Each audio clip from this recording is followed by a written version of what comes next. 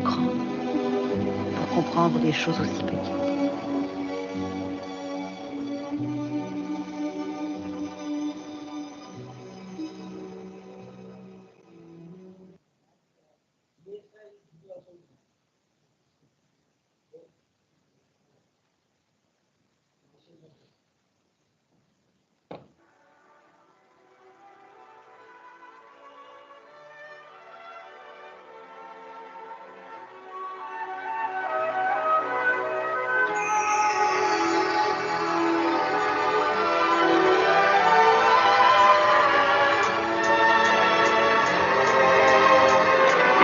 Vous allez lui faire un enfant.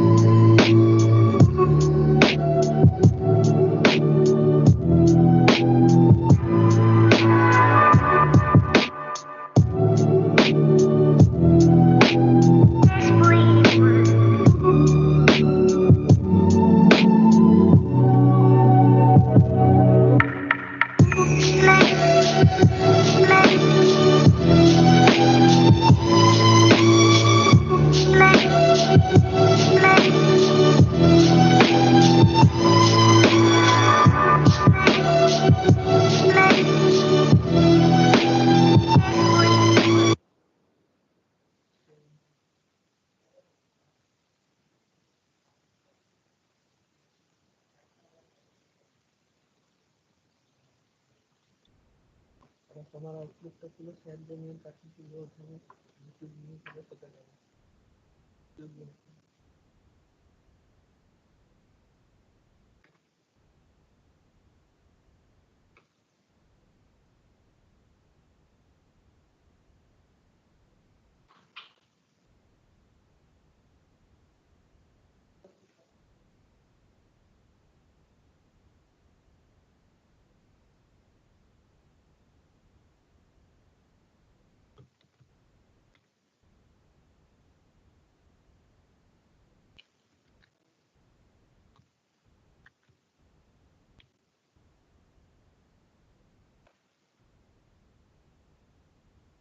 Just open my mail.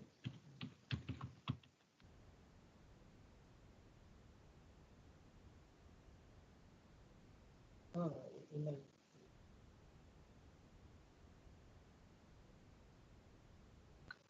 What's it? Outlook. Just now I have sent one email. Students, yes, stop on. YouTube on, you see.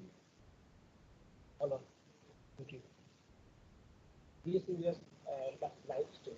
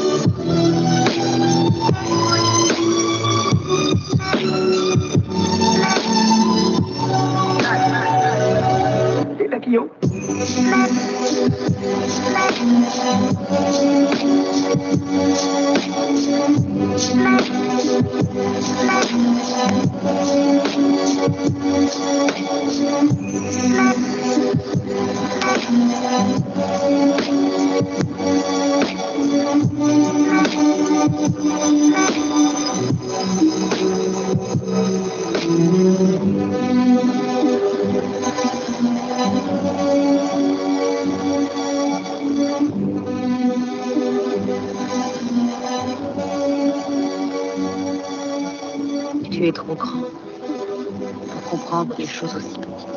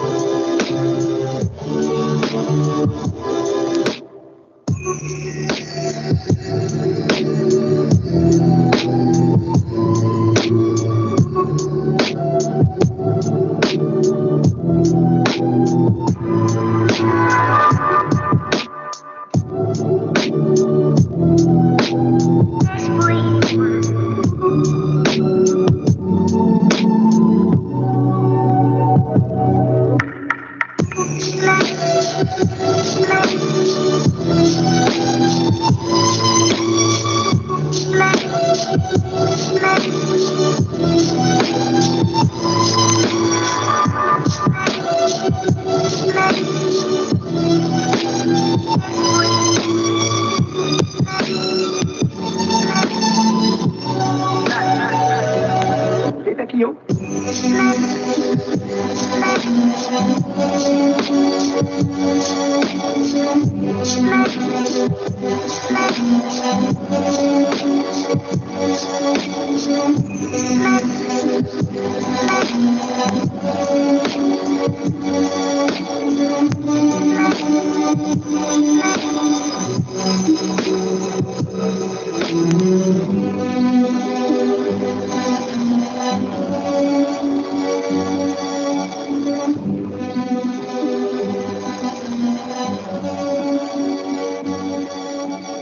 Tu es trop grand pour comprendre des choses aussi petites.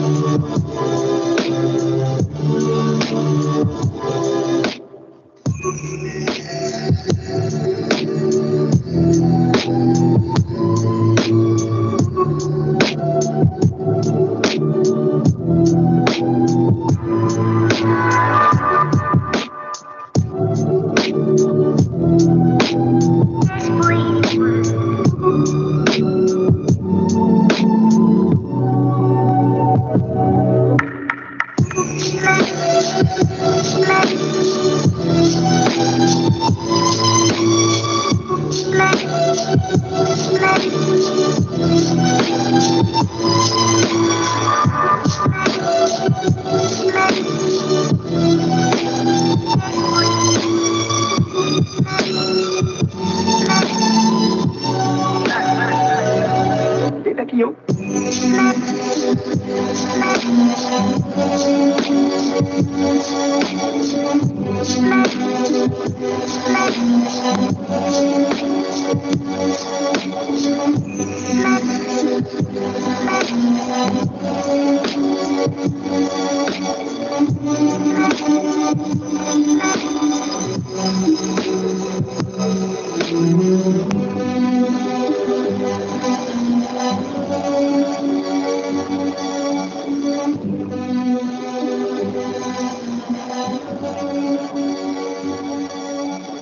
Tu es trop grand pour comprendre des choses aussi petites.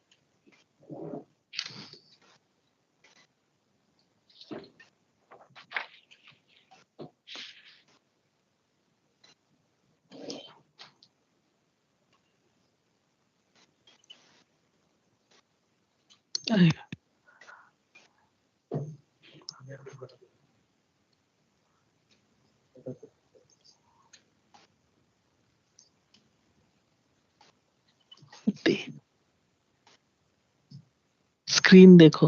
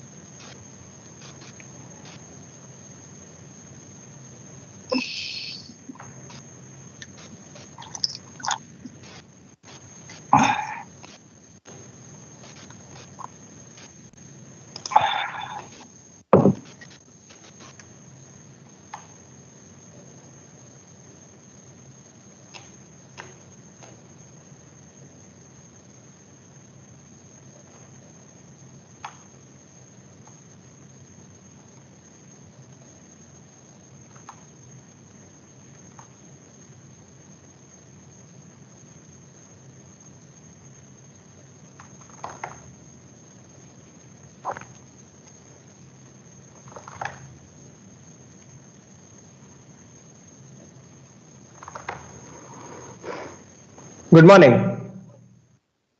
Good morning to honorable dignitaries, delegates, faculty members, staff, and students. I, Tapan Mankodi, on behalf of the Department of Mechanical Engineering, IIT Guwahati, welcomes you all to the 8th International and 47th National Conference on Fluid Mechanics and Fluid Power being held at IIT Guwahati from December 9 to 11th, 2020. It goes without saying that we are in extraordinary times. But what is even more crucial is our ability to adapt and flow through the hurdles and challenges of prevailing pandemic situation. We are here for organizing the FMFP conference in virtual mode for the first time. Let us begin this conference with a soulful invocation song. Professor Mankadi, let us wait Yes. for director to join. Okay. Director sir, let him join, then we'll start. Okay. Our HOD has already joined. You please check from the list. Yes, Professor Senthilvelan has already joined. Good morning, sir. Professor Arakeli also joined. Good morning. Good morning. Yeah, good morning. Good morning, sir.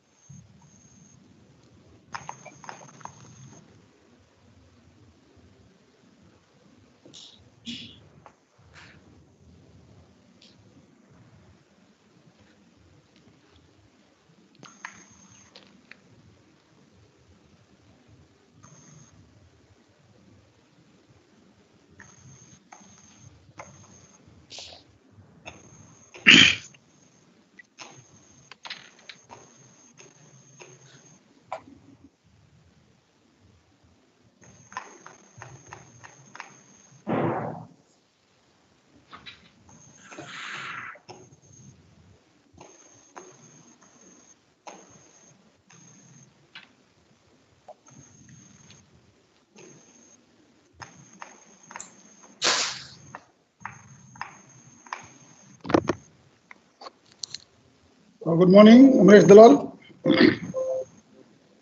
Good morning, sir. Welcome. Yeah. So, Tapan, Yes. Professor Tapan Mankari, you please start from the beginning.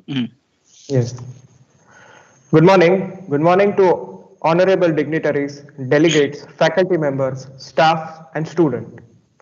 I, Tapan Mankodi, on behalf of the Department of Mechanical Engineering, IIT Guwahati, welcomes you all to the 8th International and 47th National Conference on Fluid Mechanics and Fluid Power, being held at IIT Guwahati on December 9 to 11, 2020. It goes without saying that we are in extraordinary times. But what is even more crucial is our ability to adapt and flow through the hurdles and challenges of the prevailing pandemic situation. We are here organizing the FMFP conference in virtual mode for the first time. Let us begin this conference with a soulful invocation song.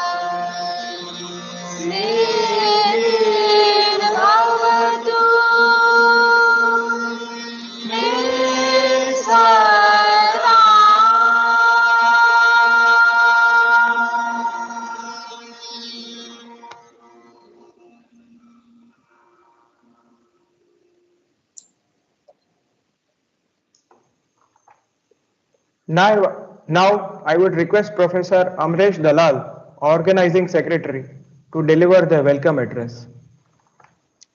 Thank you, Professor Mankari. Respected Professor T.G. Sitaram, Director of IIT Guwahati, Professor Jayant Arakeri, President of National Society of Fluid Mechanics and Fluid Power, Professor S. Senthilbelan, Head, Department of Mechanical Engineering, all dignitaries, researchers, scientists, academicians, students, and the entire fluid mechanics community. A very good morning to all of you. On behalf of the organizing team, it is our privilege to welcome you all into this inaugural session of the 8th International and 47th National Fluid Mechanics and Fluid Power Conference. As the premier conference in the domain of fluid mechanics, it is organized annually under the aegis of the National Society of Fluid Mechanics and Fluid Power. And this is the first time this conference is being held in Northeast India. Of course, we are slightly disappointed for not having the option of organizing it physically. However, we are delighted to have it on virtual mode. We are happy to have received tremendous interest from researchers in the form of paper submission. After a stringent peer review process, a total of 240 papers spanned over 12 tracks has been selected for presentation. The presentation will take place across 36 technical sessions over 3 days. We also have 2 plenary lectures and along with 12 keynote lectures. There are 4 parallel sessions for paper presentations, and pre-recorded presentation videos will be played in all the sessions. Additionally, all the sessions will be live streamed through YouTube and Facebook. We are happy to inform that the selected presentation of the conference will be published in reputed journals like Physics of Fluids, Journal of the Institute of Engineers, India, and Sadhana. There will be 4 awards to be announced during the valedictory session. 2 awards will be from the National Society of Fluid Mechanics and Fluid Power, one for Professor M.G. Deshpande Award for Best Paper from Academia, and one for Professor Y.B.N. Rao Award for Best Paper from Industry Institution Interaction. 2 more awards will be from the journal Sadhana. This is for most innovative research and for best presentation. We have put in lots of efforts over last few months, and we are eagerly looking forward for your active participation, and we hope that the conference would be a grand success. Thank you. Thank you all. Thank you, sir. Thank you, sir. Now I would request Professor Jayant Arakari, the President of National Society of Fluid Mechanics and Fluid Power, to address the conference delegates. Yeah, Professor Sitaram, Professor Senthavelan, Professor Dalal, and all the participants, I extend a warm welcome to this conference on fluid mechanics and fluid power. First of all, I should appreciate the effort put in by Professor Amresh Dalal and his team and congratulate them on organizing this event in these exceptional circumstances. In fact, a couple of months ago, we were still discussing in what form we should hold the conference. And it is to their credit that they could come up with this format in a short time. And as all of us know that this fluid mechanics and fluid power conferences give a platform for researchers, in particular students from a variety of disciplines, civil engineering, mechanical engineering, aerospace, chemical, to interact in a wide-ranging topics that constitute fluid mechanics. So fluid mechanics is a very classical subject, but it is still a very exciting one. And in fact, if you look at the range of scales in length, for example, it goes from microns to kilometers. In speed, it goes from a few centimeters per year in geophysical systems to thousands of meters per second in aerospace, in densities and viscosities, again ranging in orders of magnitude. And that is what makes, I think, fluid mechanics, has made fluid mechanics and continues to make fluid mechanics an exciting subject to study. And that's what attracts the brightest students to this area of fluid mechanics. And of course, fluid mechanics plays a very important role in almost all parts of our life, natural and industrial lives. And in fact, for example, new and challenging problems, whether it is combating climate change or the coronavirus, whether it is designing hyperplanes, better heat management system for the smartphones or for the electric vehicles, or designing new ventilation protocols to reduce infection. So fluid mechanics plays a very, very important role. And in fact, I'm very happy to note that there is a talk on fluid mechanics of COVID transmission here in this conference. And I think all the young researchers which are participating in this conference will realize the importance of fluid mechanics, and I hope they rise to the challenge of the many problems I think that we will face as a country, and in fact in the world, to overcome these challenging times and problems. And as Professor Tapan mentioned, we are in exceptional times. And one thing which we will miss this time is, of course, the personal meetings, which are so important for scientific interactions. It's often the chance meeting next to a coffee table, which gives rise to new ideas. And of course, most of all, we'll be missing the picturesque IIT Guwahati, which was, we were all looking forward to be present there. But I guess there is some advantages also. This new platform of holding conferences virtually has advantages, especially of having larger participation. And this experience, I think we should make use in our future fluid mechanics and fluid power conferences. And perhaps we can conduct them in a hybrid mode. And we can come up with new ideas which will benefit everyone. And I'm looking forward to a very successful and fruitful conference. And again, I welcome all the participants and I hope they have a wonderful time. Thank you. Thank you, sir. Thank you, Professor Jayant Arakeri, for your valuable remark. Now I would invite Professor S. Senthilvelan, Head, Department of Mechanical Engineering and Chairman of the conference, to say a few words. Very good morning to all.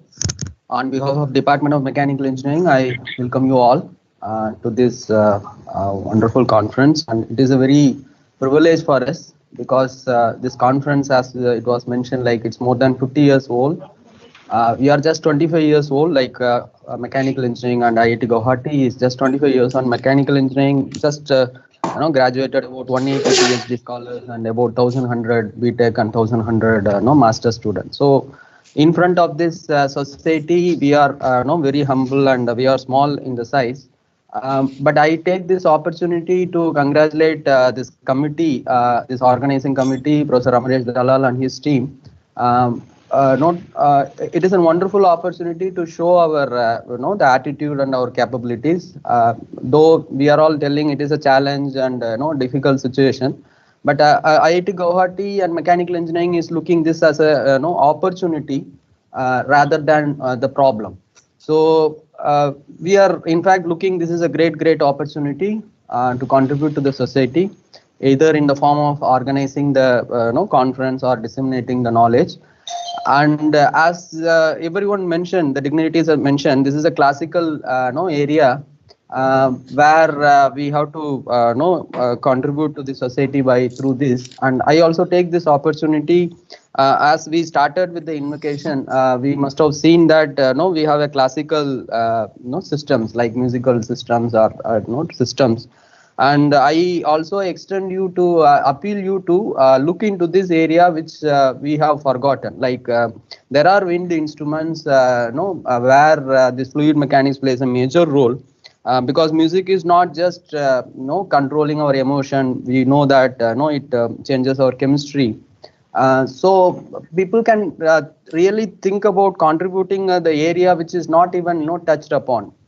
So we normally bothered about a classical space or aircraft related applications. But I appeal to this community to contribute to the area which is not even touched so far.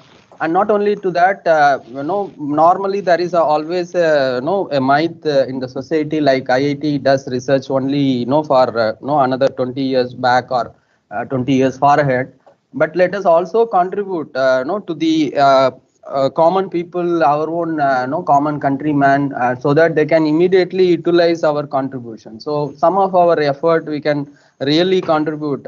Definitely it is a need of this day to contribute to publish in a high reputed journal and all those aspects. But let us also contribute to our countrymen, so that it is a today problem, as we are all today we have so many problems around us. Let us also contribute to this to the common man, and which are some area which are not touched upon. It is not we are not touched upon because it has not reached to the the potential. That is a point I just wanted to make. again congratulate to this team as well as all the participants.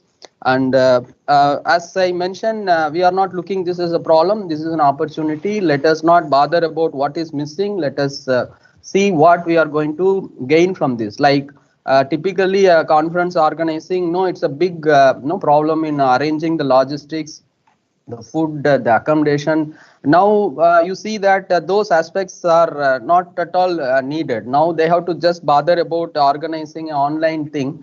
Other aspects which no, where we can concentrate more on no, the core area rather than no, supporting, because organizing an Indian conference, we know how the Western other countries organize, but Indian conference we take care no, every participants no, so nicely, but that much of effort we are no, basically avoiding. Not only that, the participants have to come across at different places and different climate. Now we know that there is a fog, flight delay, so much of other aspects we are able to avoid now due to this situation. So let us look into the positive aspects and know the gain at this moment.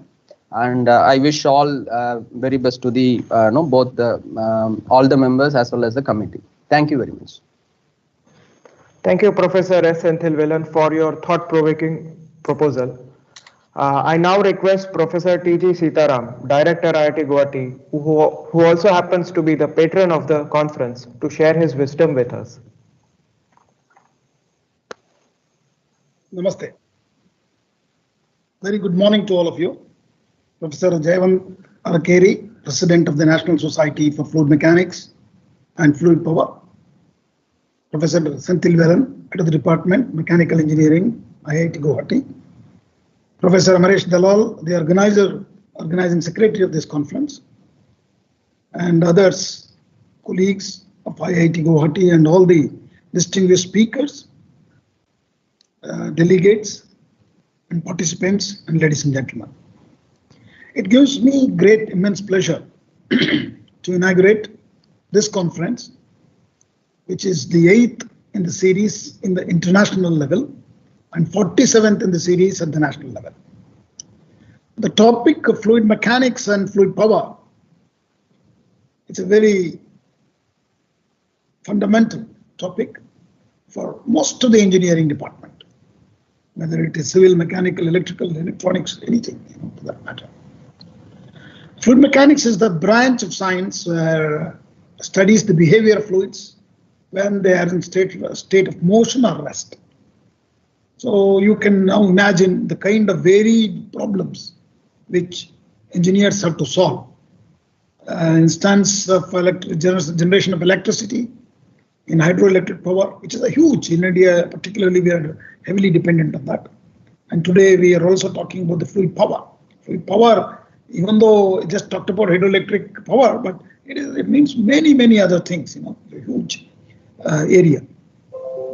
Is not the primary just dimension of fluid mechanics itself, but in fact, in terms of mass, length, time, and temperature, the dimensions are varied.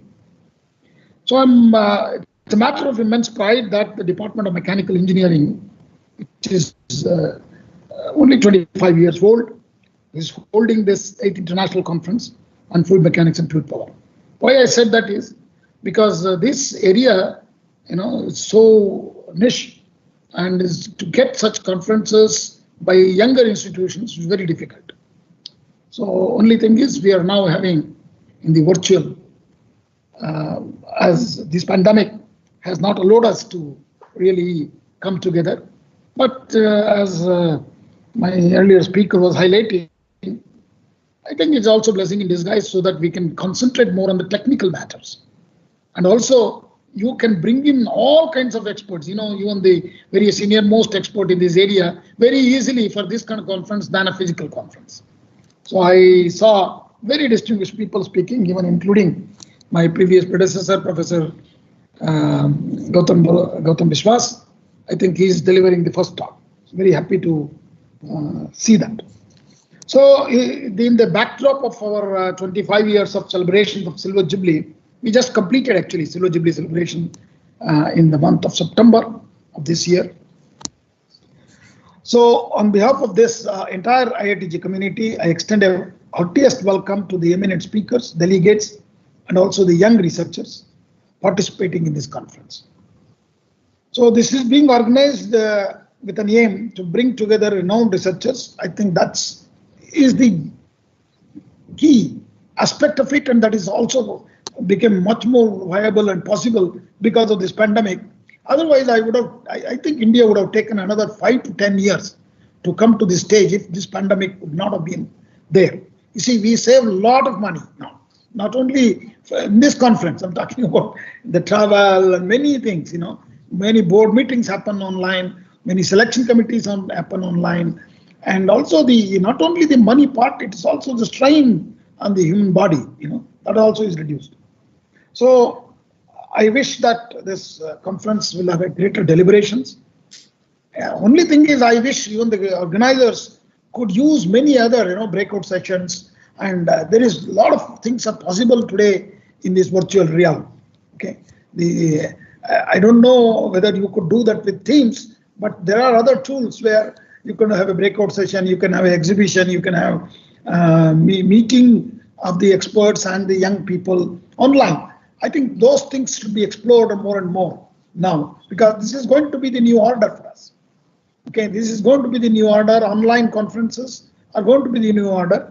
So the plenary sessions are fantastic the way what we are doing it. But if you want to have parallel and then other sessions like exhibitions or the display or the poster sessions, and all that can be done using this online platforms, and that we should explore that. And I keep on telling from the beginning in IIT Guwahati, when we sent out our students, all students on March 18th, I told our faculty saying that we can't run offline classes or offline examination simply online. So that we should actually innovate new way of doing these things online, because online attention spans will be very small. So you should divide. Even the lectures of the keynote lectures could be little differently done. But anyway, we are learning. Nevertheless, I'm very confident that with the constant support of all the distinguished people towards IIT Guwahati, we will be able to achieve the set agenda or set objectives with this conference, what is meant for.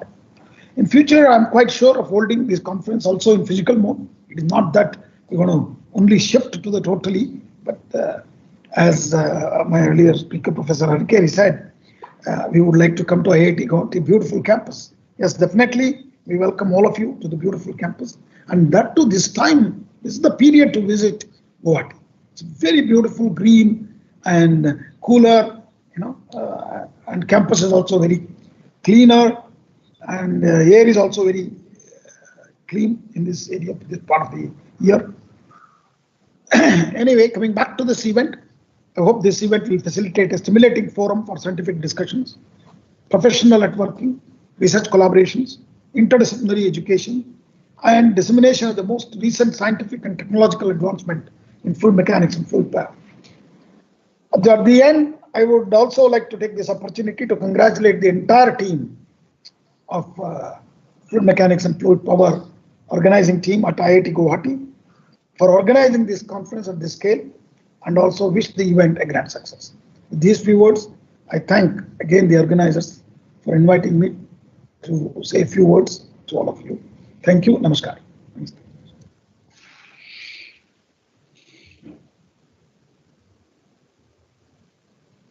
You are muted. Tapan, you are muted. Okay, I'm extremely sorry.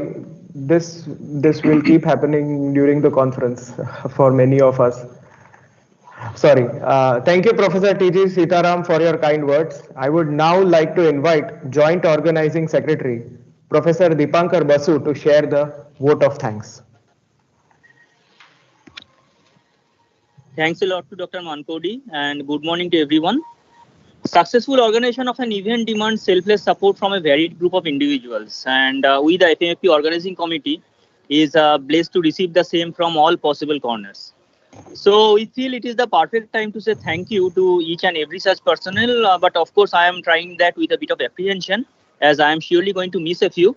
So I'd like to apologize beforehand to them for missing out unintentionally. First and foremost, I would like to express our sincere gratitude to Professor T.G. Sitaram, Director IIT Guwahati, for kindly accepting our invitation to address this occasion despite his busy schedule. He has been the driving force behind this whole process, being the patron of the conference. We would also like to acknowledge the support received from the IITG administration and also from the Computer Center right from the beginning. We used to thank NSFMFP for giving us the opportunity of organizing this event and also for persuading us to adopt the online mode amid the pandemic scenario. We would like to express our gratitude to Professor Jayant Arakeri, President of NSFMFP in particular, for gracing the occasion. We extend our sincere thanks to Professors S. Senthilvalan, present head, and Professor S.K. Dibedi, the former head of the Department of Mechanical Engineering, for helping us in all possible ways, for extending all possible help on behalf of the department and also for their presence here. The support received from many of our colleagues, both from IIT Guwahati and elsewhere, are also worth mentioning here. We would like to express gratitude to all the track chairs and reviewers for helping us in identifying the papers submitted for presentation here and also for completing the task within a short time frame. And also to all the plenary and keynote speakers for accepting our invitation to share their views, share their research here in this platform. We thank our sponsors, TSI Instruments India Private Limited and TESCON Aerofluids Inc. for their financial support, and also to all the registered participants, of course. We must acknowledge the support received from the web administrators and the student volunteers for helping us in setting up and managing the online platform. We must mention our faculty and student volunteers for their relentless effort, particularly over the last 3-4 weeks. However, we need much more from them in these 3 days, and so I am holding on their thank you for the moment. The final thanks to all the participants, as this conference is meant for them, and also our success will be gauged only by their active and enthusiastic participation and involvement. So, with the request for your continuing support for a final time, I thank you all. Thank you, Professor Basu. The plenary lecture by Professor Gautam Biswas will start soon. And with this, I conclude the opening ceremony. Thank you, everyone. Thank you. Thank you, all dignitaries. Thank you.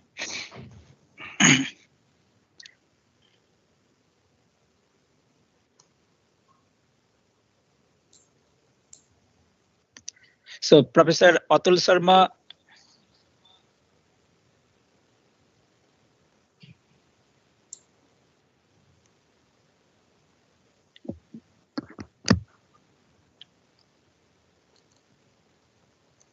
Hello. Yes. You hear me? Yes, you are audible. Let us check Professor Biswas also once. Sir. Sure. Sir, can you please unmute, and if anything we need to check your presentation and other. I am online. Good morning, sir. Good morning to everybody. Good morning to Amresh. Good morning to Atul. Good morning to everyone present. All the dignitaries, whoever is present now. So we will start. Now, if some testing can be done, but probably, do we have time or we have to immediately start? You just please check whether you can share your presentation, then we'll start. So I will. I've already opened, but I have to see.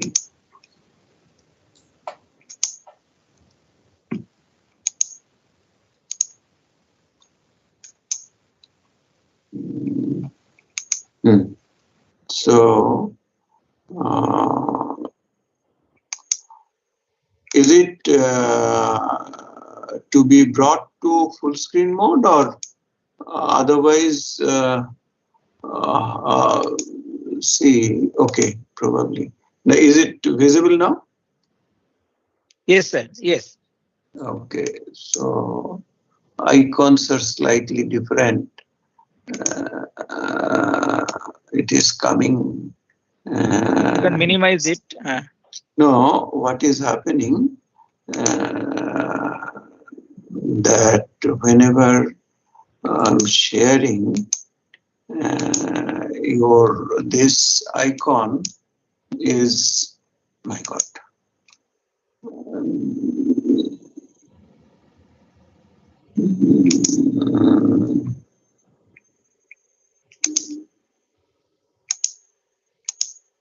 Share.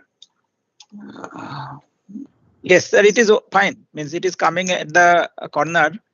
Yes.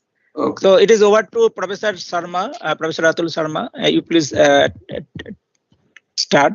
I will be excused for 2 minutes because see, this is my office. Somebody is knocking at the door. I mean, let Atul take over. I'll just take 2 minutes to come back. Just I'll shut the door and come back. Sure, sir. Please take it. Okay.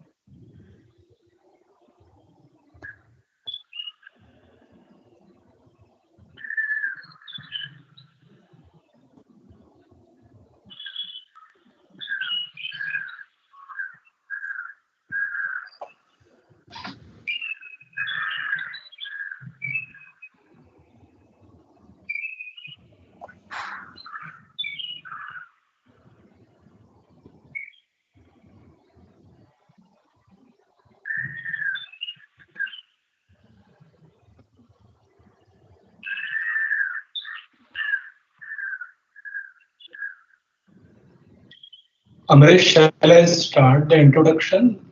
Yes, that you can. Okay. Good morning, and I welcome all of you for the Professor Sudhirkar plenary lecture by Professor Gautam Biswas. Now I'll present a brief bio-sketch of Professor Biswas. Dr. Gautam Biswas is presently a professor of mechanical engineering at IIT Kanpur. Earlier, he has been the director of Indian Institute of Technology, Guwahati, and director of CSIR Central Mechanical Engineering Research Institute at Durgapur. He was the GD and BM Mehta and co chair professor and dean of at IIT Kanpur. The research group of professor at IIT Kanpur has made a significant addition to the classical theory based on Taylor-Helmholtz instability. Mr. Biswas is the author of more than 150 publications in international journals. He has completed guidance of 23 PhD theses. He was a Humboldt Fellow in Germany in 1987 to 88 and JSPS Invited Fellow in Japan 1994. He is the Fellow of American Society of Mechanical Engineers. He has served a term as the Associate Editor of Journal of Heat Transfer Transaction of SME. He was a guest professor at the University of Erlangen, Nuremberg in 2002. Currently, he is the Associate Editor of the well-known CFD journal Computers and Fluids. Professor Gautam Biswas is the Fellow of all 3 major science academies of India. He is a Fellow of Indian National Academy of Engineering and Institution of Engineers India. He has been awarded the esteemed J.C. Bose Fellowship by the Department of Science and Technology, New Delhi in 2011. Professor Biswas was bestowed with Distinguished Alumnus Award by Bengal Engineering College, now IST Sipur, in the year 2030. He has been awarded the Distinguished Alumnus Award from IIT Kharagpur in 2016. Professor Biswas was conferred honorary doctorate by NIT Agartala in 2007. He has been conferred doctorate also by Aristotle University, Greece in 2018. It's indeed a matter of great pleasure and honor for me to chair the session of Professor Biswas, who had been my CFD teacher at IIT Kanpur. I'm always grateful to Professor Biswas for his continuous and kind support in my professional endeavor.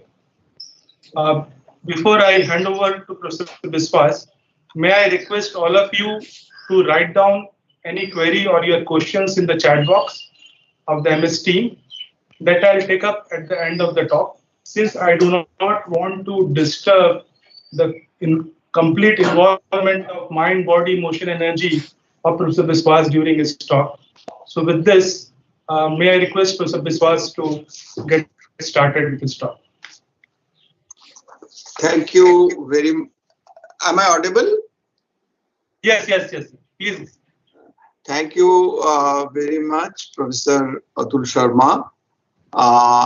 Thanks to the organizers, Professor Dalal and all my former colleagues of IIT Guwahati. It's a real pleasure to be back to the fold of IIT Guwahati. I deem it a very rare fortune to deliver the plenary talk of this coveted conference. And all the dignitaries who were present during inauguration, including respected director of the institute, president of FMFP Society, head of the department, and our senior colleagues who were there, and all the attendees. For very warm greetings from IIT Kanpur. So today's talk is about dynamics of drop coalescence and entrapment of large bubble. Now, these are very common scenarios, what we can see when a drop falls on a liquid surface. If it is splashing, then, splashing crown is visible. It may be partial coalescence, it may be complete coalescence. And if it falls on a solid surface, depending on the hydrophobic or hydrophilic surface, we can see different forms of drops which at times look like emeralds. Now, specifically, it has many applications: spray cooling, inkjet printing, atmospheric and oceanographic sciences to investigate phenomena of rain and the outcome of rainfall on the ocean surface, creation of air cavities and mist formation. Now, when a drop falls on a liquid surface, today we are focusing only on the liquid surface. It is equally interesting when we consider falling drops on solid surface. And it may, after falling, depending on the size and the momentum, that means the velocity of the drop, it may float, it may bounce, it may coalesce, it may splash. There may be formation of vortex rings, and also there may be formation of jets and secondary drops. Now, these first two areas, floating and bouncing, these are really, very, very challenging, even connecting to quantum mechanics. So I will not touch these two, although research is on, underway in these two areas. But I will primarily focus where we think we have done something at least, remaining four areas like coalescence, partial and complete, splashing, vortex stream, and jet formation. Now, I'm coming down to the formulation of the problem.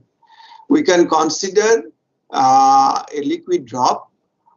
Liquid is having density rho L and viscosity mu L, and it is falling on the liquid pool of same liquid, but while falling, it is crossing a matrix liquid or matrix fluid, surrounding fluid. The surrounding fluid may be gas, surrounding fluid may be another liquid, which, with the condition that these two liquids are immiscible. But in general, it is gas, and we will be considering here primarily, air-water system. That means water drop falling in water pool, and it is crossing the ambience, which is air.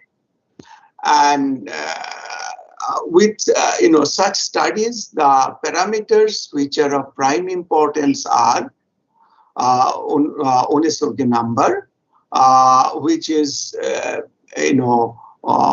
viscosity of liquid 1 or viscosity of fluid 1 divided by mean density, coefficient of surface tension, and the dot diameter. Ohnesorge 2, the viscosity of the matrix fluid, and divided by the similar parameters, bond number, which is rho C. Rho C means rho 1 minus rho 2. In this case, rho L minus rho gas, rho liquid minus rho gas, or rho air, d square G by coefficient of surface tension sigma, and attitude number, which is basically rho 1 minus rho 2 divided by rho 1 plus rho 2.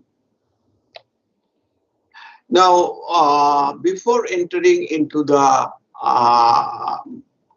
physics part, I would like to address this paradigm, which is called volume of fluid, because all these flows are basically, interfacial flows between two fluids. So the boundary is not well defined. Boundary evolves, and boundary evolves through application of proper physical conditions. Now, if we think about one such domain where this blue part is maybe a color function or liquid, whatever we call, and the white part is basically air or gas or another liquid. Now, in this case, let us call it air. And so here we will define the liquid white fraction in such a way that in gaseous region it will be 0, in liquid region it will be 1, and all interfaces it will be having a fractional value. So we will mention a little bit about volume of fluid method, what we have followed here, together with level set method.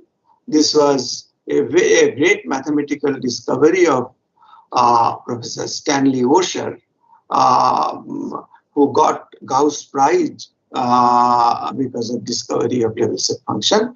I will basically any geometry can be represented. Even now, instead of drawing a circle or giving an equation x squared plus y square equal to r square, we can describe it through a mathematical function 0 and 1 and draw the circle. So now this VOF and level set, both are basically dependent on a basic method which is called click algorithm, piecewise linear interface construction method of Young's. So if we have, for example, a trapped liquid, which is or a colored fluid, with blue color, and we have to describe that through the mathematical functions, we can describe them by piecewise linear segments, and each interface cell will give correct representation of the occupancy of the cell by the liquid and air.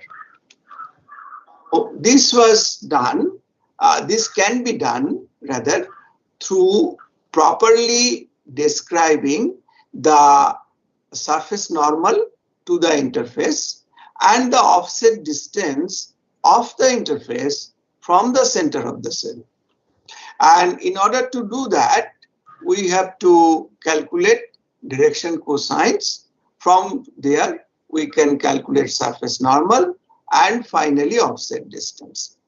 And direction cosines are evaluated from a cluster of cells with the cell of interest keeping at the center all its north, south, east, west, northeast, southeast, northwest, southwest neighbors, and the volume fractions of those cells.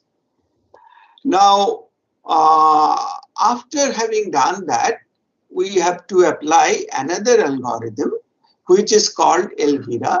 This is basically least square volume of interface reconstruction algorithm, and basically in 2D or axisymmetric, it is a 3x3 block, and in 3D it is 3x3x3, 27 cell block, where we optimize a function, and that function is optimized in such a way that the approximated value tends towards the real value.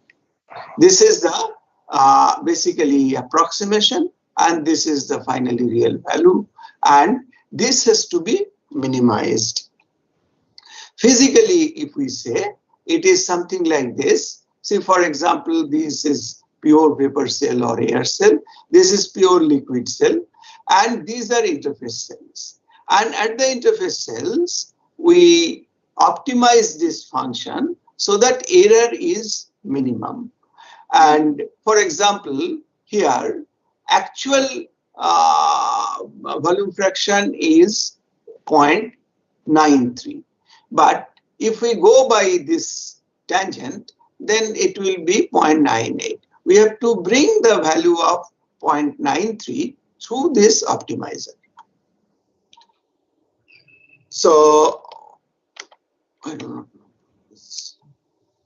Okay. Now, having done that, we get to know the cells, those are occupied by liquid, and cells, those are occupied by vapor, or occupied, in this case, occupied by air. And then we assign level set function, which is a very small value, and we assign minus d. D is a small quantity in the gaseous region, 0 at the interface, and plus small positive small quantity, small value in the liquid region. And then we try to have a smoothened interface based on which we recalculate the surface normal given by grad phi, by mod of grad phi, and then the actual curvature of the interface in each cell. So, and then the real interface is described. But if you recall, we have to correctly calculate void fraction in each cell. For that, basically what we do, void fraction based density and void fraction based viscosity we define. Here you can see, based on the void fraction, if void fraction is 1, it will be liquid density. If void fraction is 1, it will be liquid viscosity. If void fraction is 0, it will be air density, and it will be air viscosity. And in between, it will be having the fractional value. So we redefine our momentum equations in x, y, and z direction, or whatever is the coordinate system in all orthogonal directions. And this is modified inertia term. And you can see we are using basically void fraction based density and void fraction based viscosity. But the momentum equations are augmented by another term, which is basically sigma, surface tension coefficient, the basically grad alpha, and our curvature, radius of curvature. So basically this term is, we can say that surface force, but this surface force arising out of, arising out of the interfacial surface tension. And then this force can have two components, normal components and tangential component. Tangential component is present when surface tension is having gradient. Surface tension can have gradient when it is flow, non-isothermal flow. But in this case, since it is isothermal flow, the surface tension doesn't have temperature gradient. So Marangoni term is dropped, and only we have the normal component. And the normal component, as we know, the surface tension coefficient is basically a force per unit length. So in order to convolute it to fit in the momentum equation, we have to multiply it with delta Dirac function, which has a non-zero value only at the interface. Now this formulation is primarily based on Bragg-Bill's formulation, and as I said, after calculating the void fraction, new void fraction in each cell, we assign basically the level set function and calculate the sharp interface. And while doing that, at the interface cells, we define Heaviside function. So again, so to say, the level set function is redefined at the interface cells through the Heaviside function, where it is having a value of 0. Instead of very small negative quantity, we assign now 0. And instead of a small, positive quantity, we assign a value 1. And this transition between 1 and 0 is brought about by this level set function. And then we redefine the densities and viscosity based on the Heaviside functions and recalculate the advection of the interfacial front. So we use basically staggered grid arrangement, uniform grid spacing, finite difference discretization, and the discretization scheme is INO scheme, essentially non-oscillatory scheme of Professor Stanley Osher.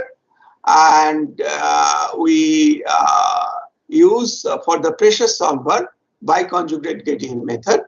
Very recently, we have changed it to HyPre, basically a multi-grid based pressure solver. Numerical scheme is based on explicit time advancement, and we use operator split advection scheme for advecting the interfacial front. And as you can see, solution scheme is second order, strictly second order in space because of INO scheme. And then we do some test problems, as you can see, this is a circle. This circle is given anti-clockwise rotation 1000 times. And then it gets into this shape. And then again we give clockwise rotation so that we get back the circle. Indeed, this test is successful. We got back the surface, but as you can sense, very small amount of mass loss can be seen here. Then we went for another test case where interface of two immiscible liquids is undulated, and then undulation at a point is monitored. It has analytical solution given by Prosperity, and we validated our CLSBF algorithm driven solution with that. You can see very accurate representation of that. Now, third case is basically something is close to Rayleigh-Taylor instability.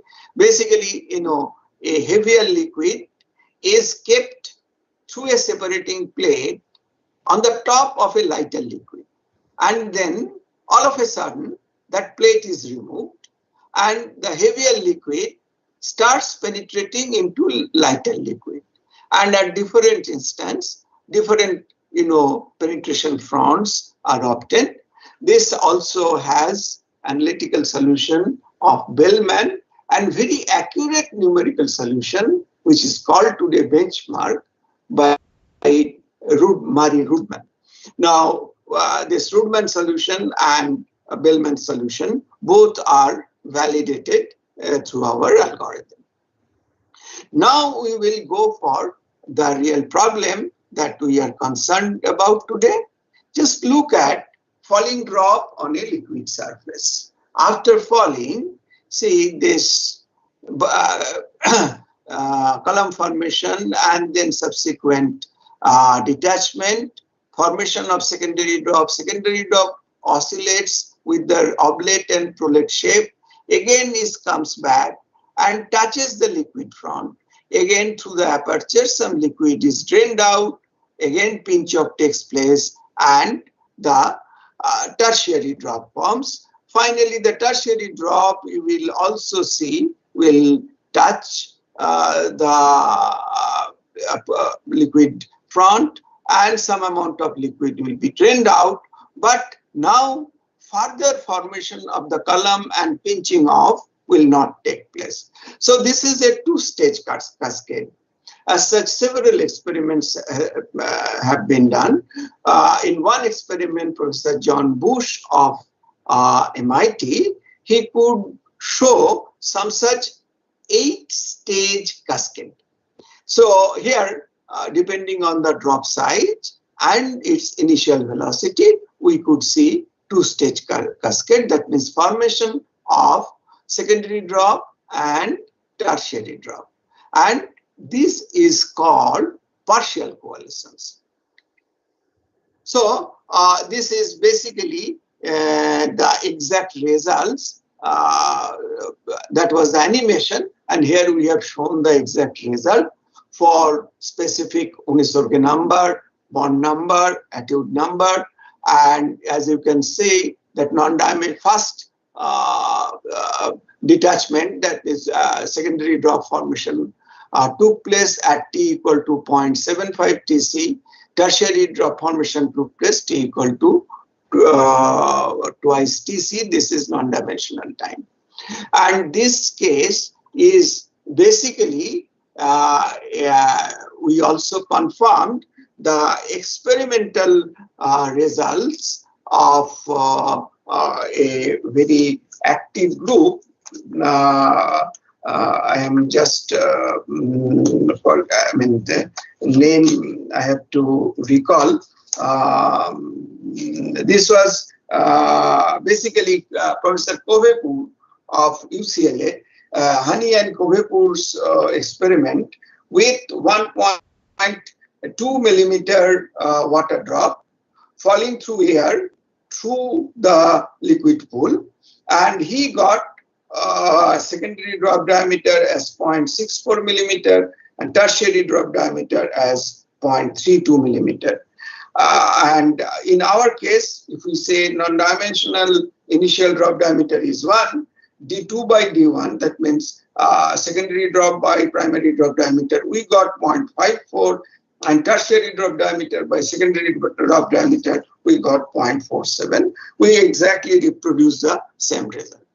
Now we'll come to another very interesting case. You can see this is basically water drop falling through benzene media.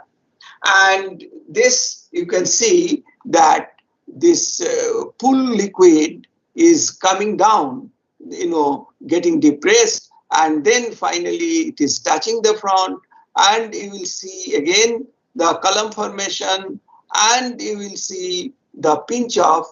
But after pinch off, this liquid column undergoes instability. This is Rayleigh-Placet instability. Forms two drops, and again they come back and rejoin as one drop. This was also basically motivated by the experimental result of Charles and Mason, and we could exactly reproduce Charles and Mason's results with 6 millimeter water drop falling through benzene media.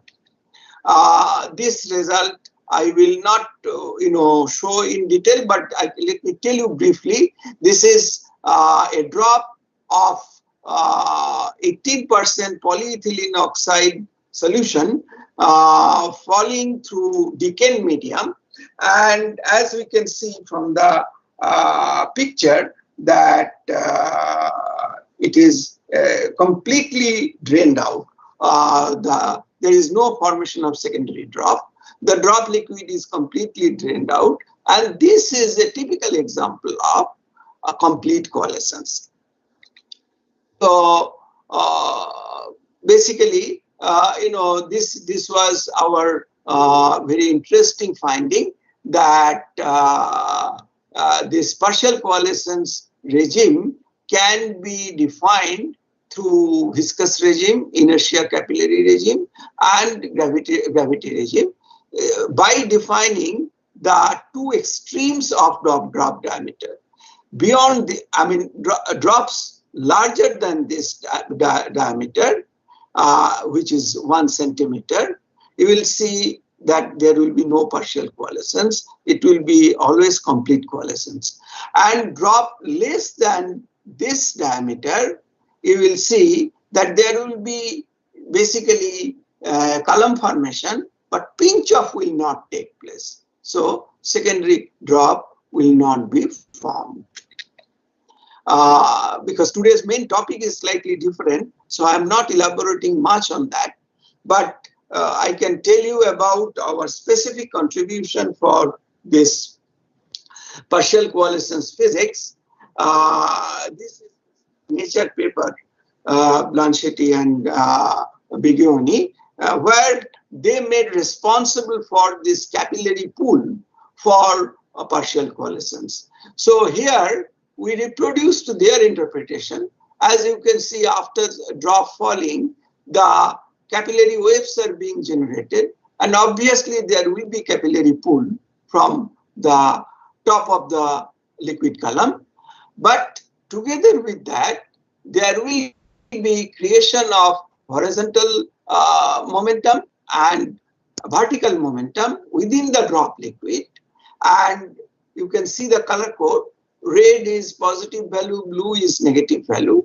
So as you can see that negative horizontal momentum is also a responsible factor, rather very, very important responsible factor for pinch off. So from our study, the important criteria for partial coalescence is the increasing horizontal momentum of the drop relative to the vertical momentum. This can be accomplished either by changing the viscosity or by changing the gravity within limits.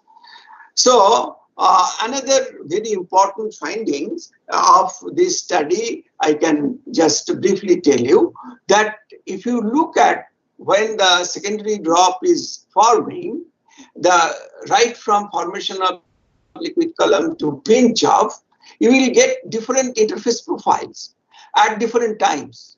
And this is one case, this is another case. All these interface profiles can be collapsed on a single profile, confirming self-similarity of the solution. Only thing, you have to have correct transformation. So Z is the axial direction. It is non-dimensionalized by D, Z star. R is the radial direction, non-dimensionalized by D, R star. And then time is non-dimensionalized by viscous time. Viscous time means, rho m d square by mu m.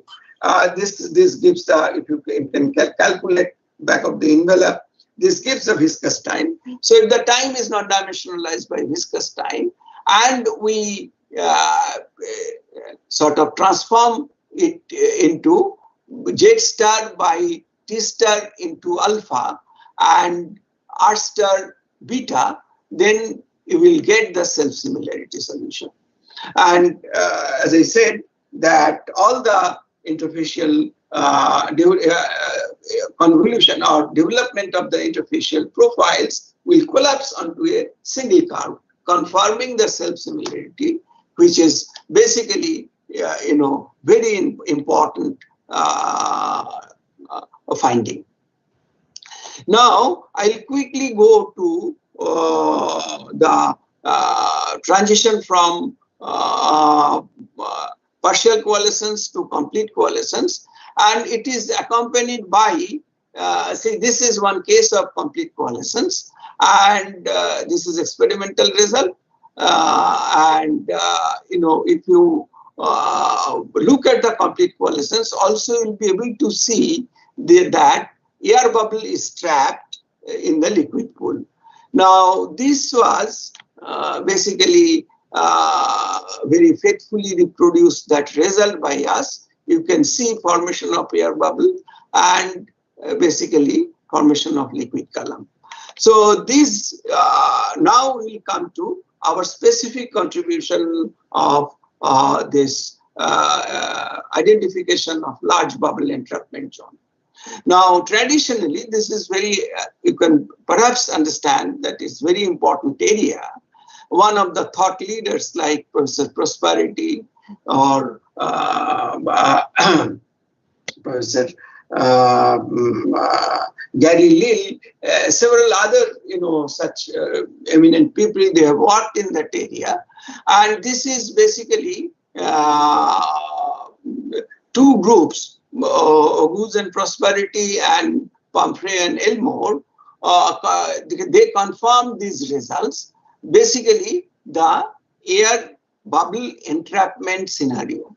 So this is a zone of regular entrapment, and this is a zone of large bubble entrapment.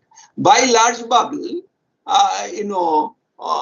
basically bubbles which are having size more than 5 millimeter or so, and regular bubble entrapment or small bubble, the bubbles which are having size 1 millimeter or below. Now, because of probably a paucity of time, I cannot, discuss certain things in greater detail, but maybe during question and answering session, I can reply if you have queries to that.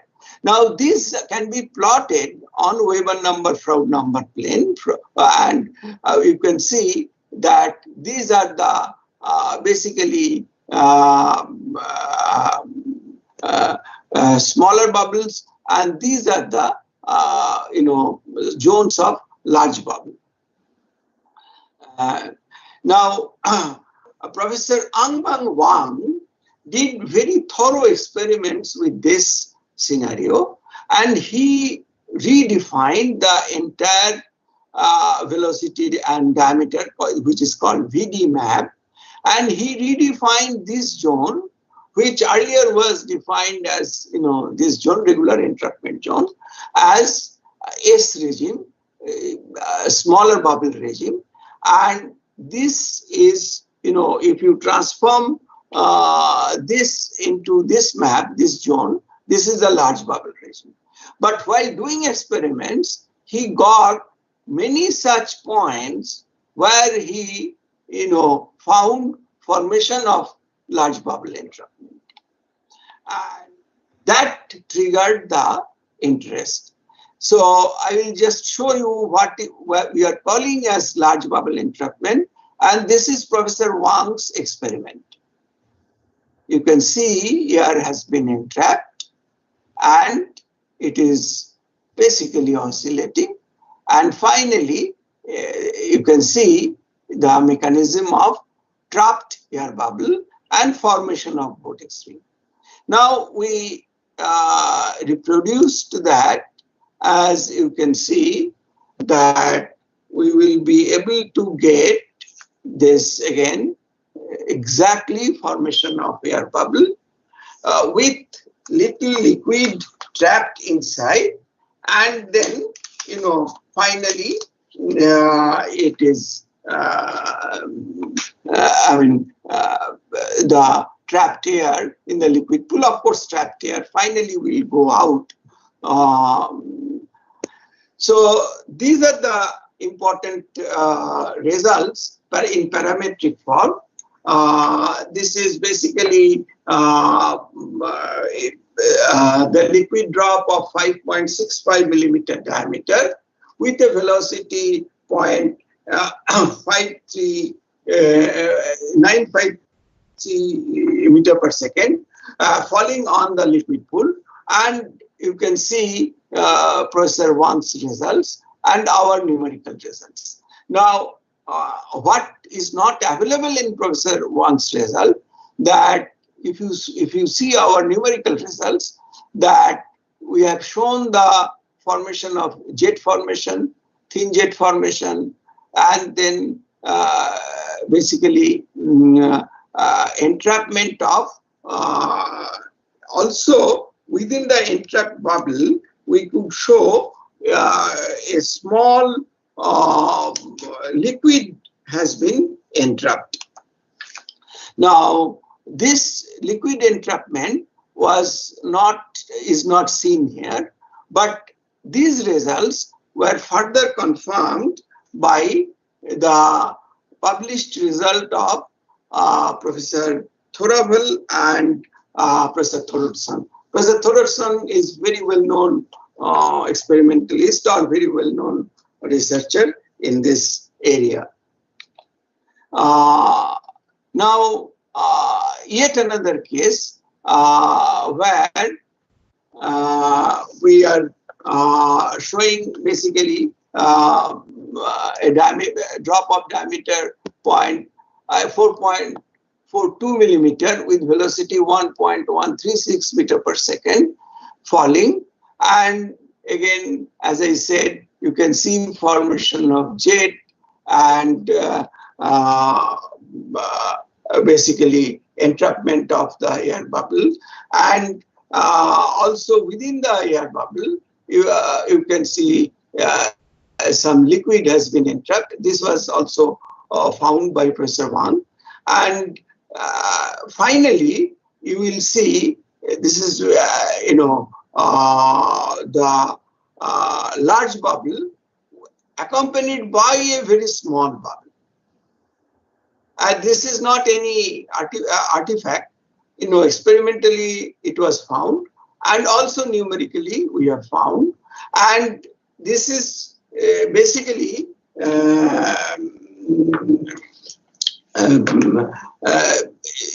bubble pair, you can say. And as I said, that we used 6 million grid points and very effectively. And another thing I have just, I have not mentioned, this is basically formation of Worthington jet. See, when a vertical jet goes in the outward direction, another component of jet goes in the inward direction, and this liquid jet penetrates the air bubble. And this is the root cause for small liquid getting trapped inside. And this is basically formation of Worthington jet. So, have you, Atul, probably, okay. Do you have to say anything? Yeah, we have 5 more minutes. Thanks. Okay, I'll try, but give me a little more.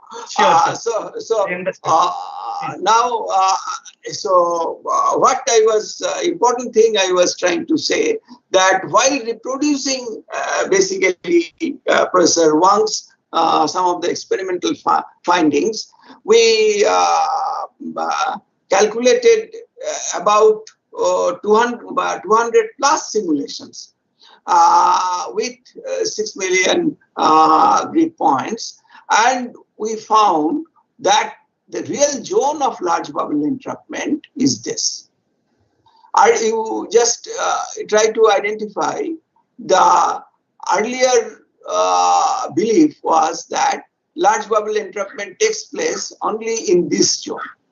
And we could see large bubble entrapment over this zone. The red circles are, although 200 simulations were done, we cannot, represent all 200 simulations. These red circles are our simulations, and these blue squares are Professor Wang's experiment. So the Professor Wang's experiment and our simulations confirm the enhanced zone of large bubble entrapment, both on VD map and Weber number Froude number map. And with a little, humble way, I can say that this was also acknowledged by the journal Physics of Fluids in this particular year. At the end of the year, they announced, a few best papers. This work was included in the list of best papers. Now, I will just, since Atul is saying time is very less, I will just give you one reason for large bubble entrapment, mechanistic viewpoint. As you can see that after the drop hitting the water pool, this capillary waves are generated and the vortices are formed. And these vortices, basically, you can see they curl up. And it depends that how this rolled vortex finally behave. The coalescence of a drop of 4.2 millimeter diameter into a liquid pool at impact velocity of 1.236 meter per second, showing the evolution of roll jet. And this roll jet, also you can see, finally this roll jet has to evolve as a liquid tongue. But before that, I will just mention about two special cases. If these two special cases happen, then even if the bubble drop is large, having adequate momentum, the entrapment, bubble entrapment doesn't take place. So this is one such case where you can see one sheet is forming. This is called ejector sheet.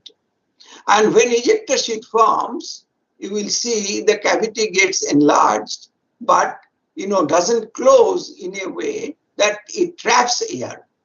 Similarly, lamella is formed, which is basically capillary induced thick liquid sheet, and then also the cavity closes at near the interface, and we do not get the phenomena of large bubble entrapment. So today time is not sufficient to explain all these in minute detail, but I will at least give you another few reasons. See, if we experiment with a drop with oblate size shape, perfect spherical shape and prolate shape. Here you will see with the oblate shaped drop, the cavity opens up and doesn't close. Similarly, and this is given by aspect ratio, the major axis by minor axis. So when this is basically 1, then also you can see the water cavity and its shape. But if it is a prolate shaped drop, then you can see this rolled up vortices finally create liquid tongue. And these liquid tongues from the periphery meet at the center, and then the air is trapped. And this we have experimented, the numerical experiment with 5 millimeter drop, same velocity, same Webber number, same Froude number, but different shapes, and revealing the formation of the phenomena of entrapment. So as I said, that if you go to the mechanistic viewpoint, that tongues from the periphery, they meet. After meeting, thin jets are formed. Now these thin jets, one is upward, another is inward. This inward thin jet is called Worthington jet. And Worthington jet basically penetrates the trapped air or trapped gas, and some amount of liquid stays within the trapped gas, within the large bubble. Now, I will have to finish it. So, we did this in conjunction with some experiments, and these experiments, as I have mentioned, that these experiments have been done by Professor Dr. Peshun Shai with under guidance of Professor Anbang Wang. So these are our numerical result for the enclosure depth. Now enclosure depth is the depth from the initial liquid pool interface to the point where the emanating liquid tongue from the periphery first merges on the axis of symmetry. And this, you can see variation of this enclosure depth with the impact velocity. And we did for numerical experiments. Numerically, we can use different drops. We can create different drops. But experimentally creating different drops and monitoring is a difficult job. So we did it only with one drop size, 5.65 millimeter. And similarly, another important point, that pinch of time. By pinch of time, what we mean this time. After these two tongues, not two tongues, this is from periphery, one tongue, merge and the pinch off takes place, giving rise to outward jet and Worthington jet. Now, this plot is basically the pinch of time.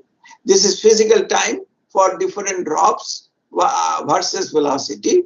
And you can see with the increasing velocity, pinch of time decreases.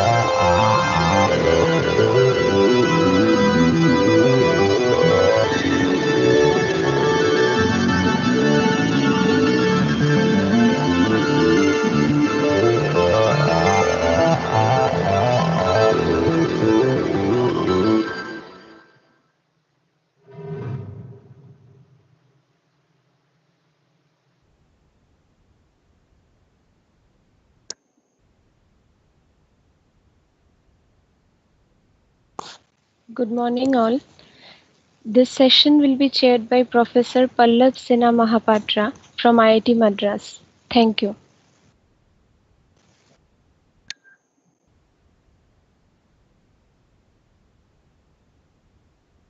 Good morning. This is Pallav from IIT Madras.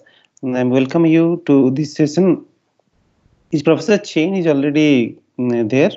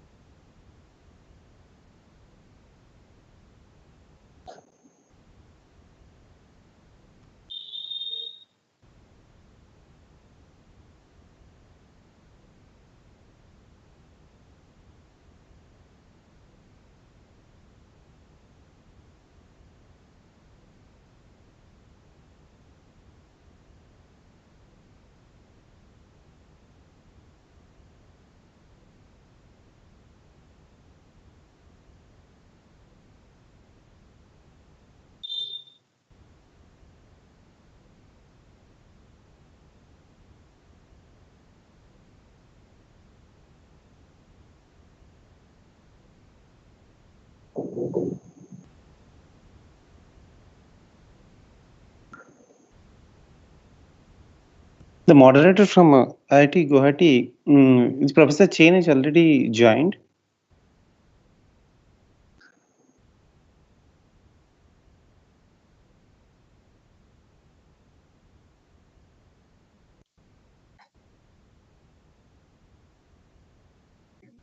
Yes. Hi, good morning all. Then I will start the session. So today we have Professor Lin Chain from Institute of Engineering Thermophysics, China. So he is an expert in supercritical fluids. And so his talk will be in the multi-scale thermodynamics and measurement techniques in supercritical fluid systems. So he is a recipient of Young Scientist Award of Asian Union of Thermal Science and Engineering in 2018. And he is also an associate editor of ASM EGNERS and board of the Journal of Supercritical Fluids from Elsevier. So with these small introductions, I will ask Professor Chain to start the talk.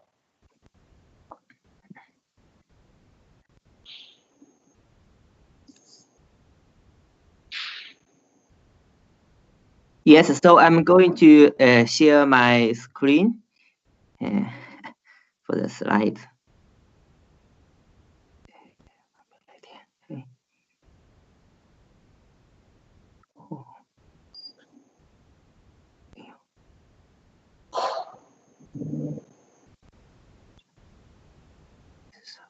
Oh. Okay, dear chairman, please, I cannot share my PowerPoint.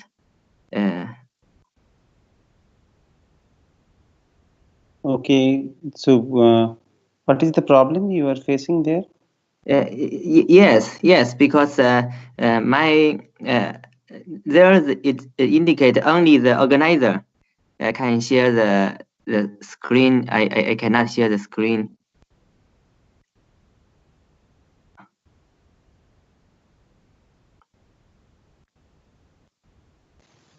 Professor Chen, this is Dr. Dalal. Okay. Yeah, Yes, now it's okay. Now it's okay. You are able to share now? Yeah, can you see my screen? Yes, yes. Yes. You please make full screen. Yes, yes. Okay, thank you. Over to Professor Mahapatra. Yeah, now Professor Chen can start the talk. Okay. So thank you very much. Thanks for the National Conference of India for inviting me to give this talk. I'm from Institute of Engineering Thermophysics, the Chinese Academy of Sciences in Beijing, and we spent many years on the supercritical fluid systems. And I'm very happy to give this talk and exchange my research and ideas with my colleagues and friends in India. So first, maybe I have a very short self-introduction, and as Professor Chen has already introduced me. For me, I was working in Beijing, and then I worked for 3 or 4 years in Sendai of Japan as an assistant professor. After that, I came back in Beijing as a professor in Chinese Academy of Science. And my major, main research field is supercritical fluids and its applications in multi-scale energy and power systems, as well as in environmental systems. So this is a short introduction of my institute, the Institute of Engineering Thermophysics. The founder of this institute is Wu Chonghua. Excuse me, Professor Lin Chen. Yeah. You please make full screen. We cannot see the full screen, and it is not going to the next slide. Oh, okay, okay. So now it's okay. Excuse me. Can you full screen presentation? Yes. Okay. Full screen. Okay.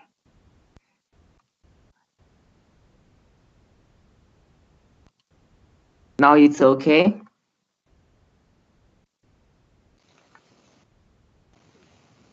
No, Professor Mahapatra, can you see full? No, it is not the full screen. So not probably, screen. Yeah, you can cross that and increase the size. Probably it is not going to the full screen somehow. Okay, not full screen. Okay.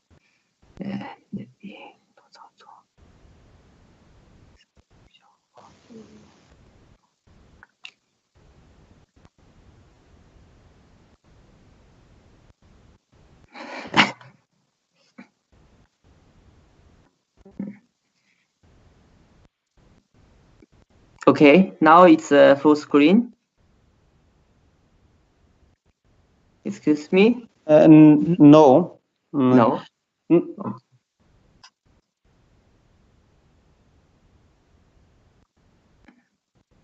It is okay. You can continue with this. Okay. So you can see the slides. Okay, so can I continue? Yes, sure. Okay.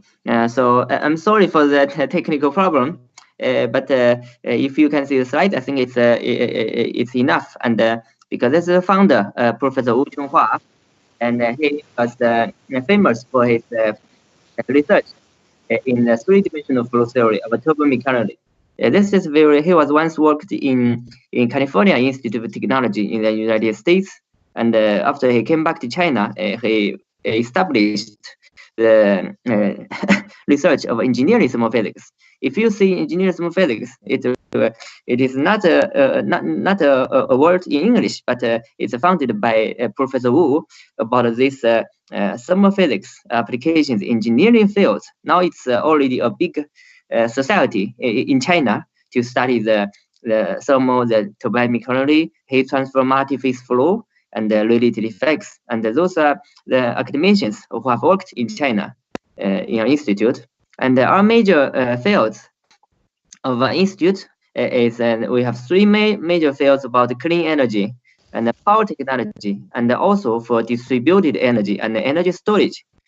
And we have 5 key areas about the solar energy, wind power, and the supercritical fluids. That is what I am doing now, and artificial intelligence in power engineering and fluid mechanics, and the unmanned aerial vehicle. This is a very new emerging fields that we are doing. So we mainly focus on energy, power, and environment, and use the basic mechanism, the fluid mechanics, and also heat transfer thermodynamics. And for our institute, we have established many entrepreneurship, and we have owned more than 50 high-tech companies by our institute. This is a trend in China to relate the fundamental research to the real applications in society and to support the daily life of people. And so we indeed we have already the intellectual property in our institute valued as 3.67 billion RMB,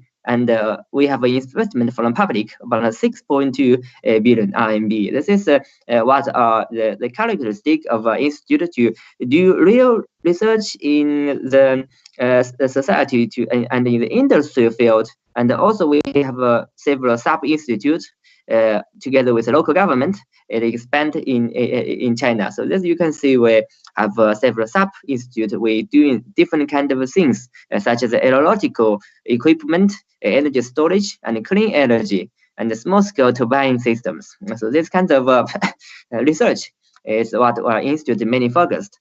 For me, I'm focused on supercritical fluids, supercritical and near-critical engineering physics. We have many applications as I talked.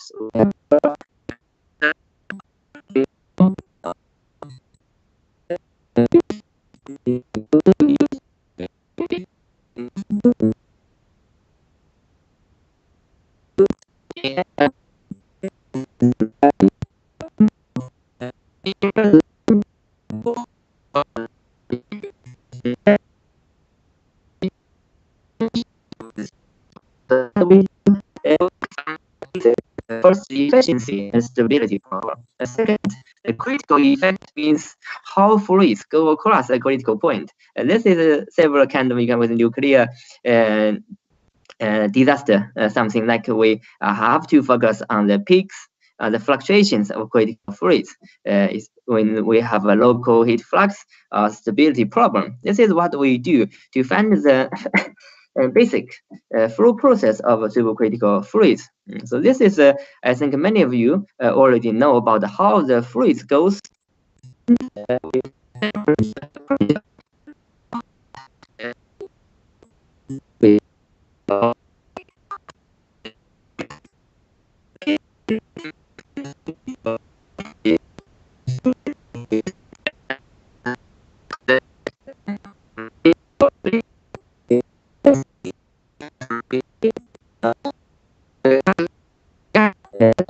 Low viscosity and high compressibility. This means the special properties of supercritical fluids we may experience when we have the crossing supercritical points at different pressures. This means if we say density, it has from 800 kilogram per cubic meter to under 200. It's 5 times or 6 times a change in very narrow temperature region. And this is why we use other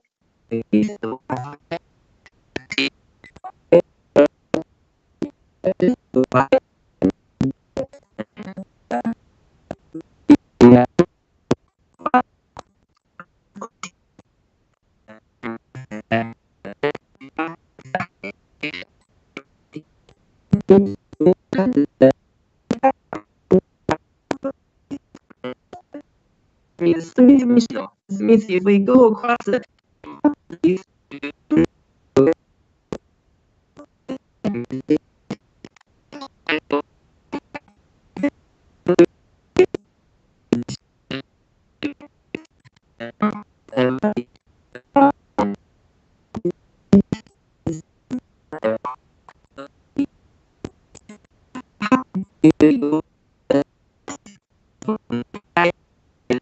this is is usually we experience in real applications of power engineering system. This is one example that we have gas-like properties, high compressibility, and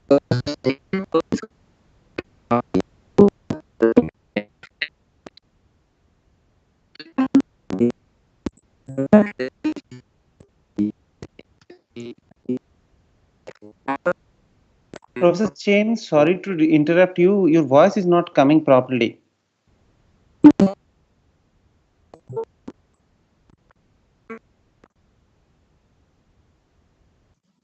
Can you hear me? Yes, now it is better. Okay. Yeah. So I'll check it. At the same time, we have the gas-like properties. For example, we have a reaction. We have a reaction of this is organic particles inside supercritical water. So this interaction is mainly governed by the liquid-like property. That is, we have a very high solubility and the diffuse properties of supercritical water. It's 1 or 2 order than normal state fluid. And we have a few hydrogen bonds in the supercritical state. This means we have a few hydrogen bonds and we have a more probability of interactions between molecules and to increase the reactivity of the chemical reactants. This is why we use supercritical fluids in heat and mass transport properties. And this slide shows a very simple case that one kind is usually we found in nuclear engineering in long pipe heat transfer. We have improved heat transfer and deteriorated heat transfer at the same time. This means a small property change will affect the heat transfer efficiency in those equipment I mentioned in those rings, compressor, turbine, heat exchanger, and many others. And this is for chemical reaction. For chemical reaction, usually we focus on the reaction path. Reaction passage will change the supercritical state and the interactions between the molecules, as I told. So those two kinds of both in heat power engineering and in chemical engineering. This is what we do in our laboratory. And now in China, one kind of heat transfer is a Brayton cycle. Brayton cycle use a very high outlet turbine outlet temperature as high as 600 to 700 degrees centigrade. This means we have a high efficiency. This is a supercritical turbine cycle. This is a supercritical Brayton cycle. So higher efficiency can be found for Brayton cycle. This depends on our technology of manufacturing. But in recent days, manufacturing and material engineering have solved this problem. So we recall this 5 megawatt supercritical cycle in China. And I heard in United States, they have a 10 megawatt system. And in Japan, they also have a 100 kilowatt scale system. And they also in Korea. In India, I heard also similar systems are being built, and we are focusing on these kind of technologies. And for chemical engineering, we are recently doing about to use supercritical fluid to extract pollutants from soil. This is why we use the supercritical solvent. One phase is to have the same phase with the oil system.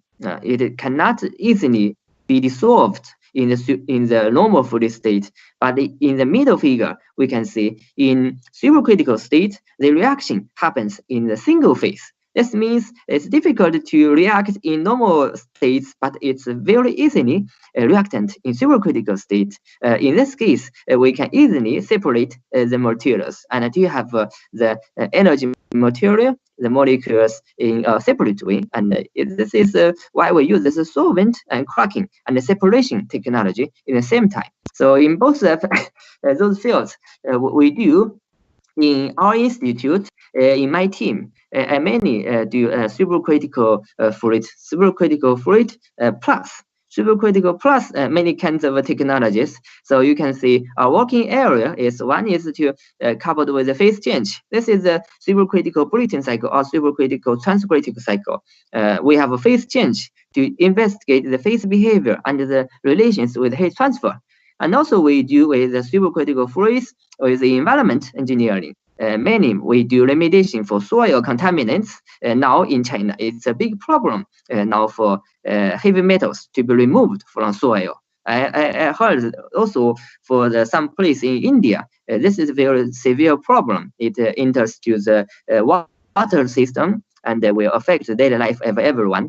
And also supercritical fluids plus thermal sensor and geothermal technology and for power systems. And in chemical engineering, many professors used to use nanomagnetic materials. This is what we are doing in China and for life science.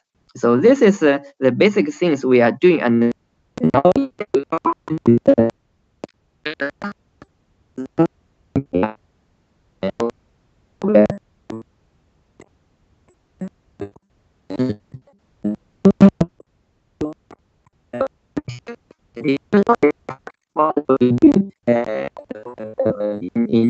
this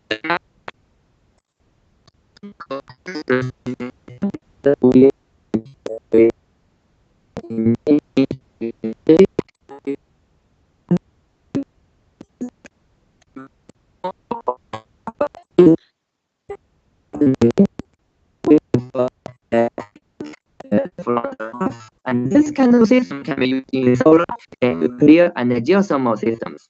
In this case, we focus on this kind of models and for how to design the model, how is stability, how to scaling up the system, and how to optimize the design. So this is some applications about this kind of systems. And in this system, Mr. Chen, just to interrupt you, probably your slides are not changing. We are still in slide 7 and it is not changing the way. Still slide 7? Yeah. Okay. Because now? you are not in, no. Okay.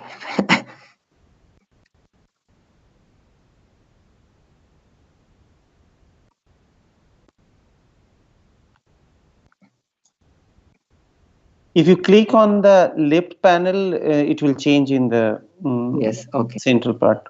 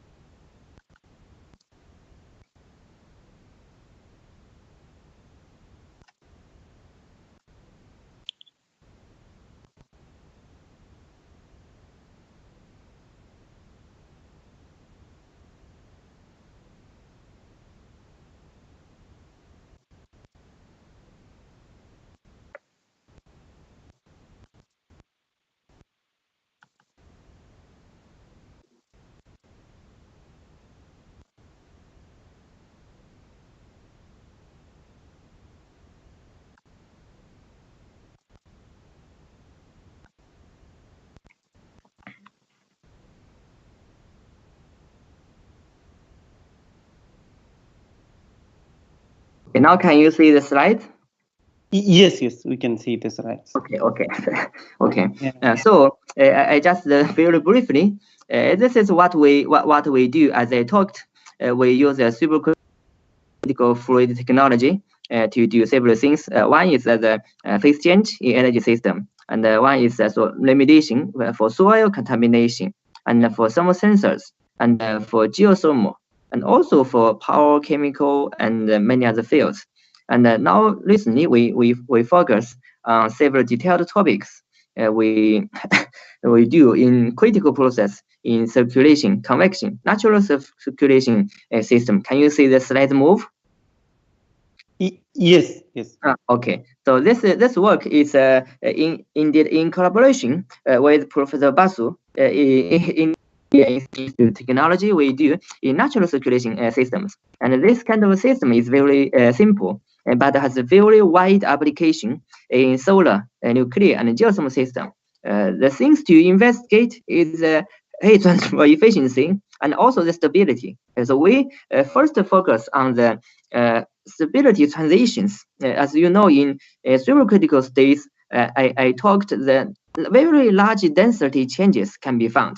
And those density changes and the parameters act together if we have a phase change in this region, so the flow temperature and velocity fluctuate. And then we found at some temperature point, this fluctuation reversal flow will change to single direction flow.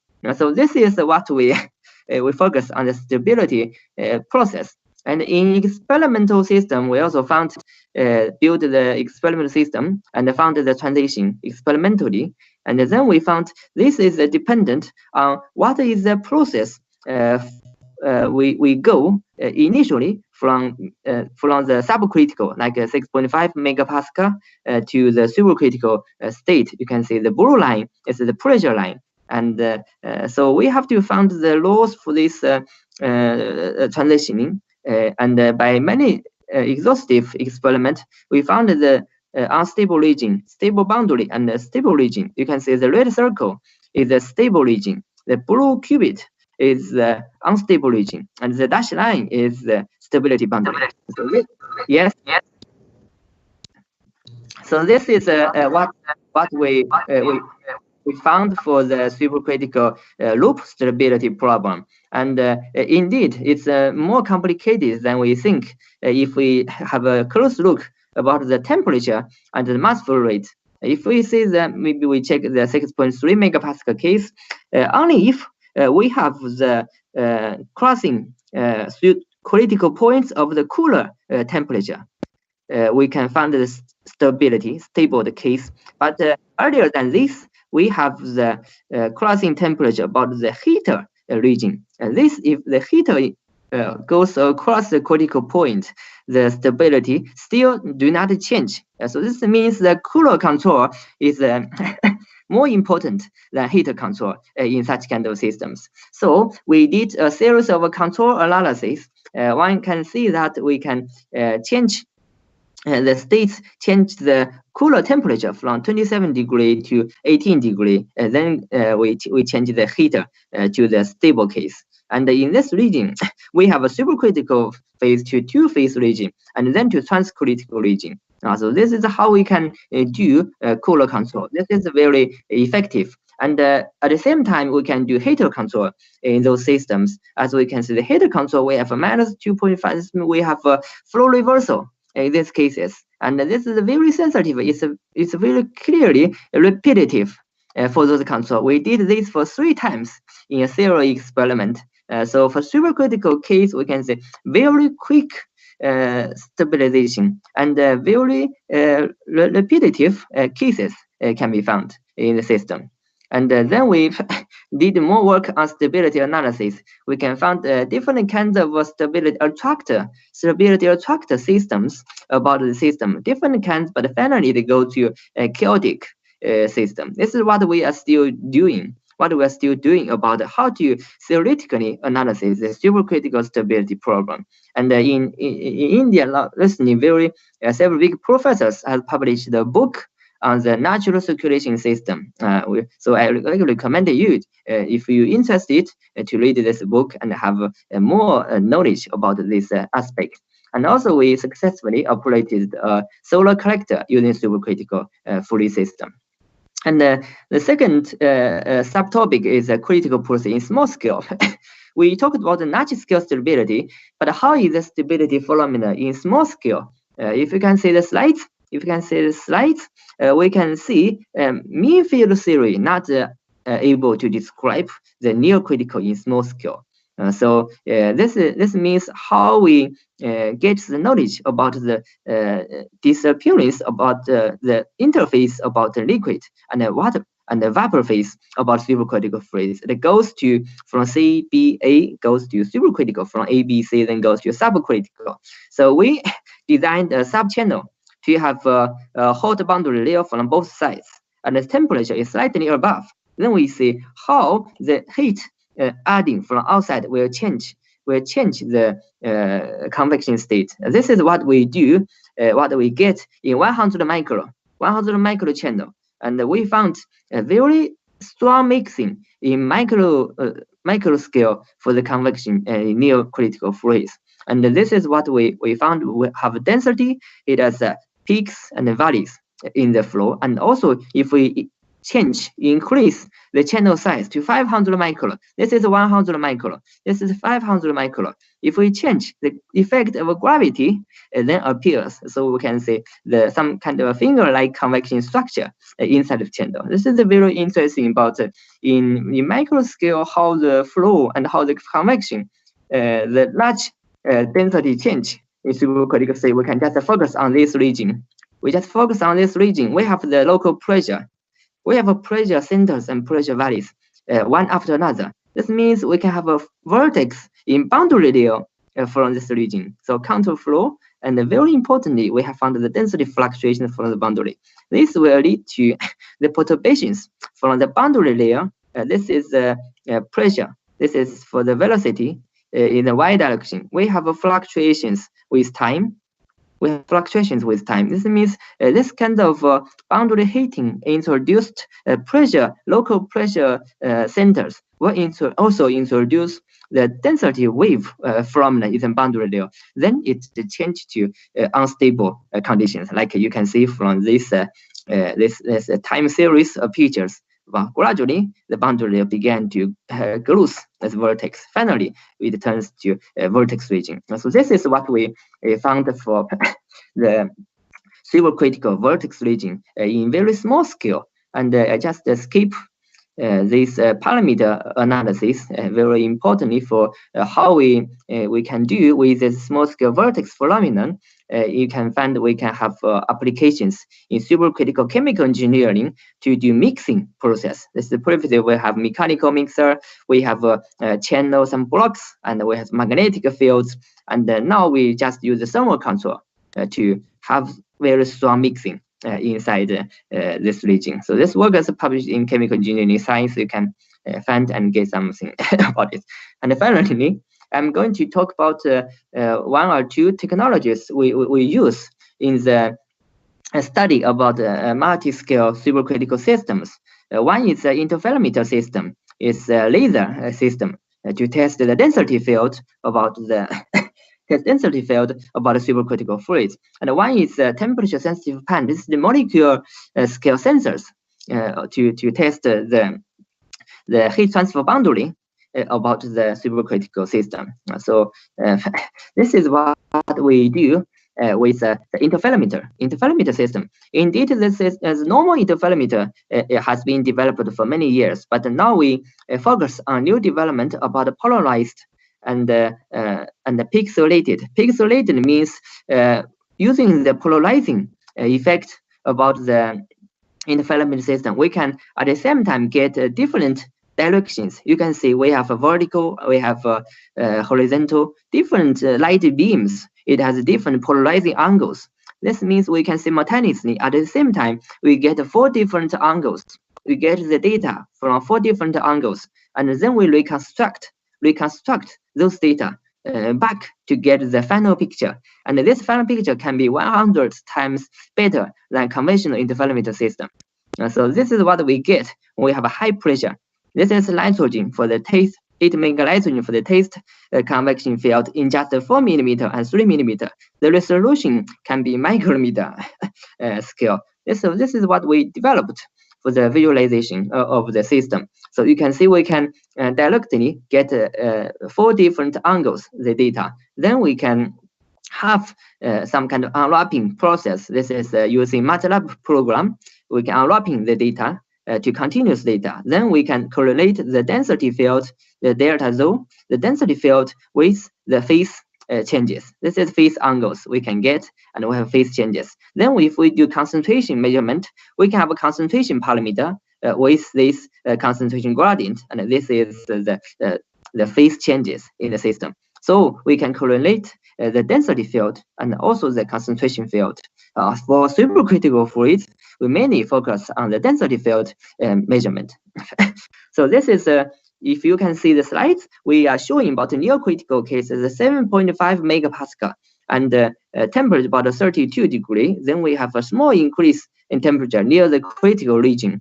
And this is what we found in very small time scale about the convection from the bottom. We have a bottom plate, we have a petier measurement, and then we can have a gradual kind of small convection scale. This is the temperature case. We can see the temperature change from the boundary layer. This is just a very preliminary result we are doing now, and we're going to check how is the density wave and pressure propagation process in the very small scale about the fluid mechanics in supercritical fluids. As I told you, we have very large parameter changes in these systems. This is quite interesting phenomenon about the fluid phase itself. And also we have another technology about the temperature sensitive pen. This is the molecule scale, and we have a laser beam not exciting the particles in the surface of a model, and the particle will emit light according to the environment, the temperature, pressure itself. So we can use in this equation to measure the light intensity emitted, and also the local pressure we can measure. So for the surface parameter, we can get a very clear pictures. If you can see, we have this movie for the measured result about the temperature field. For the temperature field data, I think it's very interesting for us fluid mechanical engineers to check this kind of very interesting phenomenon in the fluid dynamics. We can have local transient temperature field, and also for pressure field, we can measure the same. So for supercritical fluids, we use these two kinds of technology to measure. If we want some local values, we can get the average field, or we can get the transient field for those temperature field. This is the first one we use for air flow measurement. And previously, Professor Mills from Italy, he measured water flow, but water flow has a much higher heat flux. For air flow, very low heat flux. This is different for the heat transfer parameter. So we successfully get the airflow field. This is the first thing in the flow mechanical field. I think many of you in India, you working in aerodynamics or flow dynamics, you'll be very interested in this kind of measurement. So finally, we go to the summary section about the supercritical fluids is the next generation key technology for using energy and power system and development. And also for us, we used those two measurement system, and also we investigated about large scale natural circulation system and the small scale thermal perturbation or thermal equilibrium process. And now we are also using other kinds of methods, CFD, and that is the Boltzmann method, molecular dynamics method, to simulate this kind. And we are now collaborating with Professor Basu in IIT about the lattice Boltzmann, trying to get something from this field. And I have a book, a microchannel flow, published in Springer. And also, we published a book about a supercritical fluid application in energy systems this year for the second edition. And if you're interested in wide applications about supercritical fluids, you can refer to this book. And also, recently, I'm the editorial board about general nuclear engineering and radiation science. And also, I'm editorial board about supercritical fluids. And we are going to have a special issue for SDG. This is from United Nations Sustainable Development Goals. We have a special issue. If you are interested, if you're working in this field, I recommend you to submit papers to those two journals. Finally, this is my team. Thank you. My talk have to end here.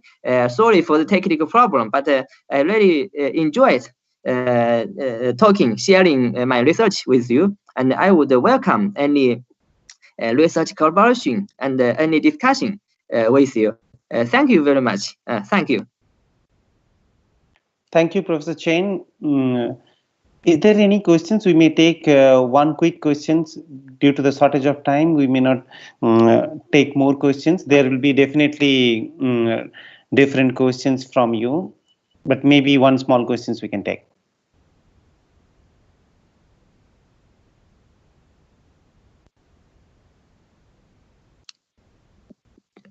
think you can ask anything. We can discuss.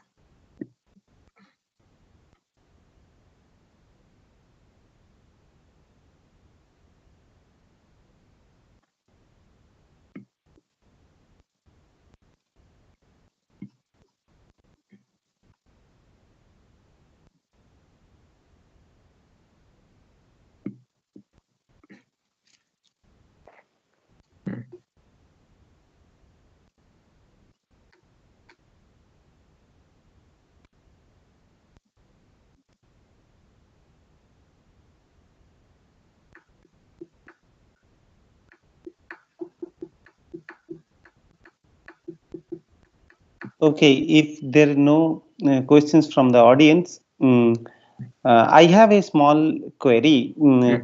Yes. Professor Chen, can you please go to the slide before, maybe slide 40 or something? Yes, slide where you have shown the temperature ranges, like the temperature measurement techniques.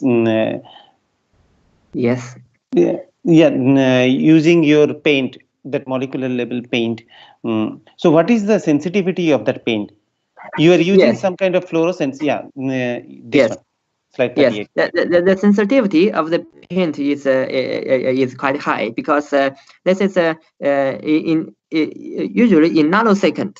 The response is in nanosecond. Okay. Yes, and we can measure very clearly the transient field changes. Usually, normal technique cannot measure transient techniques. This is our advantage. Yes. Okay, then thank you, Professor Chen, and thanks for the thank you to all the audience for this nice talk. We'll conclude the session here, and sorry for the delay, the technical fault and the delay we have in the session. Yes, so and we'll thank you very much. Yes, you can can have my email, and any discussion is welcomed. I like to discuss with you. Thank you very much. Thank you. We thank Professor Pallav Sinha Mahapatra for chairing the session. The next session will be chaired by Professor Pranav K. Mandal from IIT Guwahati.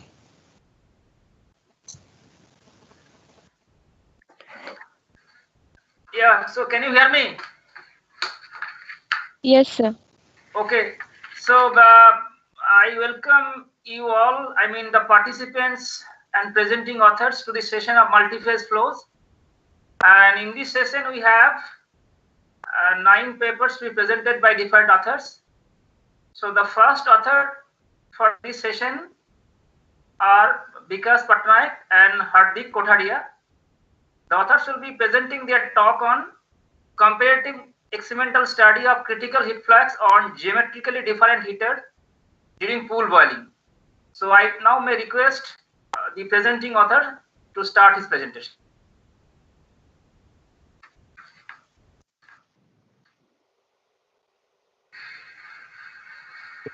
A very good morning to one and all.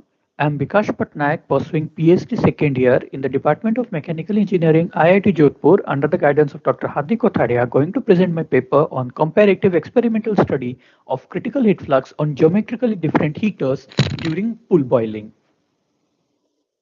Now, I have segmented my presentation in the following outlines. Initially, we will be starting with the introduction and literature survey. Gradually, we will be moving towards the methodology that I have adapted to perform this experimental study.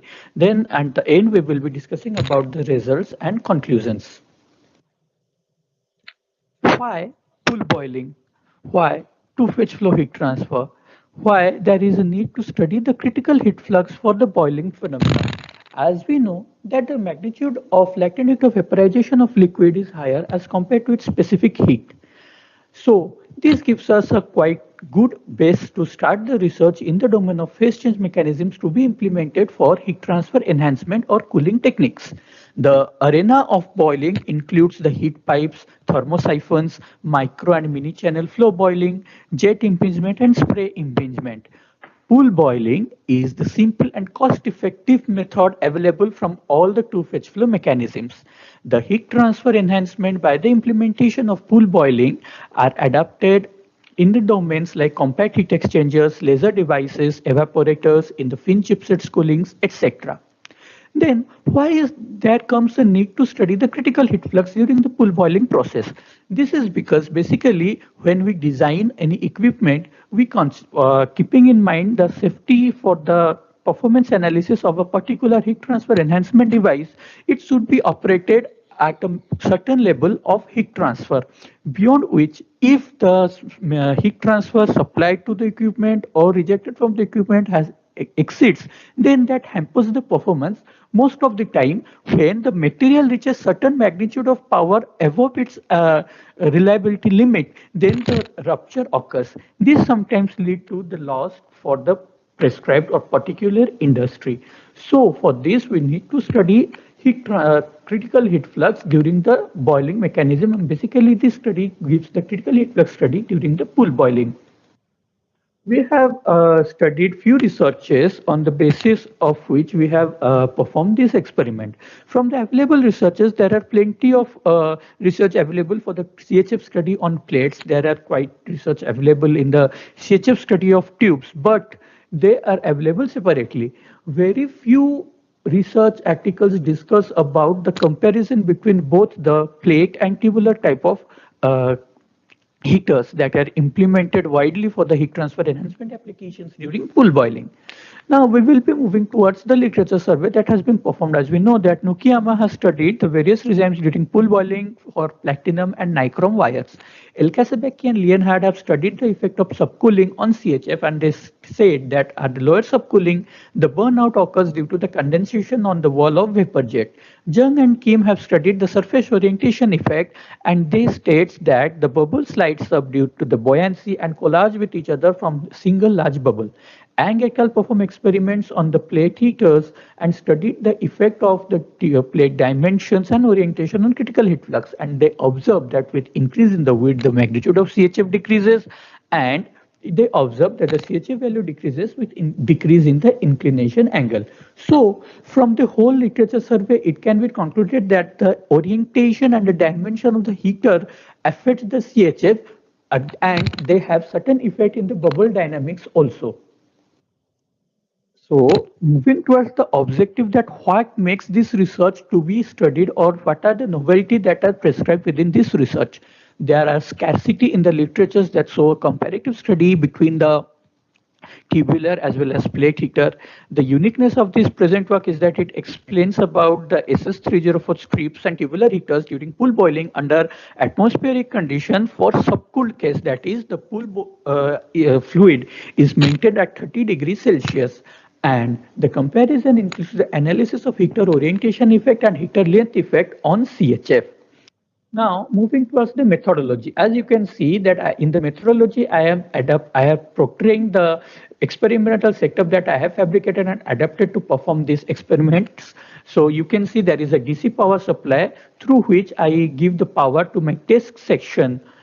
As you can see, test section, and by the principle of Joule heating, the test section gets heated, the boiling takes place, and the further mechanism occurs. So I have used a 15 kilowatt DC power supply. By the help of the copper wire and the copper electrode, the power is supplied to these strip heaters or tubular heaters respectively. I will be showing you the heater arrangement that I have implemented in my experimental setup. Basically, the A shows the copper electrode in which there is a copper block assembly. Whether it be a tubular heater or plate strip heater, I didn't attach it directly to this copper assembly because sometimes they causes the contact resistance and sparking takes place. So to avoid that, what I did that in the case of the tubular heater, I have inserted the copper tubes and braced it properly and have attached it to the copper block assembly, and the strip heaters I have attached the DI sets in both the ends. Then I spot welded that and I have attached it here. It has been verified thoroughly in this experiment that no bubble formation takes place in the copper and the GI sheets for the prescribed power supply. This is because the resistance is very high. Similarly, we can see the heater orientation in this figure 3, where we have taken 3 different orientation for the plate heater, that is the horizontal flat plate heater, vertical by width width flat heater and vertical by length flat heater. But for the tubular heater, there are two orientation, horizontal and vertical. For the vertical by width flat heater, it has been compared with the horizontal tubular heater because they give the dimensional symmetry.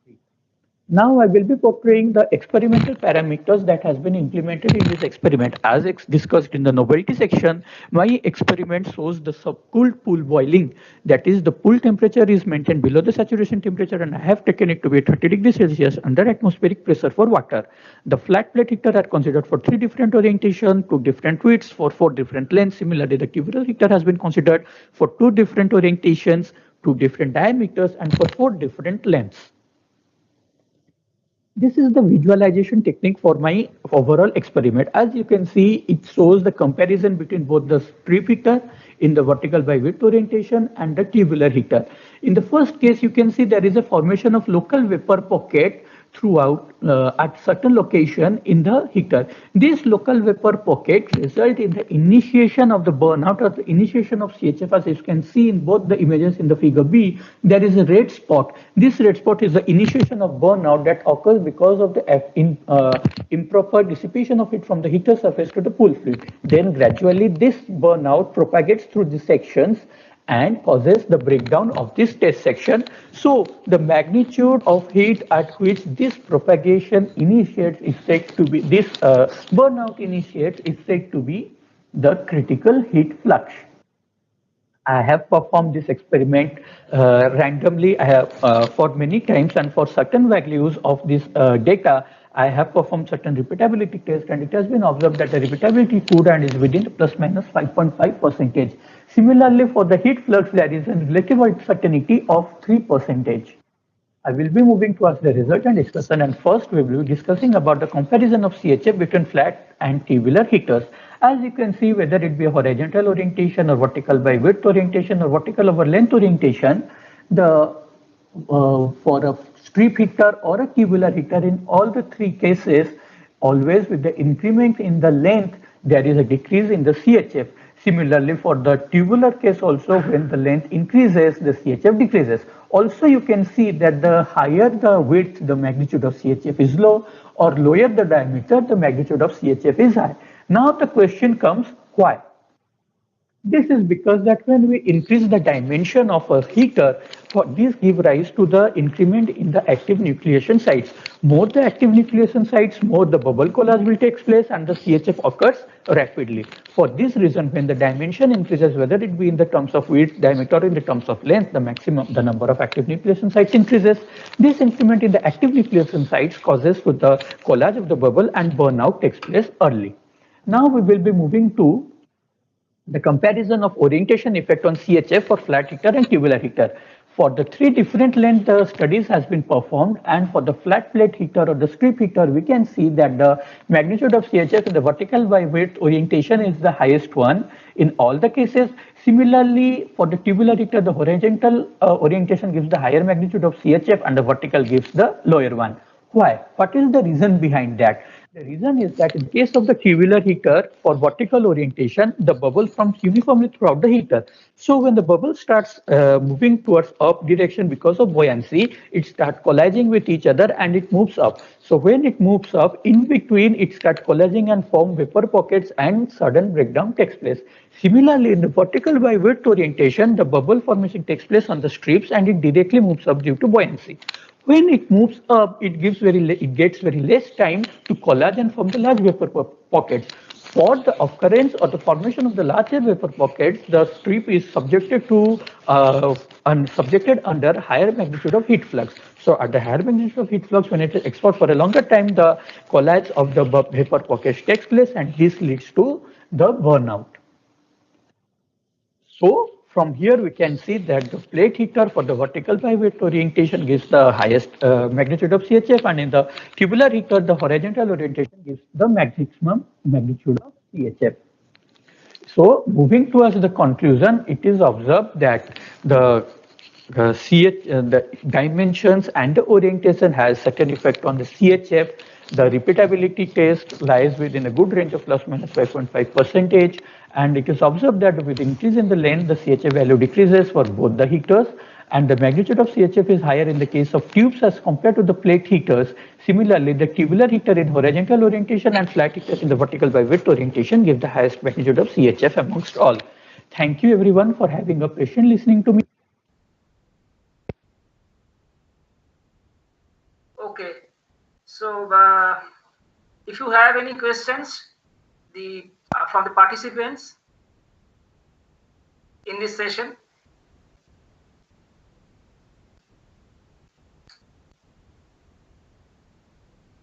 Any questions from the participants?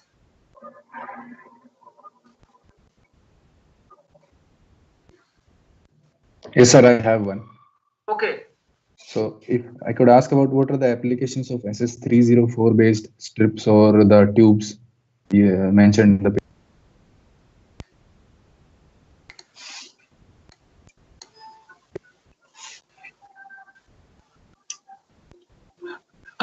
Good morning. Is my voice audible? Yeah, audible. Good morning, everyone.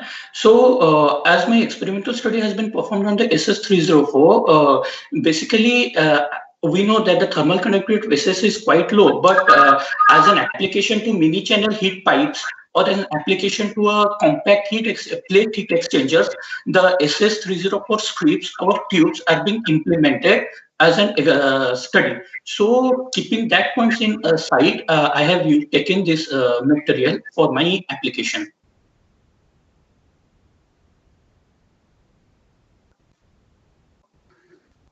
Okay, no, I was asking about the applications in the real life in industries. So anyway, another question is you mentioned in the paper, like in the presentation, no bubble formation occurs on the copper blocks because of high resistance. So is that correct? Actually, it will be like that the magnitude of heat, the amount of heat that has been supplied by the DC supply onto the copper block for the bubble formation is not sufficient. That's why the bubble occurrence is not taking place. So that must be low resistance. Yeah. Yes. Oh, yeah. Sorry. Any more questions from the audience? Okay, so if we do not have any more questions, let us thank our speaker and we can move to the next paper. And authors of the next speakers are Harsh Deshwal and Hardik Kothadia. The title of their paper is Effect of Sub-Atmospheric Pressure on the Flow Boiling Heat Transfer Coefficient in a Helically Coiled Steam Generator. I may now request the presenting author to start his talk. Good afternoon. My name is Harsh Deshwal. Today I am presenting my work on effect of subatmospheric pressure on flow boiling heat transfer coefficient in a helically coiled steam generator. This is my presentation timeline. I will start with introducing the topic, followed by literature review, experimental description, results and conclusion. Helical coils are widely used in industries such as food processing, nuclear power industries. They offer several advantages as compared to the conventional straight tube based heat exchangers.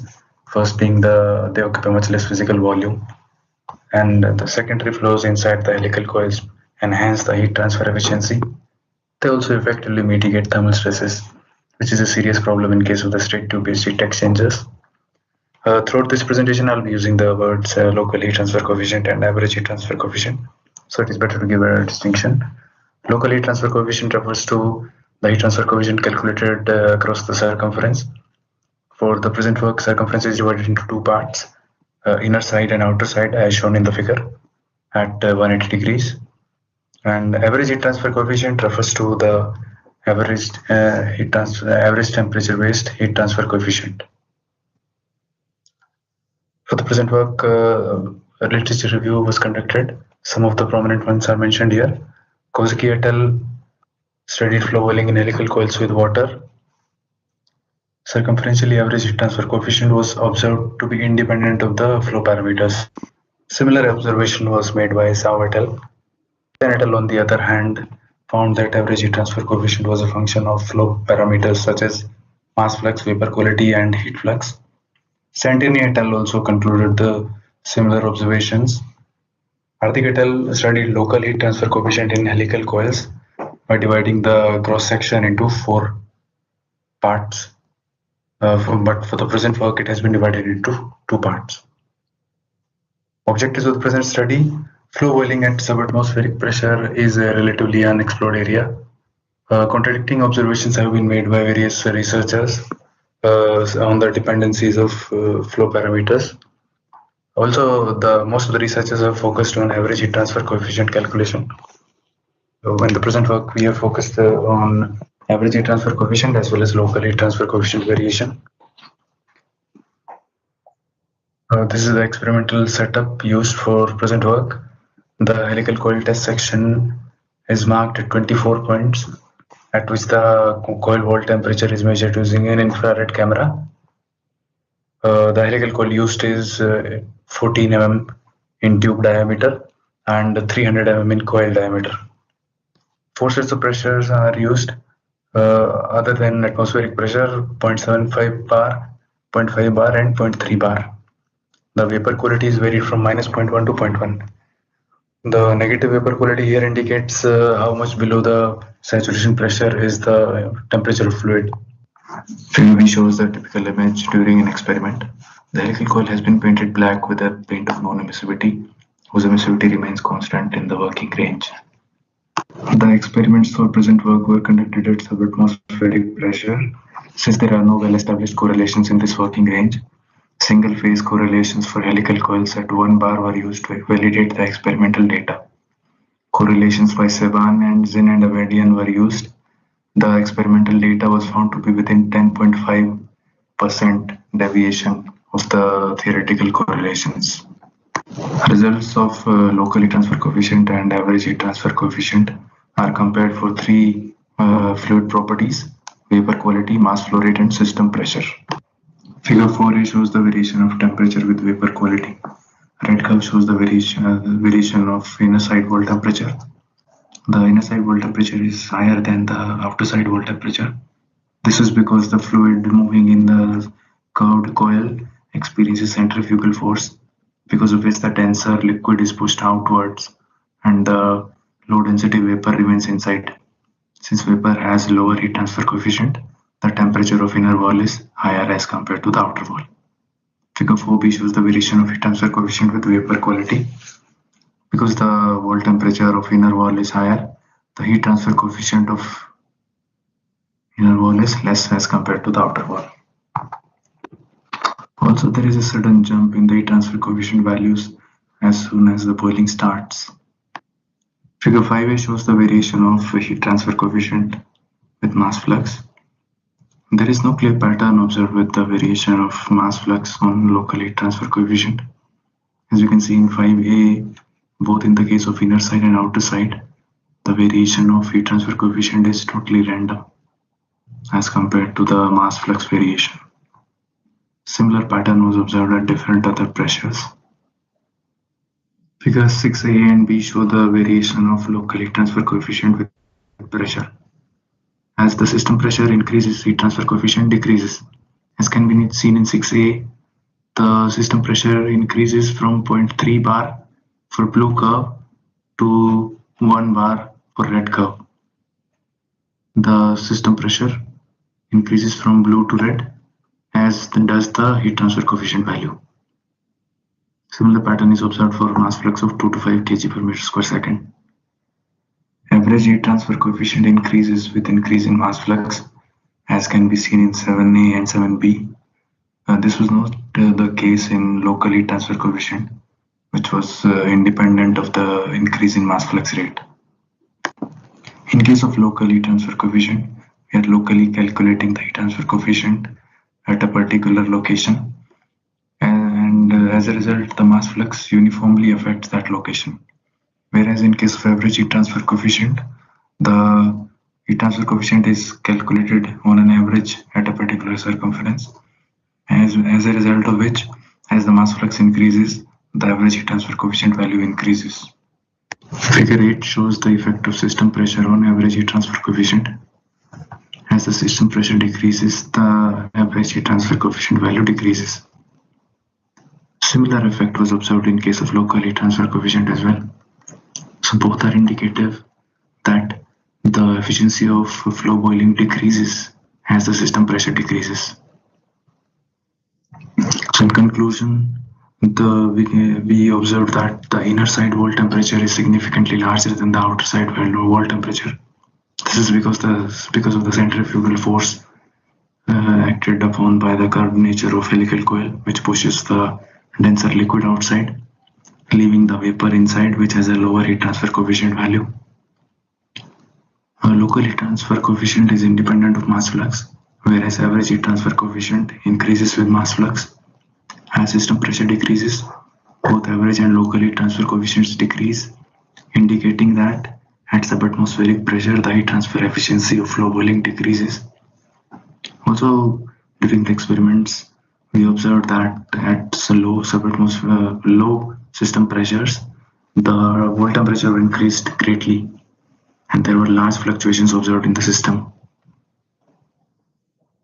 Thank you.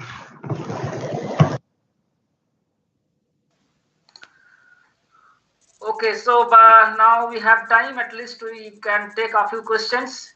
Any questions from the audience presenting this session?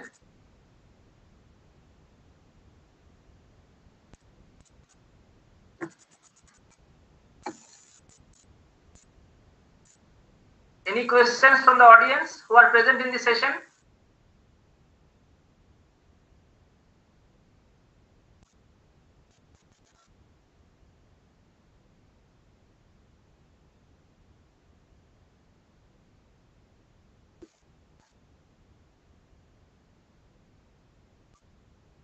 Okay, so I guess we do not have any questions. So we can now move to the next paper. The authors of the next paper are MS K. Obhijit and K. Venkatasubaya. The authors are from the Department of Mechanical and Aerospace Engineering, IIT Hyderabad. I now request presenting authors to start his presentation. Welcome all. The topic of this presentation is Eulerian two-phase modeling of double jet impingement flows with nanofluid in a mini channel. I am Abhijit MS, researcher from the Department of Mechanical and Aerospace Engineering, IIT Hyderabad, working under the guidance of Dr. K. Venkatasubaya.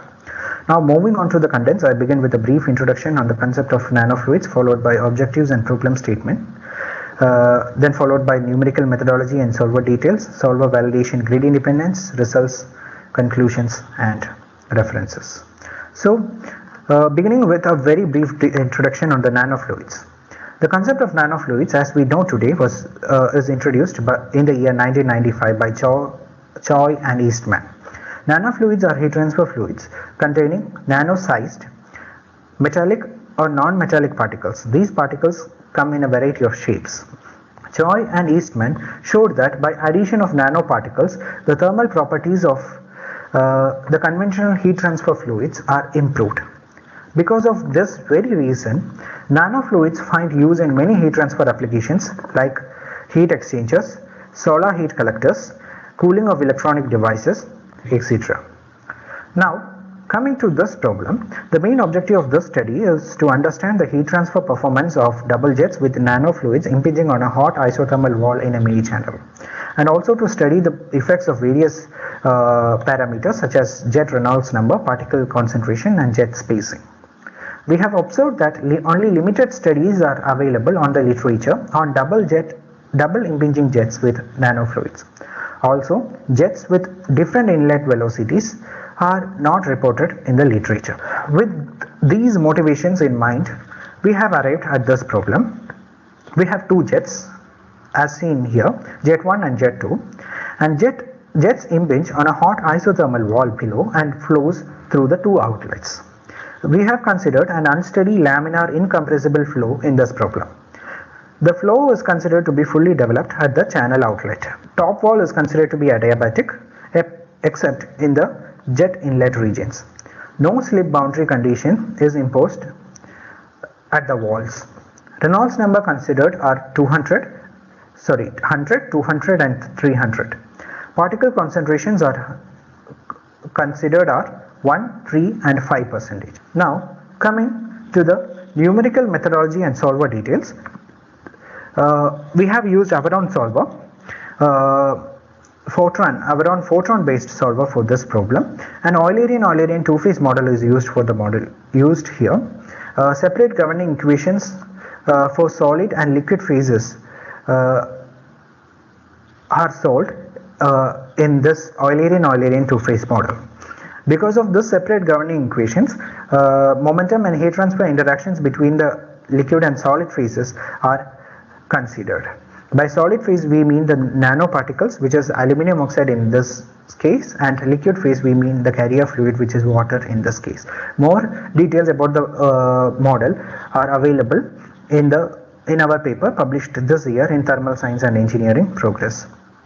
Some other details about the numerical methodology we followed are: for discretizing non-linear convection terms we used second order upwind, and for diffusion terms we used central difference or CD2 method. For pressure velocity decoupling we used SMAC algorithm, and for time integration we used Runge-Kutta fourth order scheme. So now coming to the validation part. Due to the lack of previous studies involving double jets with nanofluids, we have used problems with other geometries for validation. The first figure on the left hand side shows the validation against the numerical results of Lambda et al. A single jet case in a mini channel geometry is considered here with Reynolds number 300, particle concentration 5% and aluminum oxide water being the nanofluid. Apart from this, the solver is also validated against the experimental results of Calte. This is in a white rectangular microchannel geometry. The results are also compared with the single phase results given by Nimbagada and Venkata Subbaiah. It is observed that the current two-phase model results are more closer to the experimental results of Calte compared to that of the single phase results. So with that note, we come to the grid independence test performed at a Reynolds number of 300 and particle concentration 5% for aluminum oxide water nanofluid, and the three grids considered here almost gave similar Nusselt number distribution, and the medium size grid 51 by 31 is selected for the further simulations, keeping in mind both accuracy and computational time. A non-uniform grid is used for simulation as shown in the figure here.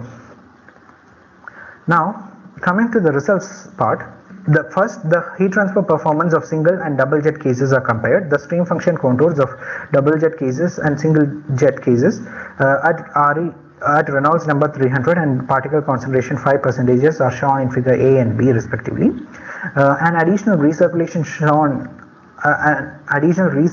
zone is observed in the double jet case in between the jets as seen from figure A here. How which is absent in the single jet case. How this is affecting the heat transfer performance, we can see that from the Nusselt number distribution here. At the impinging region, the Nusselt number corresponding to the double jet cases as seen from the red lines here is less than the single jet case compared to the black line. But however, when we see the average Nusselt number, we see that when we consider the average Nusselt number along this entire channel length, the double jet case has 22.7% more average Nusselt number compared to the single jet case. This is happening because of the availability of more fluid for the heat removal from the channel in case of double jet. Now going to the section in which we studied the effect of jet Reynolds number.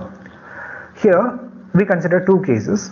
The case in first case is when both the jets are maintained at the same Reynolds number, Reynolds number 100 and 300. RE1 equal to RE2 is equal to 300 is shown in figure A, and the stream function contours are shown in figure A actually, and we can see that the contours are symmetric. In figure B, the first jet is maintained at Reynolds number 300 and the second jet is the second jet is at a Reynolds number of 200. Now what happens? The contours is no longer symmetric, and we see that the jet at the right hand side corresponding to Reynolds number 200 is pushed towards the right hand side. When further the Reynolds number of the second jet is lowered to 100 and shown in figure C, it is seen that the stream function contours look similar to that of the single jet case. In a Nusselt number distribution, it is seen that the characteristic twin peaks is seen only in the case in which both the jets are maintained at the same Reynolds number.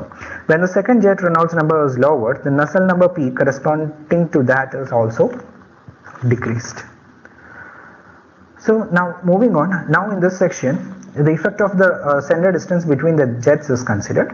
The two values of center distance was considered, 3 and 6. 3 means 3 times the jet width and 6 means 6 times the jet width. More center distance means more space for interaction between the jets. So this is seen as the increase in the number of vortices in the recirculation region in the stream function contours of the two cases plotted in figure A and B. Similarly, from the temperature contours of two cases C equal to 3 and C equal to 6 plotted in figure C and D, we see that more thermal boundary layers are formed in between the jets. How this affects the heat transfer performance? This is observed that the Nusselt number distribution is C. From that it is seen that from the Nusselt number distribution it is seen that the local Nusselt number decreases in the impinging region due to more interactions between the jets. In this section, the average Nusselt numbers are at all parameters considered in the study are compared. So there are three main takeaways from the section. The first one is that the difference in the heat transfer performance of single and double jets is more pronounced at a lower Reynolds number of 100 as compared to that of 300. And the second takeaway is that when we compare the average Nusselt number, it is seen that at RE1 equal to RE2 equal to 100 and 5% concentration, double jet case has more than 60% enhancement, where at RE1 equal to RE2 equal to 300 at 5% concentration, the enhancement is around 22.7% only. The change in average Nusselt number with change in the jet to jet center distance is very small, as you can see from the table with emphasized with red lines. The average Nusselt number changes with particle concentration. This is the third takeaway. When we see the particle average Nusselt number emphasized with green lines, you can see that there is an increase of around 5% when the particle concentration is increased from 1 to 5% at a Reynolds number of 300. Now coming to the conclusions, we have seen that at Reynolds number 300, the use of double jet instead of single jet brings an enhancement of 22%, while it is around 62% for at RE1 equal to RE2 equal to 100. We saw that the second jet significantly affects the heat transfer performance, and then the average Nusselt number is found to be a quantification of that is given here. Average Nusselt number is found to be about 18.7% greater when the second jet Reynolds number is increased from 100 to 300. When the center distance between the jets is increased from C equal to 3 to C equal to 6, the larger vortices are found in the recirculation zone. We also saw that the particle concentration affects the heat transfer performance, and the change in particle concentration from 1% to 5% has led to a 5% increase in the average Nusselt number at RE1 equal to RE2. RE1 equal to RE2 equal to 300 and C equal to 3.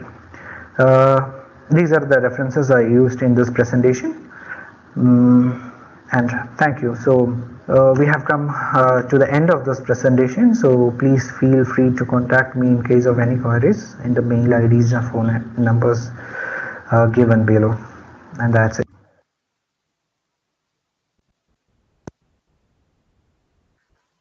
Okay, so is there any questions from the participants in this session?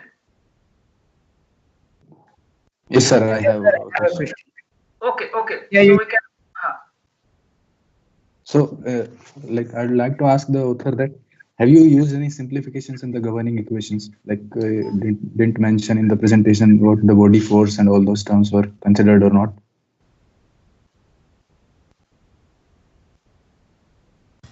Just a minute. Hello, is this audible? Hello. Yeah, yeah. Hello, am I audible now? Yeah, yes. Yes. So in the governing equations, we have considered drag force, virtual mass force, as well as particle-particle interaction forces in the momentum equation. So these are the momentum interactions we have considered.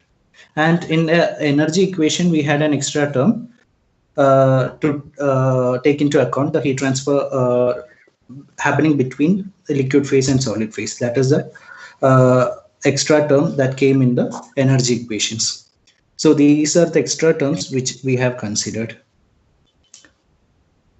Okay. And other thing is, can you show the dimensions, like the slide containing dimensions of the arrangement? Actually, it's a video and that's not with me. So the dimensions, the jet width is 6.2 to 6.2 mm. Jet width is 6.2 mm. And the length, total length of the channel we considered is 100 times the jet width. And the height of the channel which we considered is 6 times the jet width. Okay, so my doubt was like the results you have obtained, will it vary with the change in the height? For example, 22% enhancement in using the two jets. Definitely, definitely it will affect, which we haven't considered in this study. We didn't vary the channel height. Of course, the results will vary with channel height. Yes. Okay, thank you. Any more questions? Yes, sir. So when the jet impinges the plate, so there is a possibility of thermal breakup, rebound, and so on. So have you considered in your simulation all these things? We have not considered like any phenomenon like that. In the equations, we don't have like how the fluid, like you mean to say, whether we had considered any special terms for phenomena such like that, right? Like rebound and all.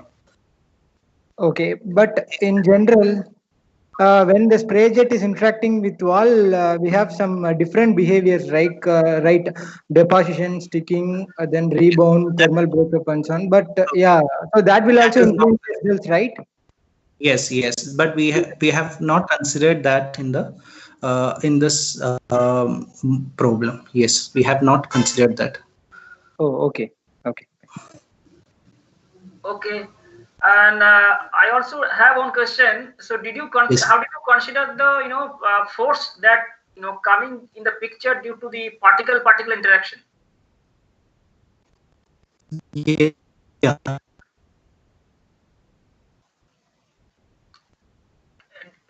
Can you hear me?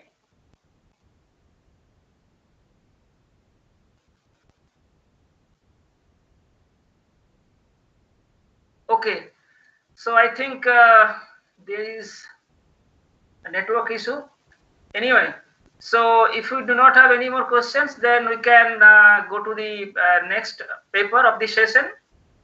And the next paper of the session is the effect of shrinkage during thermosalutal convection for a unidirectional solidification of binary alloys. Authors of this paper are Aniket D. Mande. Hello.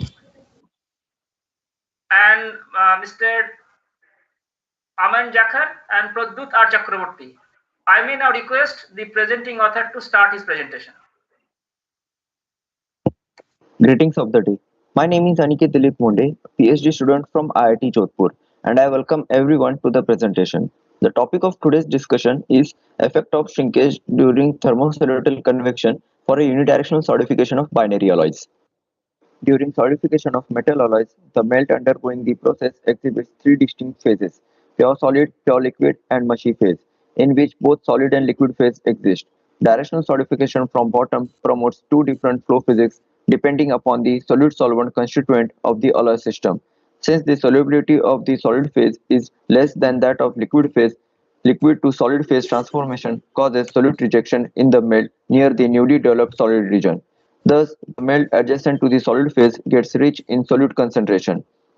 During bottom-up solidification, concentration plays a major role as density is function of concentration and temperature and is defined using following relation.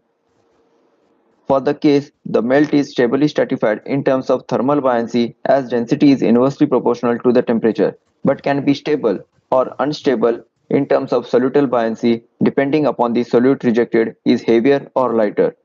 Now the first figure is the phase diagram for an hypoelectric system. During solidification, the density variation with respect to temperature has always negative slope as is evident from figure 2. Thus, partial derivative of density with respect to temperature is negative. But depending upon the heavier or lighter solute, the slope of density versus concentration plot can have positive or negative slope respectively. Thus, if this solutal instability for lighter solute rejection overcomes the thermal instability, density inversion occurs causing channel formation. Thus, for bottom cooling configuration with shrinkage, inverse segregation phenomena is observed for heavy solute rejection and channel formation is observed for lighter solute rejection. This combined effect of solutal convection and shrinkage affects the properties of cast product. Thus, it is very much important to understand the phenomena to ultimately refine the quality of the cast product. This section particularly reviews the details available from existing literature to understand the alloy solidification shrinkage process. Dow and Chen numerically simulated the inverse segregation phenomena and compared the results with experiments performed by Kato and Cahoon. Further, Felicelli and Saja numerically modeled the freckle formation phenomena for PBSN alloy system, out of which Saja considered shrinkage effect, but no numerical or experimental validation was performed.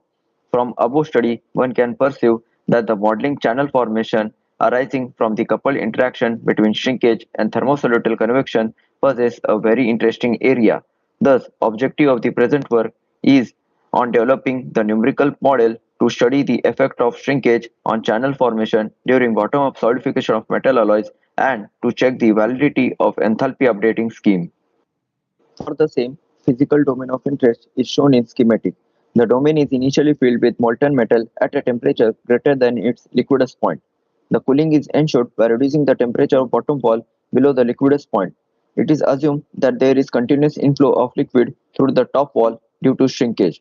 The other walls are assumed to be insulated. For the given problem, the governing equation to be solved is based on continuum model first proposed by Benon in Corpora and later modified by Xiang to incorporate the shrinkage. The governing equation are as followed. Continuity equation. Here, rho is volume average density and is not constant, so time variation of density has to be considered and solved. U and V momentum equation. In RHS, the third term is Karman-Kozny term for flow in porous media. The fourth term is inertial forces within mushy region. The fifth term is shrinkage source term, and the last term in V momentum is body force term corresponding to thermal and solutal buoyancy. The energy equation is derived on the basis of volume average continuum formulation. Here, energy equation is expressed in terms of temperature as a scalar variable T. The energy equation is particularly derived for the alloy system where one of the source term corresponds to local variation of latent heat with time. Along with temperature, species equation in terms of scalar variable C is to be solved. The second term on RHS signifies net diffusive species flux, whereas the third term signifies the species flux due to relative phase motion. The liquid solute concentration appearing in species equation can be obtained assuming local composition equilibrium at phase interfaces, where Kp is partition coefficient and is defined as solid solute concentration to liquid solute concentration. Further, to save the computational cost, the domain is solved for one-half symmetry with given boundary condition. A finite volume method is used to discretize the governing equation and to convert it into the simple algebraic equation. Power law scheme is used to estimate the coefficients of advection diffusion term. The source term corresponding to velocity is discretized using first order upwind scheme. The source term corresponding to time is discretized using forward difference scheme. Simple R algorithm is used to solve momentum, and continuity equation. The algebraic equations obtained are solved using tridiagonal matrix algorithm. To track the solidification interface, a volume fraction iterative updating scheme is proposed by discretizing the energy source term. It is assumed that the local volume fraction will only change if the temperature is below the liquidus temperature corresponding to local liquidus concentration. Further case studies are performed for two different alloy systems. First case study is the validation of numerical model using properties of aluminum 4.1 weight% copper, where copper is heavier solute rejected. Second case study is the channel formation using properties of aluminum 30 weight% magnesium, where magnesium being lighter than aluminum promotes freckle formation. For the first case study, a rectangular cast domain of 150 cross 20 mm square is considered. The domain is initially filled with aluminum 4.1 weight% copper at a temperature above its liquidus temperature. Cooling is induced by reducing the temperature of bottom surface by employing a convective heat transfer between bottom surface and chiller maintained at 293 Kelvin. During solidification, heavier copper solute is rejected and is accumulated in the lower region of the cavity.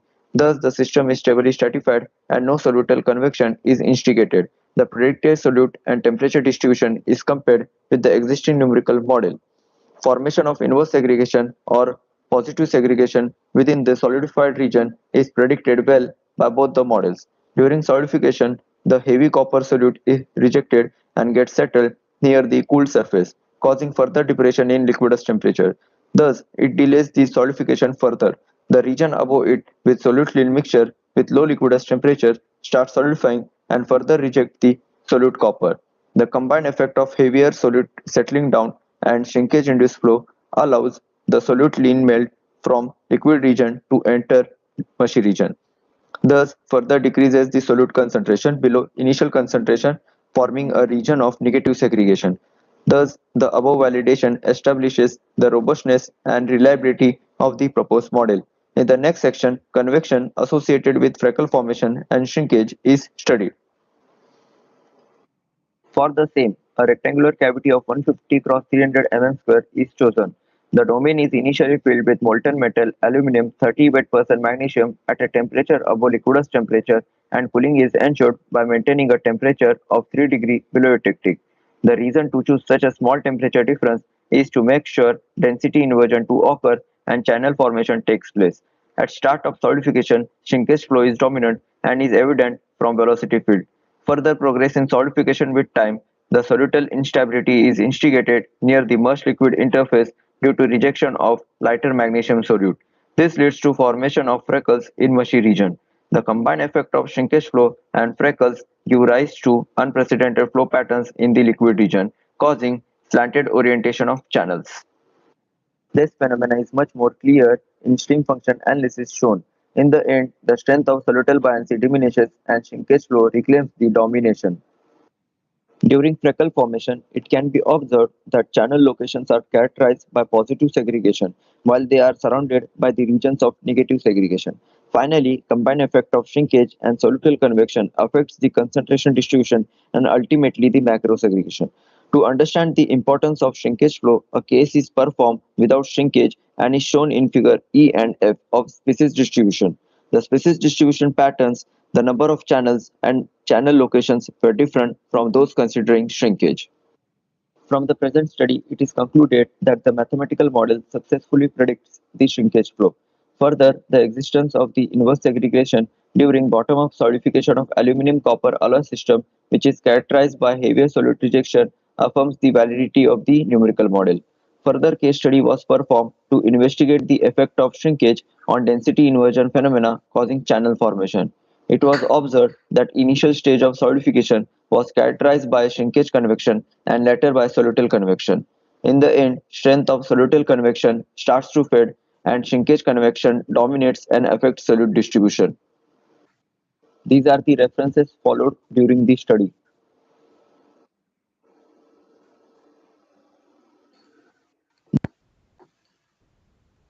Thank you. Questions from audience?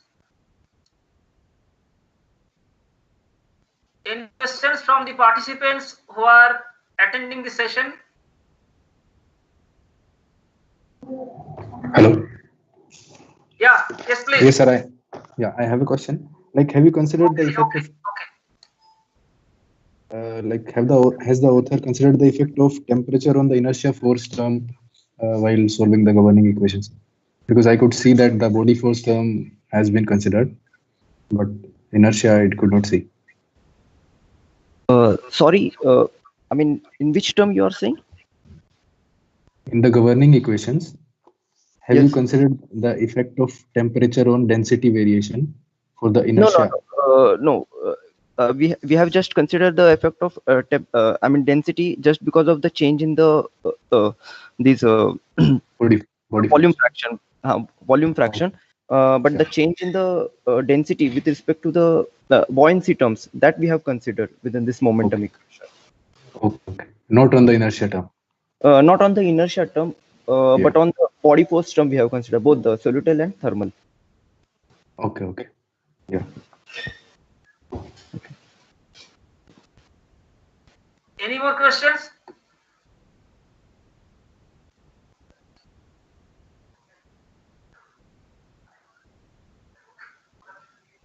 I hope there is no any further question.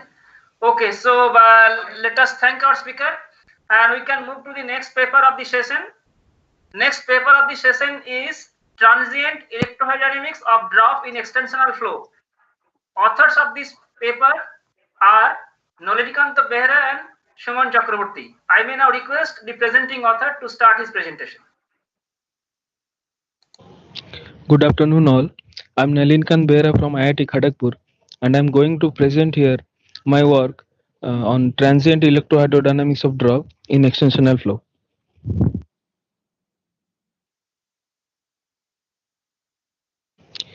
Electrohydrodynamics have numerous applications. Here we have listed only very few. The first one is oil-water separation process.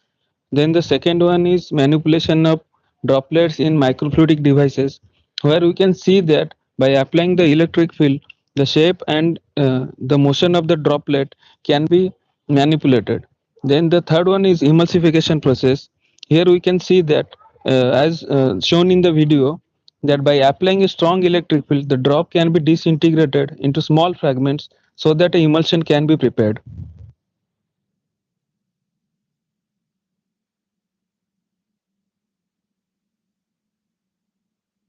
Here our focus is to bring out the combined effect of extensional flow and electric field. In the before doing that, we should know what are their individual effects on drop dynamics. In the presence of extensional flow, the drop usually elongates in the outward flow direction, whereas in the presence of electric field, the drop can behave two ways. Like when the conductivity ratio is greater than the permittivity ratio, the drop usually elongates in the direction of electric field, which we call as prolet deformation. Whereas in the other case, when the conductivity ratio is less than the permittivity ratio, the drop elongates in the transverse direction, which we call as oblate deformation. So here we will see what will happen when both this electric field and extensional flow are superimposed.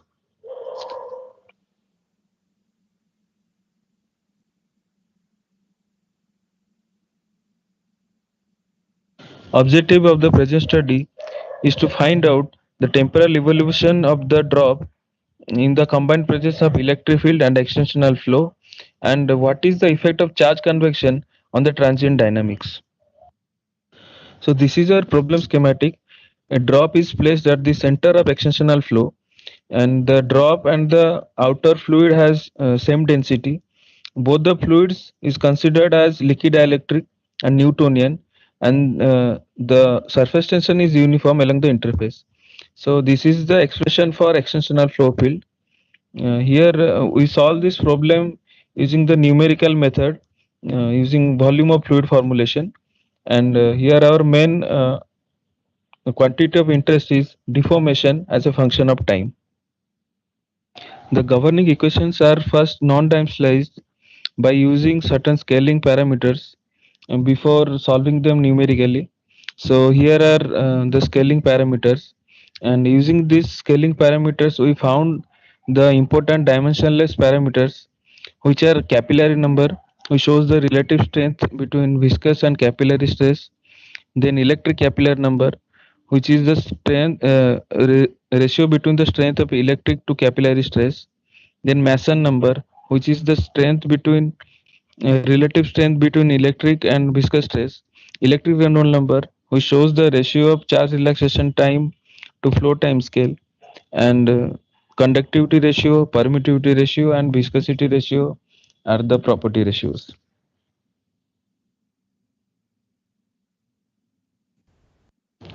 We have used the open source solver Gary's for simulation, numerical simulations. In Gary's, volume of fluid method is implemented to solve the multiphase flow problem, while the finite volume approach is used for discretizing the equations. These are the expressions for charge conservation equation and Navier-Stokes equation in the dimensionless form. A square box of size 12 times of drop radius is chosen for simulation with drop center at the origin. Below the figure, the boundary conditions are provided.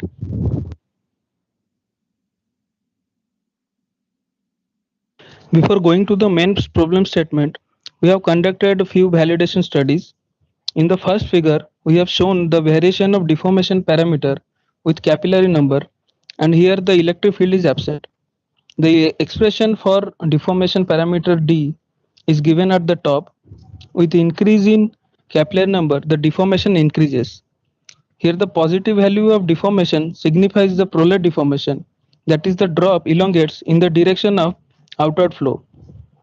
In the second figure, the deformation is plotted against the electric capillary number where the flow field is absent. Here, with increase in the electric capillary number, the net value of deformation increases. From figure A and B, we can see that our results agree well with the earlier results of Leal and Stone and Lack and Homsey very well.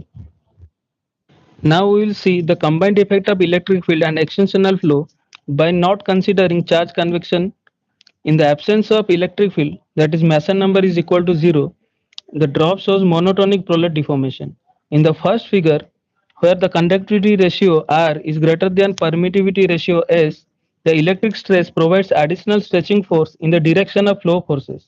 This results in higher prolet deformation, whereas in figure B, for conductivity ratio less than the permittivity ratio, the electric stress resists the flow stress. Hence, for M is equal to 2, the deformation is less. Whereas for Masson number is equal to 5, the electric force overcomes the effect of flow stresses and the drop deforms into an oblate shape. Now we will see the effect of charge convection in case of R greater than S. The strength of charge convection is defined by the electric Reynolds number. With increase in electric Reynolds number, the time taken by the drop for complete polarization becomes more. For this reason, the drop takes higher time to develop electric stress and to attain the steady state. In figure B, the relation between charge density profile and electric Reynolds number is shown.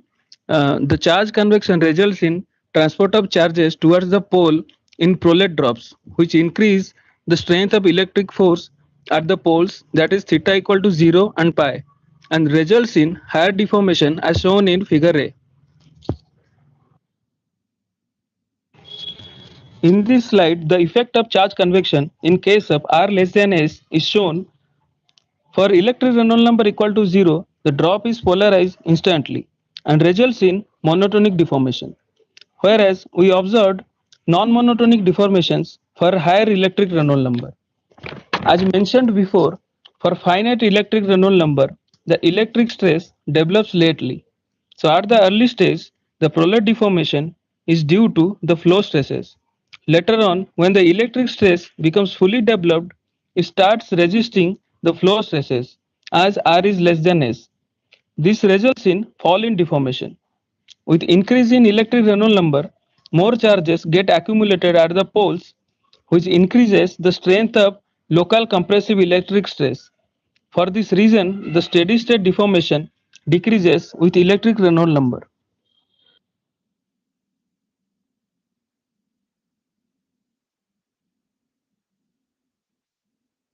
Now we will see the effect of Masson number on steady state deformation.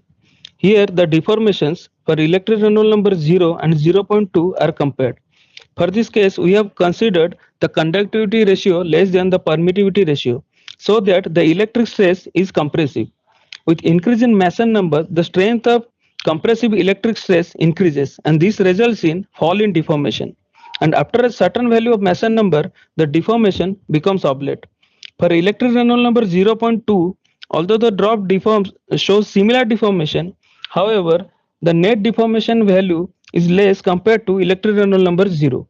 For prolet shape, the charges accumulate at poles, and this reduces the prolet deformation due to higher polar electric stress. In case of oblate drops, the charge concentration at the pole decreases. This weakens the compressive strength of polar electric stress and results in lesser deformation. Here we can also see that our numerical results agrees well with the theoretical results of Mandal et al.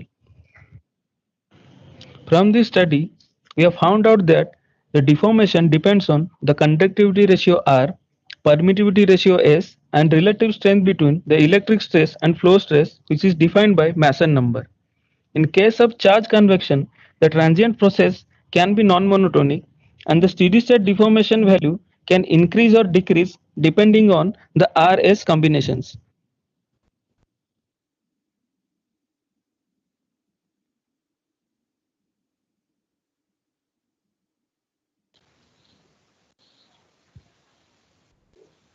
So, any questions from the participants?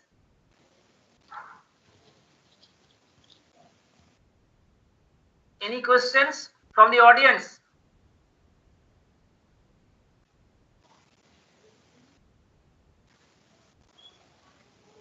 Okay. Okay, I have one question. Mr. Behra. Yes, sir. Can you hear me? Yes.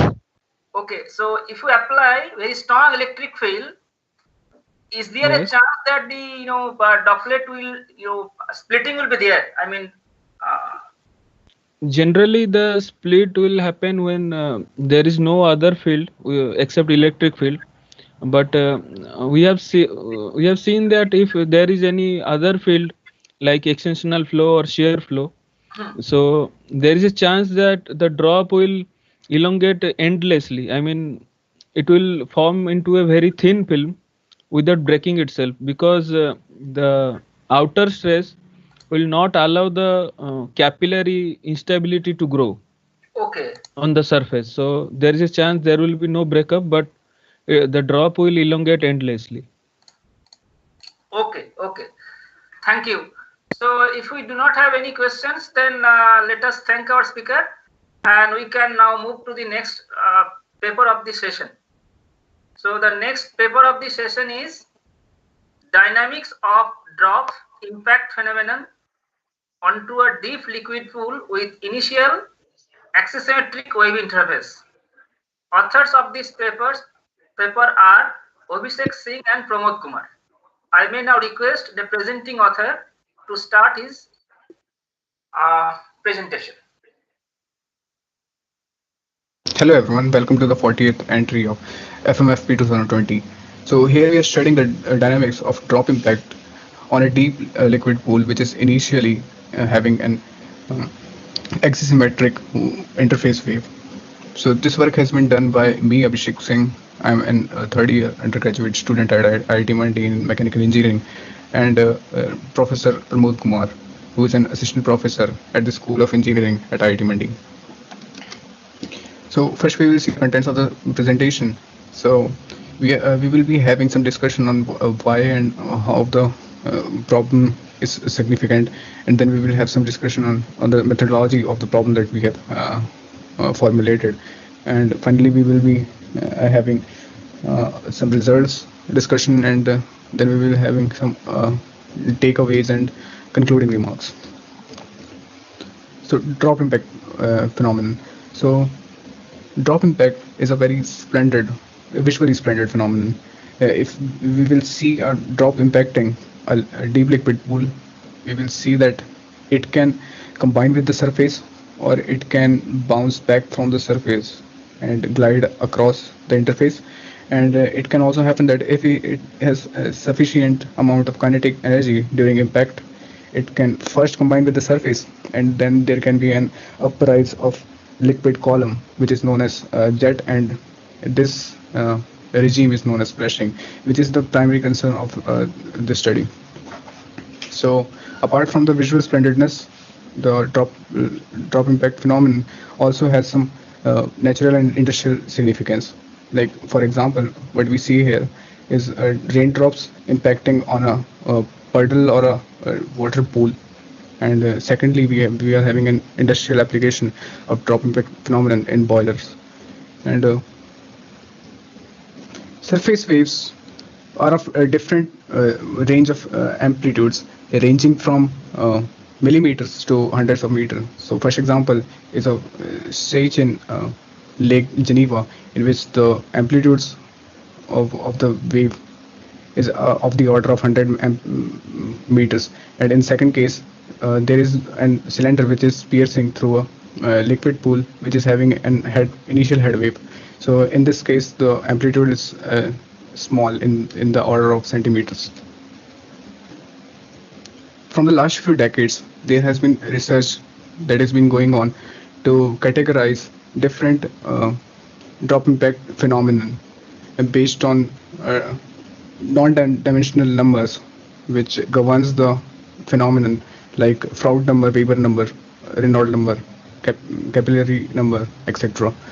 So there has been a snippet of the work that has been done by Ray et al. In 2015, who observed 7 different phenomena, and there has been phenomena like combining of the droplet liquid with that of deep liquid pool, and formation of short and thick thin jets with entrainments or not any entrainment, and then there can be situations having long and thick relic jets with secondary droplet.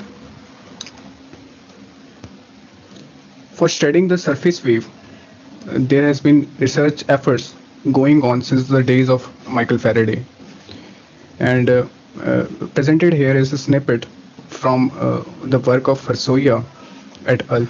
In 2017, who presented the direct numerical simulation results and initial value problem solutions for the axisymmetric viscous interfacial oscillations having 2 different fluid properties. One of the observation that was made was that if we increase the ratio of amplitude by the magnitude of the wave number, what we see is that after the completion of one time period of oscillation, the intensity of jetting increases. And here also I have presented as a situation in which the jetting causes a pinch of some secondary droplets. Computation methodology. So we have assumed the problem to be incompressible, and for solving 2 fluid situation, we have employed volume of fluid methods, which considers the fluids to be immiscible, and at the interface, the surface properties are calculated by the linear combination of the fluid properties weighted by the volume fraction in each cell, and the other equations involve mass conservation equation, momentum equation or Navier-Stokes equation, having a source term involving alpha, which is the volume fraction scalar, and there is an additional advection equation for solving the scalar alpha. Simulation domain. So the property of the droplet and its initial impacting velocities are taken such that it is of the typical value of raindrop impacting puddle, and the properties of fluid are taken at the STP, and since the fluids are considered to be incompressible, the temperature will remain same, so does the density and viscosity. The initial surface wave equation that we have followed is given here, in which the J of x is a zeroth order Bessel function of the first kind. We have used an finite Fourier series approximation of it, which is very accurate for the geometry that we have considered for the problem. Now we'll see the results that we have got by this study. First, we will see the interface fin-tooth evolution. So here A is the wave amplitude and K is the wave number having the unit of meter inverse. First column represents a situation in which there is no initial wave oscillation, the amplitude is 0. And other 4 cases involve a combination of 2 A values and 2 different K values. So what we see is that initially the verticity of the cavity wall decreases as we increase the value of A or K, which is the initial indicator of the strength of the subsequent jet that we can get. Third column represents the situation when the cavity base retraction hits the retracting cavity wall. In this situation, we can see the cavity of the wave swell decreases as we increase the value of A or K. So it has a significant impact in depicting the nature of subsequent jet.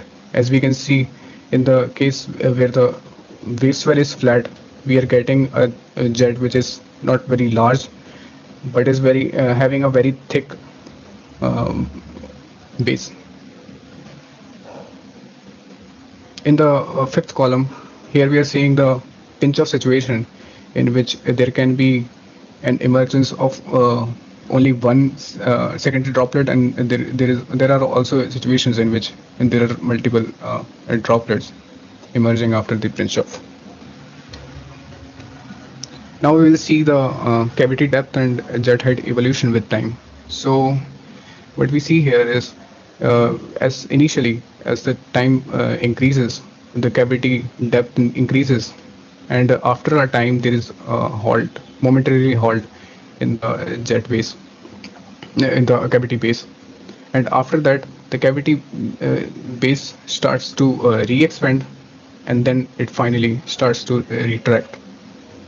For the same value of K, the lower A situations seem to be having a faster base retraction, and for same value of A, what we see is that for higher value of K, we are having a faster retraction, which can be the retraction rate can be seen by the fact that the maximum depth is about the same, but after the instant 20, we are having change in the depths based on the retraction rate.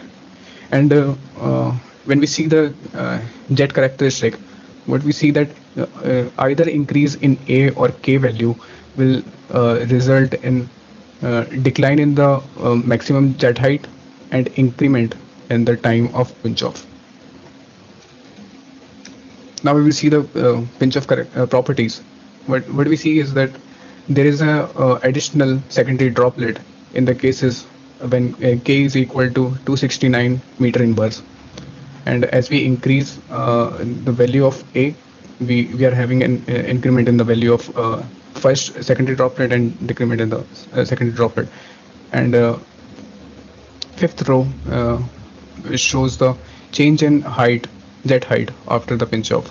Here we will see that the dependence of this property is more on the value of K rather than on A. Now we will see different drop impact regimes. So here the initial wave amplitude is negative, and as you can see, there is minimum creation of thin liquid jet and spraying of multiple secondary droplets. And here the amplitude is equal to 3D, and there we are not seeing any formation of secondary droplet or pinch-off. In such situation is the typical situation in which there is a strong relic jet having a pinch-off. So these are the concluding remarks that we have seen. The effects of the initial surface wave on the droplet phenomenon is seen, and the The initial surface was formulated based on the Bessel function of first kind, having finite Fourier series approximation. And one of the distinct feature that we have seen is that the time of pinch off and there is a reduction in maximum jet height being observed when we increment wave amplitude or number. So that was all from our side. If you have any questions, I'll be happy to take them. Hello all, myself. Okay, so questions from the participants?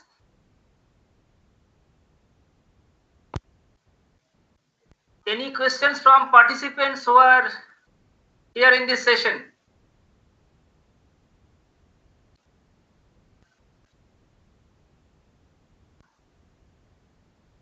I guess there is no question, so we can now go to the next paper of the session. The next paper is the direct contact condensation of subsonic inversely buoyant steam jet in a stagnant pool of water. The authors of this paper are Vishnu et al.